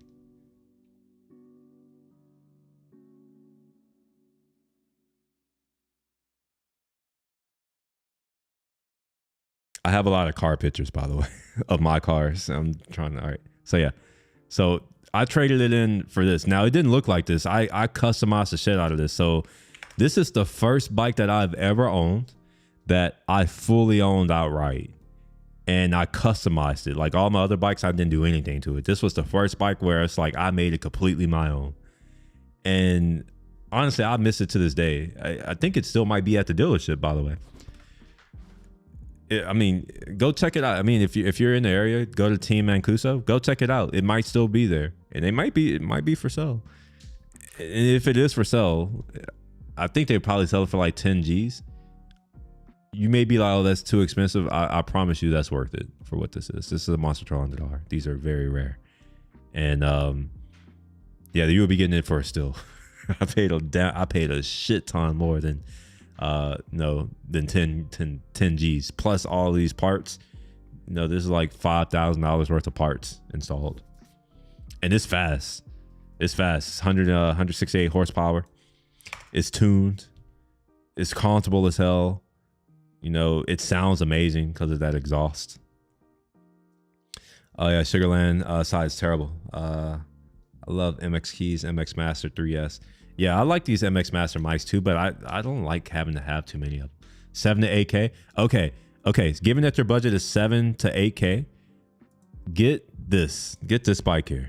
Just get this. It's $5,000. Now I know you said your budget is more, but here's why I'm saying to get this. You need to have a jacket. You need a helmet. You need gloves. You should have boots. You should probably have riding jeans or leathers. I would prefer leathers, but riding jeans at the minimum, right? So like once you buy all of those things, and it's like just think about it this way: you want to spend the money on that, right? You don't want to cheap out or like chimp out on your gear, because when you fall, you may not fall, but like no, if you do fall, that's the only thing that's between you and the asphalt, protecting your skin. So like make sure that you go out and like, you know, you get really high quality gear. Like I recommend leather everything. It's a second skin. Like, you know, burn through the leather, don't burn through your skin. I had a motorcycle accident when I was 14. It put me in the ICU for over a week. So I learned my lesson when I was a kid that, you know, you got to respect these machines. I wasn't even going fast. I think I was coming out of a parking lot, maybe going like 4 or 5 miles an hour. You don't have to be going fast. So it's like, you know, you want gear. So good leather gloves, you're paying a minimum of $150 for a good leather jacket, like a high quality leather jacket. That's like 1.3 mils or whatever of leather of thickness, a density or whatever you want to call it. You're looking at a minimum of $500 for that. For riding jeans, you're looking at probably like $200 to put your body armor, because you also want to put armor in there. You're looking at another $150 to put back protector in your jacket. That, you know, that's like $50. Hopefully the jacket that you get has elbow and shoulder and, you know, all that. Hopefully you have that. Right? Like you definitely want to be safe. Like don't think about, oh, it's a small bike, oh, it's not that fast. It doesn't matter. So I would recommend, you know, given that your budget is 7 to 8K, buy a $5,000 bike at most, aka walk out the door price. So that means negotiate. Don't go be like, oh yeah, like I'm gonna pay MSRP. Fuck that. Don't pay MSRP. Negotiate. make it to where your walk out the door price is $5,000 or less, and then take the rest of your budget and go buy you some good motorcycle gear. And motorcycle gear will last you for multiple bikes. So, you know, just think about it that way, right? Where it's like, yeah, it may be expensive, but, you know, so long as you don't get fat like I did, you can keep the same, you just keep the same gear. You don't have to buy new shit. Yo, what's up, Marshall? How you doing? What do you mean, big news? What happened? What's going on? I'm going to be honest. I don't want to be that moron going 150 miles an hour on a 600 or 1,000 motorbike. You want something you can enjoy around town? So yeah, well, how about this then? I think this is dope. Look at this. This is dope. MTO3.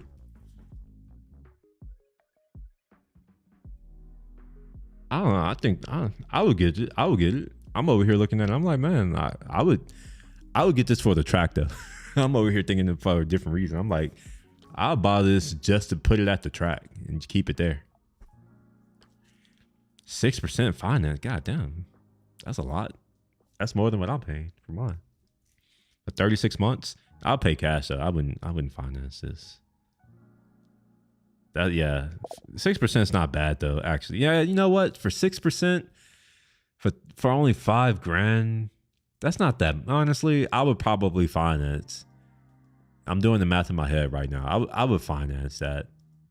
That's like, I think that's like $250 of interest. Let me think. Yeah. Yeah. I think that's about $250, maybe $300 of interest per year. So what your finance charge is like $1,000. So what is that? Never mind. That's a lot. Yeah, that's 20%. Fuck, never mind. Never mind. That's 20%. But even then, inflation is so high to where like, actually, yeah, that will, yeah, inflation is over 20%. So I guess it's not that big. That's not that bad of a deal then.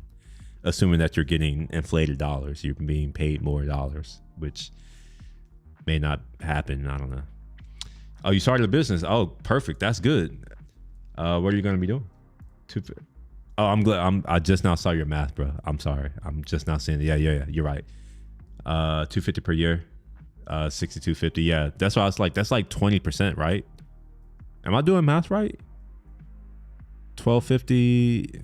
You know what? Fuck it. I'll do this. 1250 over 5,000. I was doing math right. Yes. It's about 20%. That's why I was like, oh, never mind. But you don't have to take 36 months to pay it off. You know, you could pay it off in 24 months or a year. But you now have the runway to where, like, if anything happens, you just making your minimum payment. I imagine the minimum payment on this would be stupidly low. Stupidly low. Like $100? No, like $200. 150. Probably 150. Let's check. 150 times 36.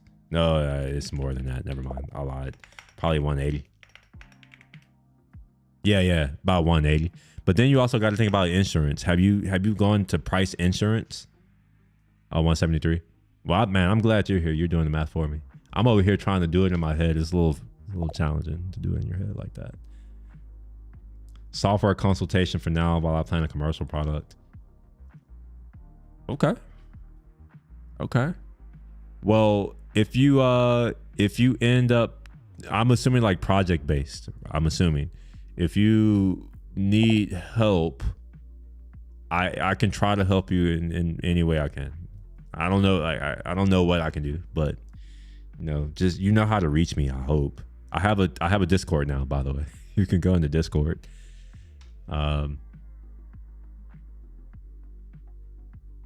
It's in my link tree. Yeah, it's in my link. I did say I was going to start promoting it in my stream, but I forgot to do it. So it's not part of my process yet. You know what? How about this? I'm going to make it part of my process now.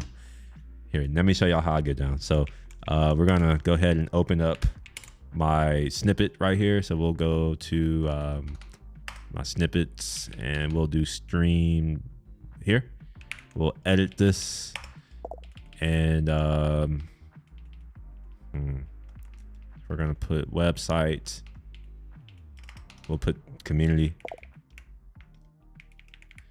Okay, and now I got to figure out what the Discord link is. So I don't know what the Discord link is, so I'll go find that out. Link tree. Okay, so no. Copy link address. Okay, we'll dump that there.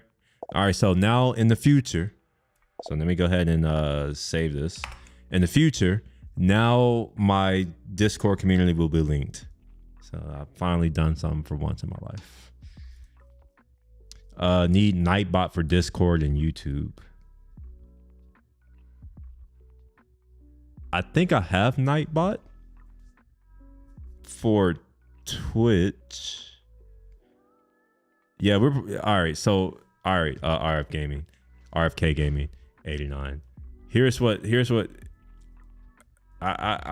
can do that. Give me time.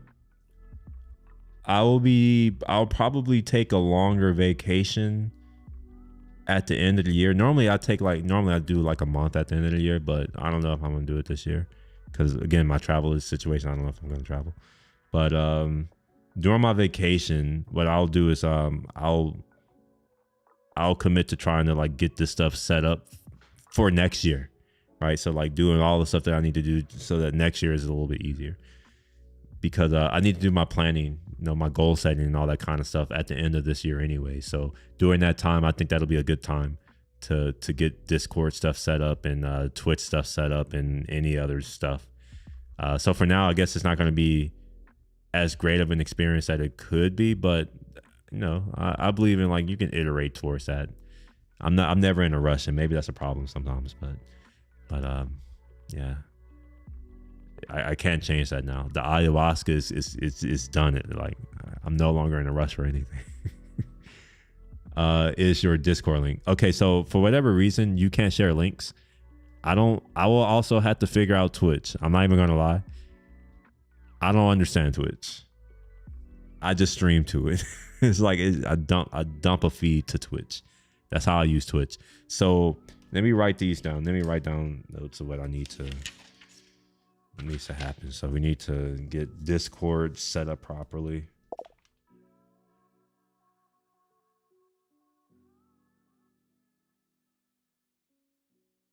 And then you're saying Nightbot? Okay, Nightbot. Oh, I need to shut down Slack. I'm supposed to do that next month. Not my way around the things. I'm always going up. Oh, yeah. If you need to go sleep, bro, yeah, go sleep. No. I should probably sleep too at some point, but I'll probably end up editing the video after I'm done with this. But yeah, by the way, Dino, like, happy to have you. I would, if you enjoy the stream, a thumbs up, that does help. That helps more than anything. If you want to see more of this kind of stuff, feel free to subscribe. I do more streaming than I do videos. So if you look on my YouTube channel, you'll find that it's a lot of videos and you'll be like, oh, where are all your videos? It's like, well, my videos are actually my streams. Every time I stream, they automatically get uploaded as a video. So this 418, most of this is streams. And this is just in this year. Unfortunately, I didn't start streaming on YouTube until last year. But I was streaming on Twitch for a year before that. And all of those streams are gone. But yeah. Oh, you're talking about me? Oh, man. Oh, it's the weekend. Plus, y'all don't know this because I don't talk about this much, but I work a lot. I'm normally working until like 1, 2, or 3 in the morning most days. But I don't stream that because the reason why I work late is because there's no one to bother me, at work, so I can actually get stuff done. And when I'm streaming, I'm not as productive. So because I stream during the day, and I'll do like my co-working streams or whatever, there are certain things that I can't work on or that I don't want to work on while I'm on stream. So what I'll do is I want to do the stream, so I'm going to do it. I just do the stuff that I need to get done later. I just do it at night. So it's not really a new thing for me. I'm used to staying up late and working. And this is a long time in the making, like since 2007. You know, back when I had school, I had a part-time job as well as like all the other things that I was doing. Yeah. Oh, you got your first Mac? Terrible decision. Hey, you and RFK Gaming can have a conversation about that. Why do you think it's a terrible decision though? Explain yourself. Tom, I'm trying to get a job. I have been working at MCD for almost 5 years. What's MCD? MCD. Oh, is that McDonald's? I'm assuming that's McDonald's. Is it? If it's not, my bad. LOL, I love mine. Oh, okay. Yeah. You got to explain yourself, Marcel. Why do you hate it? Or specifically, what do you hate? Because you may not know this. I'm very, very deep in Macland. I know a lot of stuff about it. I might be able to help, you know. Oh, McDonald's. Corporate or well, if you're 22, no, it must not be corporate. Are you still in school? What time? When do people graduate school or college? Yeah, it's college, right? Yeah, college. Yeah. We all need to know, Marshall. You can't just come out here. You can't just come out here talking about terrible decision and not give any details. You gotta share some details. Oh, and let me drop the link in here. I forgot. Yeah, go ahead, so y'all know. I'll just dump it in there for now.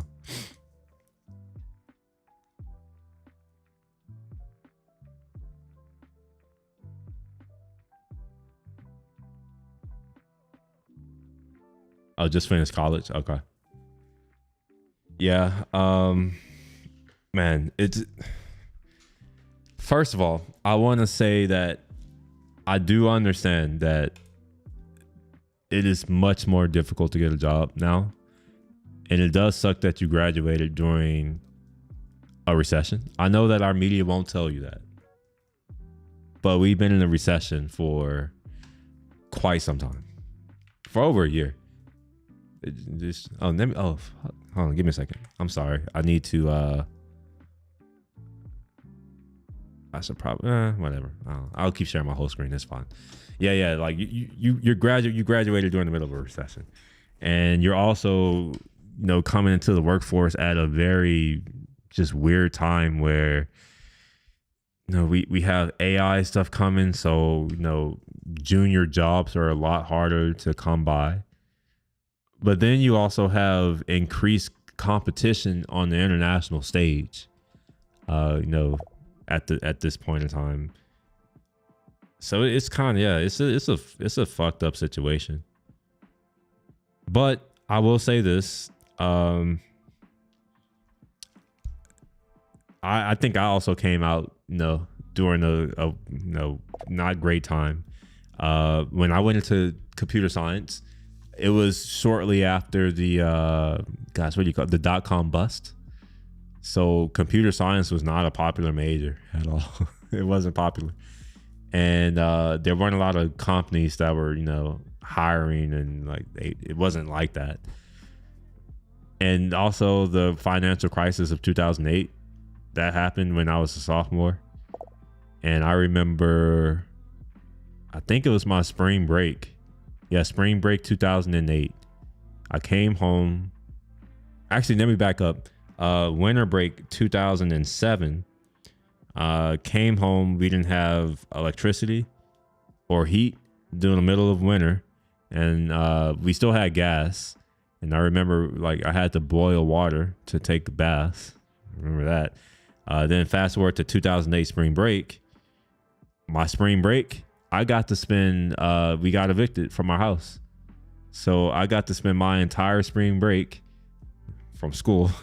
We got the notice from the sheriff, I think 2 days into my spring break, and we had 3 days to move out of the house. This was a 3,600 square foot house, I think 5-bedroom house, full of furniture and all that. And we had to, we ended up having to get out. So that's what I spent my spring break doing.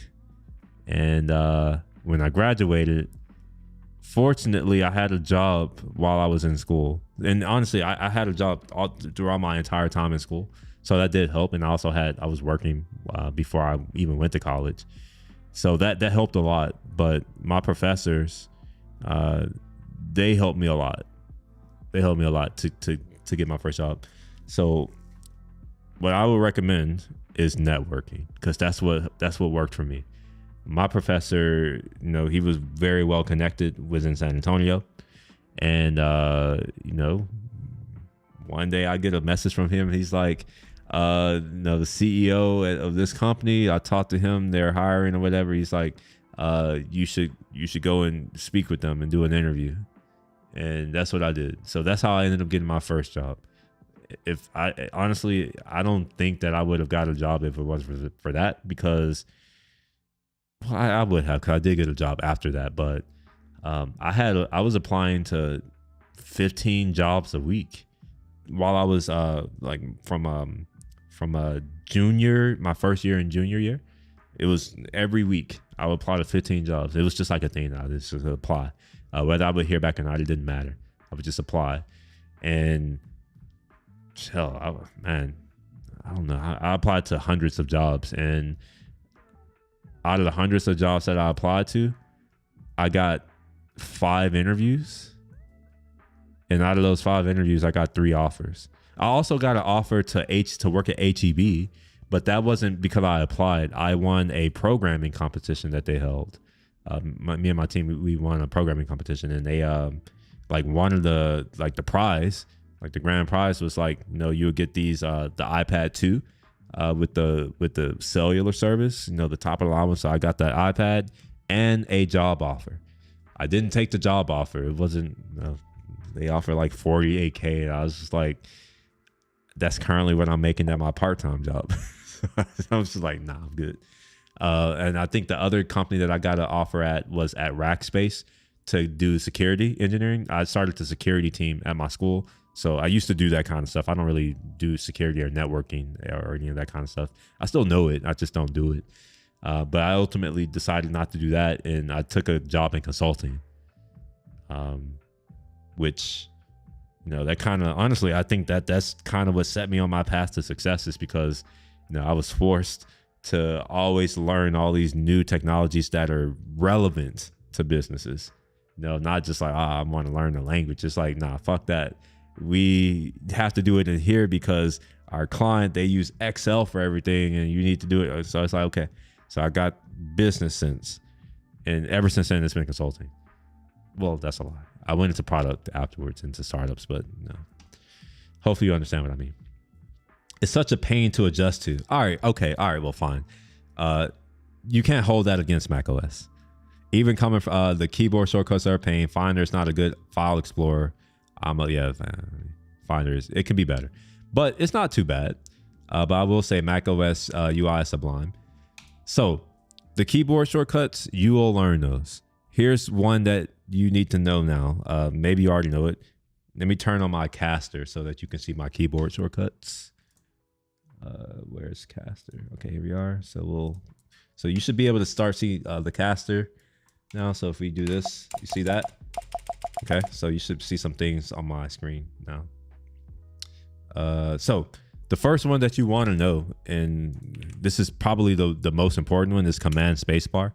Command Spacebar is how you open up Spotlight. You can search for any and everything. This is how I do everything. Like, I open up all my applications. You can search documents. Let's say, for instance, I want to know something about, I don't know, raw, maybe. It may not work because I put my manuals on my NAS, and I don't think I searched my NAS. Yeah, it's not searching my NAS, and that's because I turned it off. But if you have all your files on your computer, which you likely will, you can search like text within a document from here. So you can just put in a phrase, and if you have a PDF or a file with that phrase in it, Finder will find it. Now to open up Finder, so right now the Finder is in focus. That's basically what, whenever you're here. Command N will open up a new window. So you could do that. The other thing that's useful is knowing how to change the view. So let's move this to the center so you can see. So right now this is in the file list view. Let me make it a little bit smaller. So this is the file list view. By the way, Command plus to make it bigger or smaller. And you should be able to see that. It won't say plus, it'll say equal for you, unfortunately. So you can do that. You can also change how it displays your icon. So this is as, just like all of the things in here. Here's the list. You can also do as a tree. And you can also do as the, I think it's like the spotlight or something. I forget what they call it.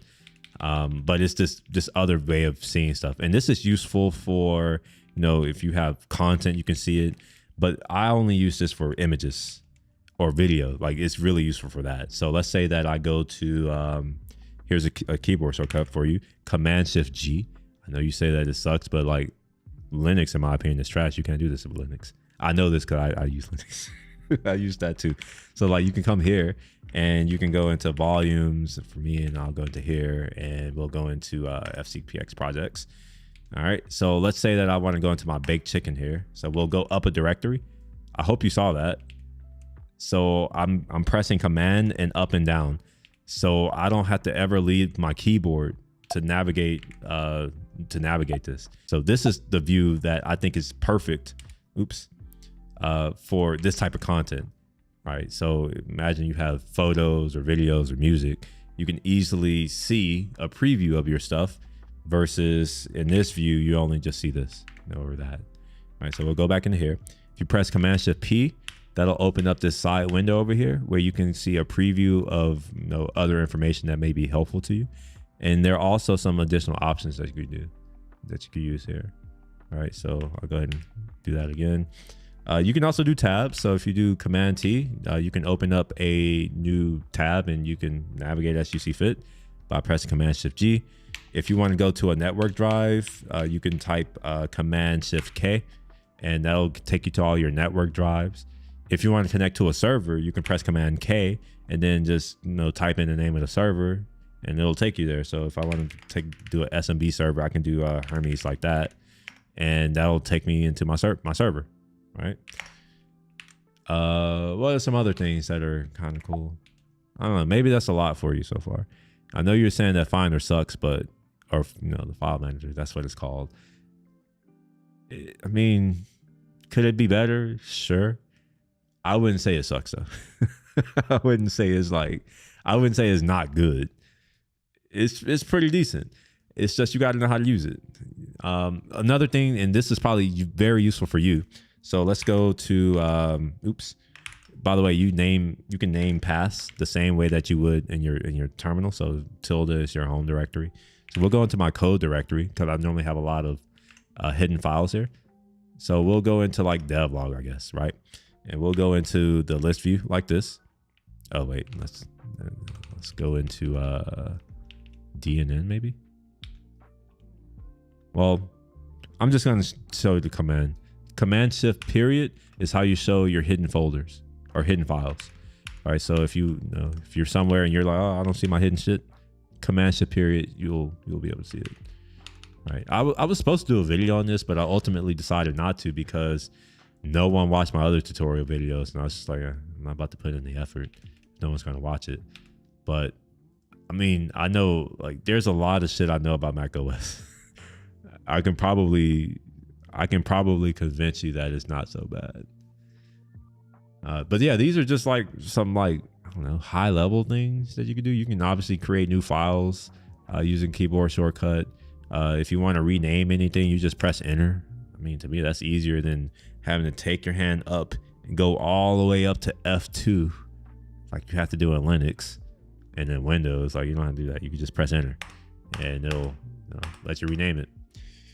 And yeah, command up and down is how you go up directories, down directories, that kind of thing. You can also navigate. So if you want to go back, hopefully you can see it. You can use the square braces to go back and forth. So it's just like navigation. Like it keeps a stack of all of the places that you've gone to. You can also come into here and adjust how things are presented to you. And this is probably something that you need to do because it's not set up by default, which I prefer because not everybody wants it to be that way. So you come into your view options here. And what you could do is you can say you want to group your stuff a certain way and then sort it by a certain way. And you can do both. And then what you'll do is you just say use as defaults. And then every time you open up a Finder window session, it'll present it in that way. You can also say what types of content you want in this view. You can change that. And you can, here, let me see. You come here. You can also just right click and add it that way. Hopefully this is giving you some nice little insights. Yeah, I used Alfred for a bit, and I ultimately went back to what's it called? Spotlight, because it looks better and it does some other things that for whatever reason Alfred would sometimes not do. But the thing that I did miss from Alfred were snippets. So I use Raycast for that. And the reason why I use Raycast is that I don't have to replace Spotlight. Right? I can have them both running at the same time. So let's say if I do this is Spotlight, but if I do this, now I'm in Raycast. Right? So if I really want, I can still get my snippets and do that. So yeah, I use Raycast instead of Alfred these days. But yeah, I used Alfred for a good 4 years. I think my entire time at GitHub, I was using it. What else? Oh, yes. Here's some other keyboard shortcuts. So let's say that you're like, oh, I'm here. I want to open an application, but I don't know the name of it, which is often for me. You can press Command-Shift-A, and that'll take you to your application. So now we can see. Let me make this different. So now we can see all of our applications, or maybe we want to see our desktop. You can press Command-Shift-D. Maybe you want to see your downloads. Well, these are utilities. You press Command-Shift-U. Your downloads. I want to say, is it? Okay, obviously, either I have changed it. Okay, never mind.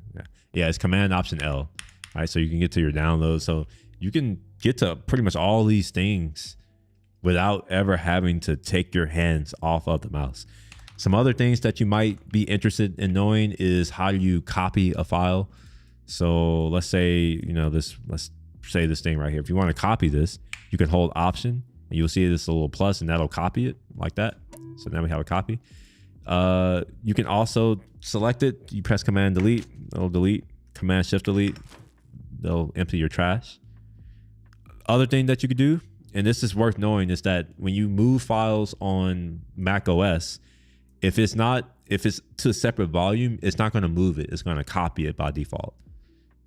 Let me show what I mean. So right now, this downloads, this is local, right? Now, if I move this to here, it copies it, and it's because this is a separate volume. You may not like that, I prefer it, but if you don't want it to copy, what you do is hold down Command and then you move it, and that'll move it, right? So just be mindful of that. You can do either or. Hopefully that's a lot. If you want to know more stuff about Mac OS, let me know. I'm happy to do streams where I go into the ins and outs of Mac OS and some of the tools that I use and why I use them and like how I use them. Like, I'm sure you've noticed in that I'm over here doing all of this shit right here, right? Like, I'm sure you're seeing it, right? So like, these are tools that I have that have made my life easier, and I've been using these for like damn near 10 years now. Another one is this right here. So I can come in and see like my history of my clipboard, copy things, move things. I can search for things that I've done. So let's say I do description, I can see here. So tools like this, pretty dope. Let's see here. Let me come here. I can work for you. Oh, you're talking about Marshall. Okay. You can get adding to change things. Shortcuts take a bit. You can get adding to change things. Shortcuts take a bit, but then it's easy. It took me 5 months. Used to get used to the shortcuts, and I use third-party Finder. Oh, okay. So you're coming from another thing too. Okay. And Level Up also can give you all the shortcut keys for things. See, this is one thing that I've wanted to build a utility that will show me all of the shortcuts that are available to me based on the program that's open and in focus, because oftentimes I find myself creating shortcuts, but sometimes they'll conflict with others. And I want to know that, but I haven't figured out a way to do that. So if you know how to do that, like maybe we should talk more, because I definitely need to know how I can see all of the shortcuts that are available, because I don't know how to do that. Or CMD Command P. Command P. Is that a application maybe? Oh, by the way, just so you know, RFK Gaming, URLs don't work. I don't know why. It's not. I haven't done anything. I swear. Like whatever the default is, that's what it's doing. I don't really deal with any of this stuff. So if you want to share links, I would recommend you share it in the Discord, and maybe he'll do it. He'll be there, because I think Marshall was in the Slack at one point. Maybe, I don't remember. He'll have to tell me. Casual Economist says he needs help too. He's set to buy a new computer soon. Command V. Wait, Command V. I've heard of a program called Command E. I interviewed with them a while ago, and they were pretty cool. It was Command. I don't know if they're still here. Command E. Let's see. Yeah, Command E. I wonder if they sold. Yeah, so I wanted to go work for them after I left GitHub, because tools that I use, that's generally what makes me apply to a company. It's like I'm using your product anyways, and I found that makes me a much stronger candidate most times, because I rarely apply to companies. I think I've only applied after college. I've only applied to 2 companies, and each time is based on the fact that I'm using their product. I get pissed off about something, and I'm like, man, let me see if they hire. I'll apply. And yeah, this is one of them. But yeah, let's see. Command P. Let's see if that's a thing. Command P.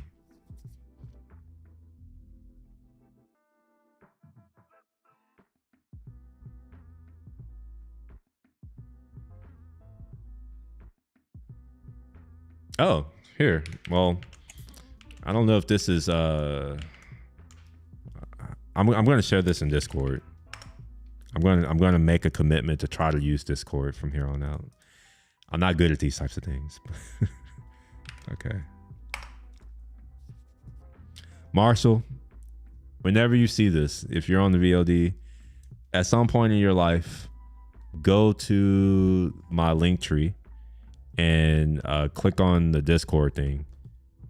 And then, yeah. You like Command C, Command V as a... well. You'll get used to that. Like, honestly, I'm going to disagree with you. I think Control is inferior in every single way. For this one reason, if you disagree with it, then you're using your pinky.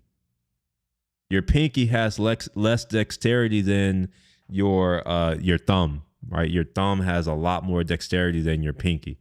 So when you have your hand, your hands on the home row, chances are your thumbs are going to be right there on the space bar. It's a lot less effort to move one of your thumbs over ever so slightly to that command button versus, to take your entire pinky off of the quote key. I think that's the quote key, or the colon key, to take your entire pinky off of that key and then reach down to reach down.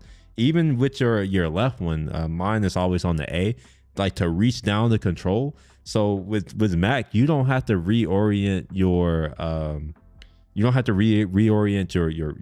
hand position. I want to show that somehow, if I can. How do I do this? Okay, let me go back to my iPad view. Ins and outs. I created this iPad view earlier. Some of the tools that I use and why I use them. And do that. I probably should use my phone. That'd probably be a smarter thing to do. Here, let me show it. I gotta do that, angle it down, okay? So you see here how my hand, you can't see it. Maybe I have to do this. See, I'm here, right? This is a much harder reach to get to control than for me to, my thumb is already here to just do that, right? You can't even see me moving my thumb. It's in there. Here, let me spread my fingers out. Maybe you can see it. So I'm just doing that. Like that's much easier. You may just like control because that's what you're used to, but command is objectively better. I said it. I said what I said. Said what I said. Command is objectively better. It's a much better hand placement. So if you're someone who values not having carpal tunnel, Mac OS did it correctly. Just saying. Just putting that out there. But I'm sure, you can disagree with that, but it's still objectively true, whether you agree with it or not. But yeah. But that's not to say it's like, if you're used to control, I get it. I get it. Whenever I use Windows, I'm just like amazed that people can even tolerate that. Cause I'm just like, do you not care about your health? Cause like you're doing all this reaching, making gang signs and shit. Like, that's too much effort. Key Clue shows all shortcuts and apps. Okay, let me check that out. Key Clue.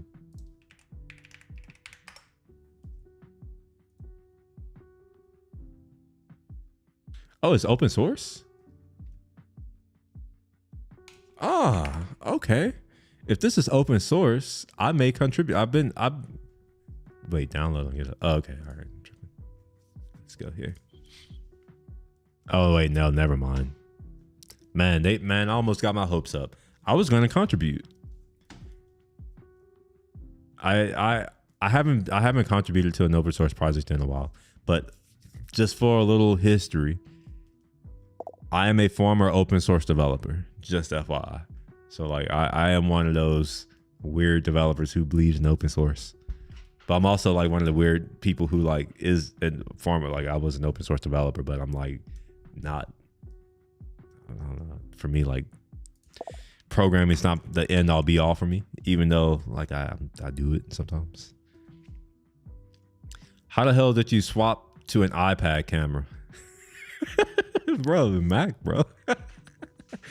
You did, bro. All right, here. Let me show you some shit. So here's a cool thing you do. If you open up QuickTime, all right, and then you do Command Shift. Well, actually, I won't do the shortcut. All right, now I'll just show you. You go to File, New Movie Recording. Okay, and this is with the old version. The new version is different, but all right. So you should be able to see one of my cameras. I don't know which one you're seeing. And then I can come here and I can say, all right, well, I want to look at my iPad Pro Max. All right, so now I can look at my iPad Pro Max here. I can do all my stuff here. And I want to say, if I unmute this. Oh, wait. Oh, shit. Wait, why is this? Wait, do I hear myself? Test. All right, somehow my audio is being recorded here, so it's not, but normally you should be able to hear. I don't know why. It's listening to me. I don't know why it's doing that right now.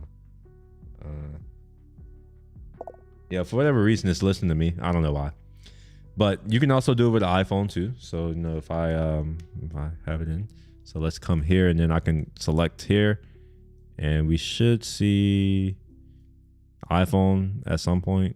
Maybe if it's unlocked.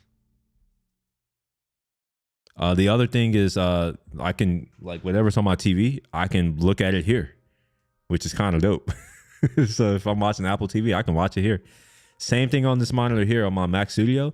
Even if my computer is off, if I'm like have something on my phone, I can watch it here on this screen here wirelessly. It's pretty dope. Yeah, here's the iPhone, I think. Yeah. So here's the iPhone.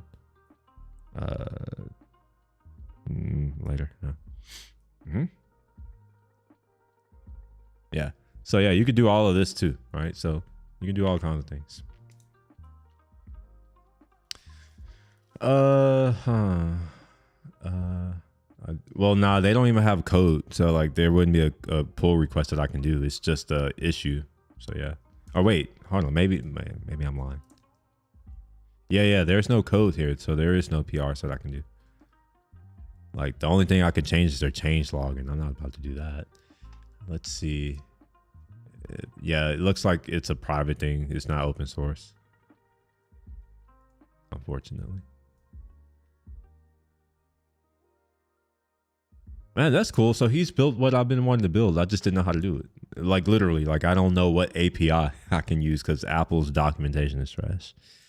And I'm very well aware of their documentation. I use it all the time. Like for instance, their new live activity, gosh, what is it? Live activity broadcast, I think.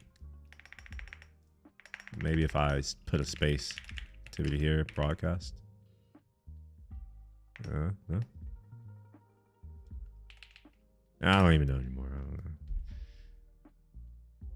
I may have to rebuild my docs actually because I have a new version of Xcode. I forgot about that.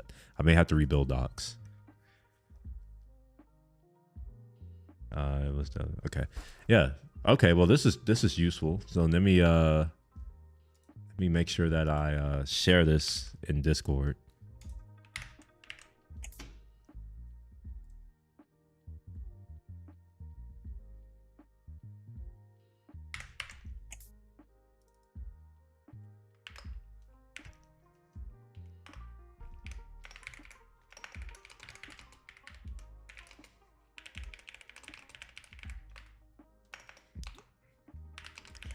All right, here's one other thing that I hate about Discord, and this probably is a big reason why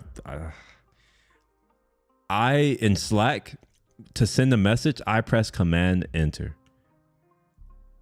For whatever reason, Discord will not give you the option to send a message using Command Enter.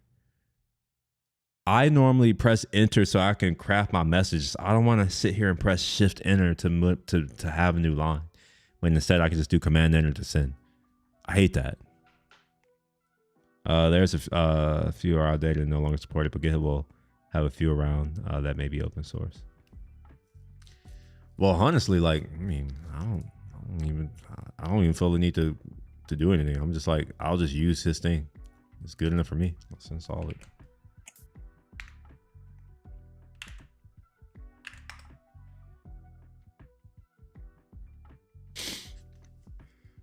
All right, so while that does this thing, we'll move on.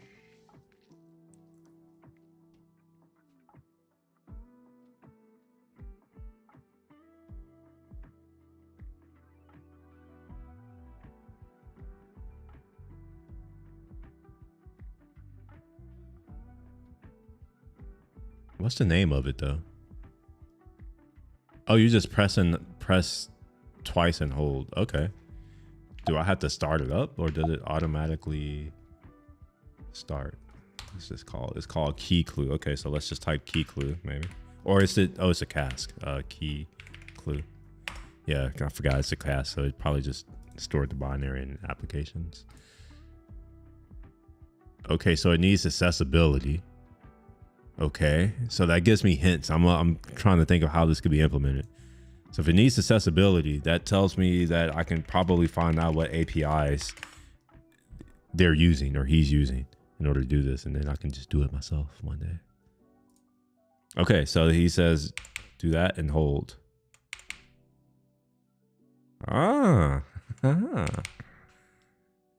So what I would do, my first thing that I would do if I were to contribute to this is I would change the behavior when you double tap command. I wanted to just be a toggle. I just want to be like, do that and show me the thing and then do that to close, or do that and to open it and then escape to close it. I don't want to have to do and hold. That hold is too much of a delay. It seems like this seems like a quarter of a second. Oh wait, that's a little more than a quarter of a second.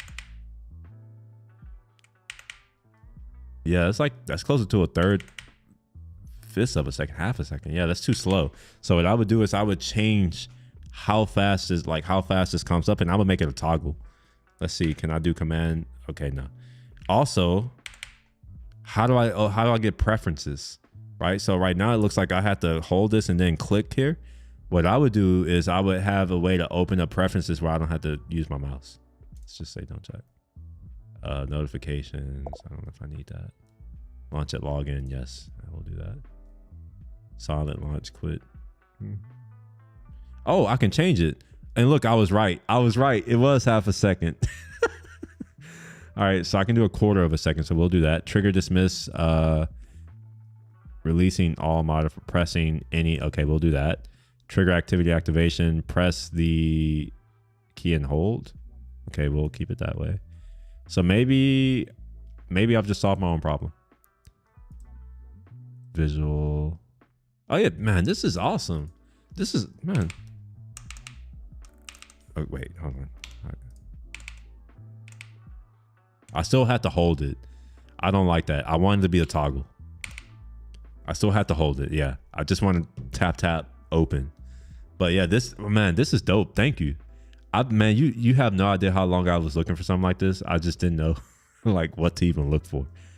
This is legit. Oh my gosh. All right. I'm not even going to lie.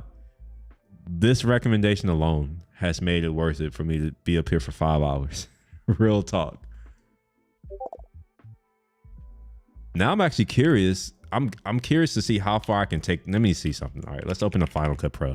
And I'm gonna open up let's open up another tool that also has a very very deep palette of shortcuts. So what I'm curious to see is like if I edit a shortcut, will it also update in their UI, or is it doing like the basic, like a default shortcut type of thing? Okay, so if we do here, okay, it knows that we're in live. Ah, okay. I know how this is working now. I know how this. So in Mac OS, the menu bar has its own API. So it must be going through all of this and just enumerating this and giving it as a list in this form, which I appreciate, because sometimes when you're here, you may have things that are hidden, which may have other things. Yeah, I appreciate this. This is dope. All right, let's see how Final Cut looks. So we're in Final Cut now. Oh yeah. Okay. Oh, and it scrolls. Okay.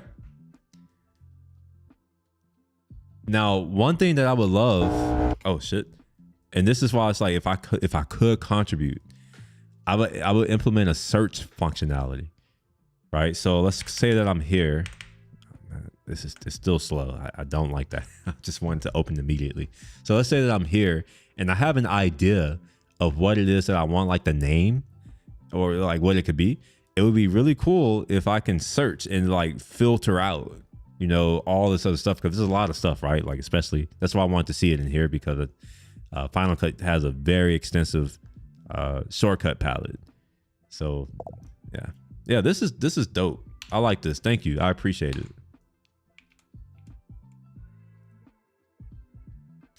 Well, I mean, I'd probably just make an issue, but I mean, I probably won't, because it's not open source. I'm sorry, I'm that person. It's like, if I can't just, no, then I probably wouldn't, but that's okay, right? Even without all of the things that I just said that I would like, this is a great product. It solves my need.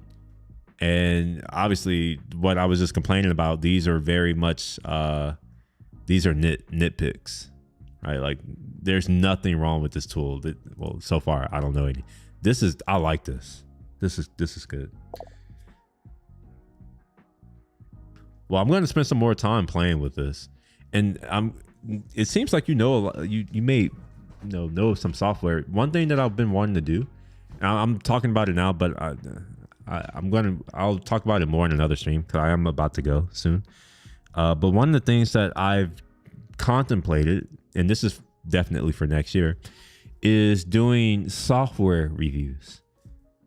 Like, how do I don't have a good way of explaining it without waving my hands at the moment. But I've noticed that there is a shit ton of product reviews for hardware on YouTube.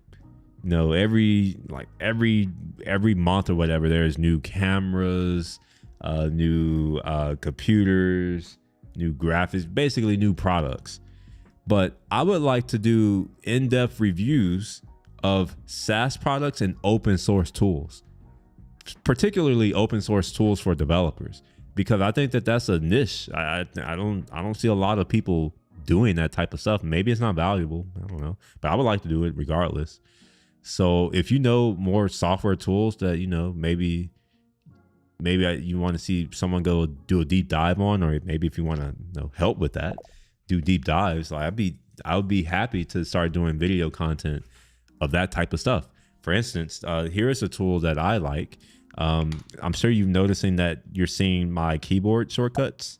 Here, I'll make it. Here, let me do this. See here, these keyboard shortcuts. This is a tool that I'm using to do that. Or let's say that if I wanted to create a GIF, however you say it, I don't know how you say it. But like I can create GIFs, whatever, easily. That's a tool that I'm using to do that. And I have a lot of really interesting tools. Like for instance, Sloth is a really cool one.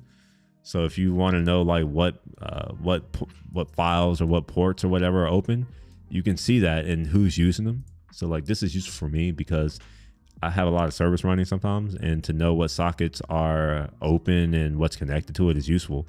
So this tool does that. There's another one called what is it called?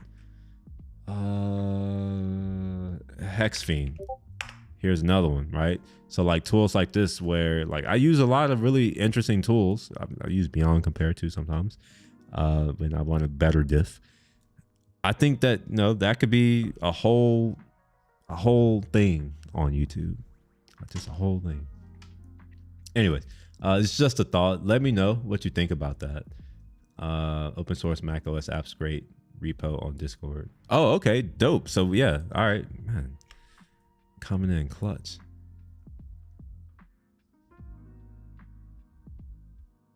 Oh, ChatGPT. So I haven't been using ChatGPT that much, to be real. I have it. Here it is. Wait, do I have ChatGPT? I thought I did. Why isn't it? Huh.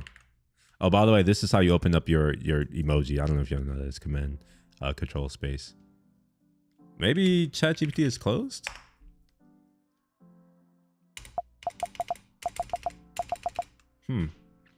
I had this assigned to a key. Okay, yeah, there we go. I was like, yeah, this should just be open. Yeah. So I have ChatGPT, but I don't really use it that much. I should. I pay for it. I pay so much for it. I should probably use it more. All right. Well, yeah, this has been a long one. It's been a long one. I'm going to call it a night because I think my friend Jordan is supposed to be coming here, and he didn't say what time he's coming. So yeah, I want to make sure that I'm well rested. So I'm going to get ready to go. Hopefully you enjoyed today's stream. If you did, like I said, a thumbs up, that does help more than you think. If you want to see more of this stuff, feel free to subscribe, follow, however you see fit. I don't stream on Sundays, so I won't be around tomorrow, but I am off half the day on Monday.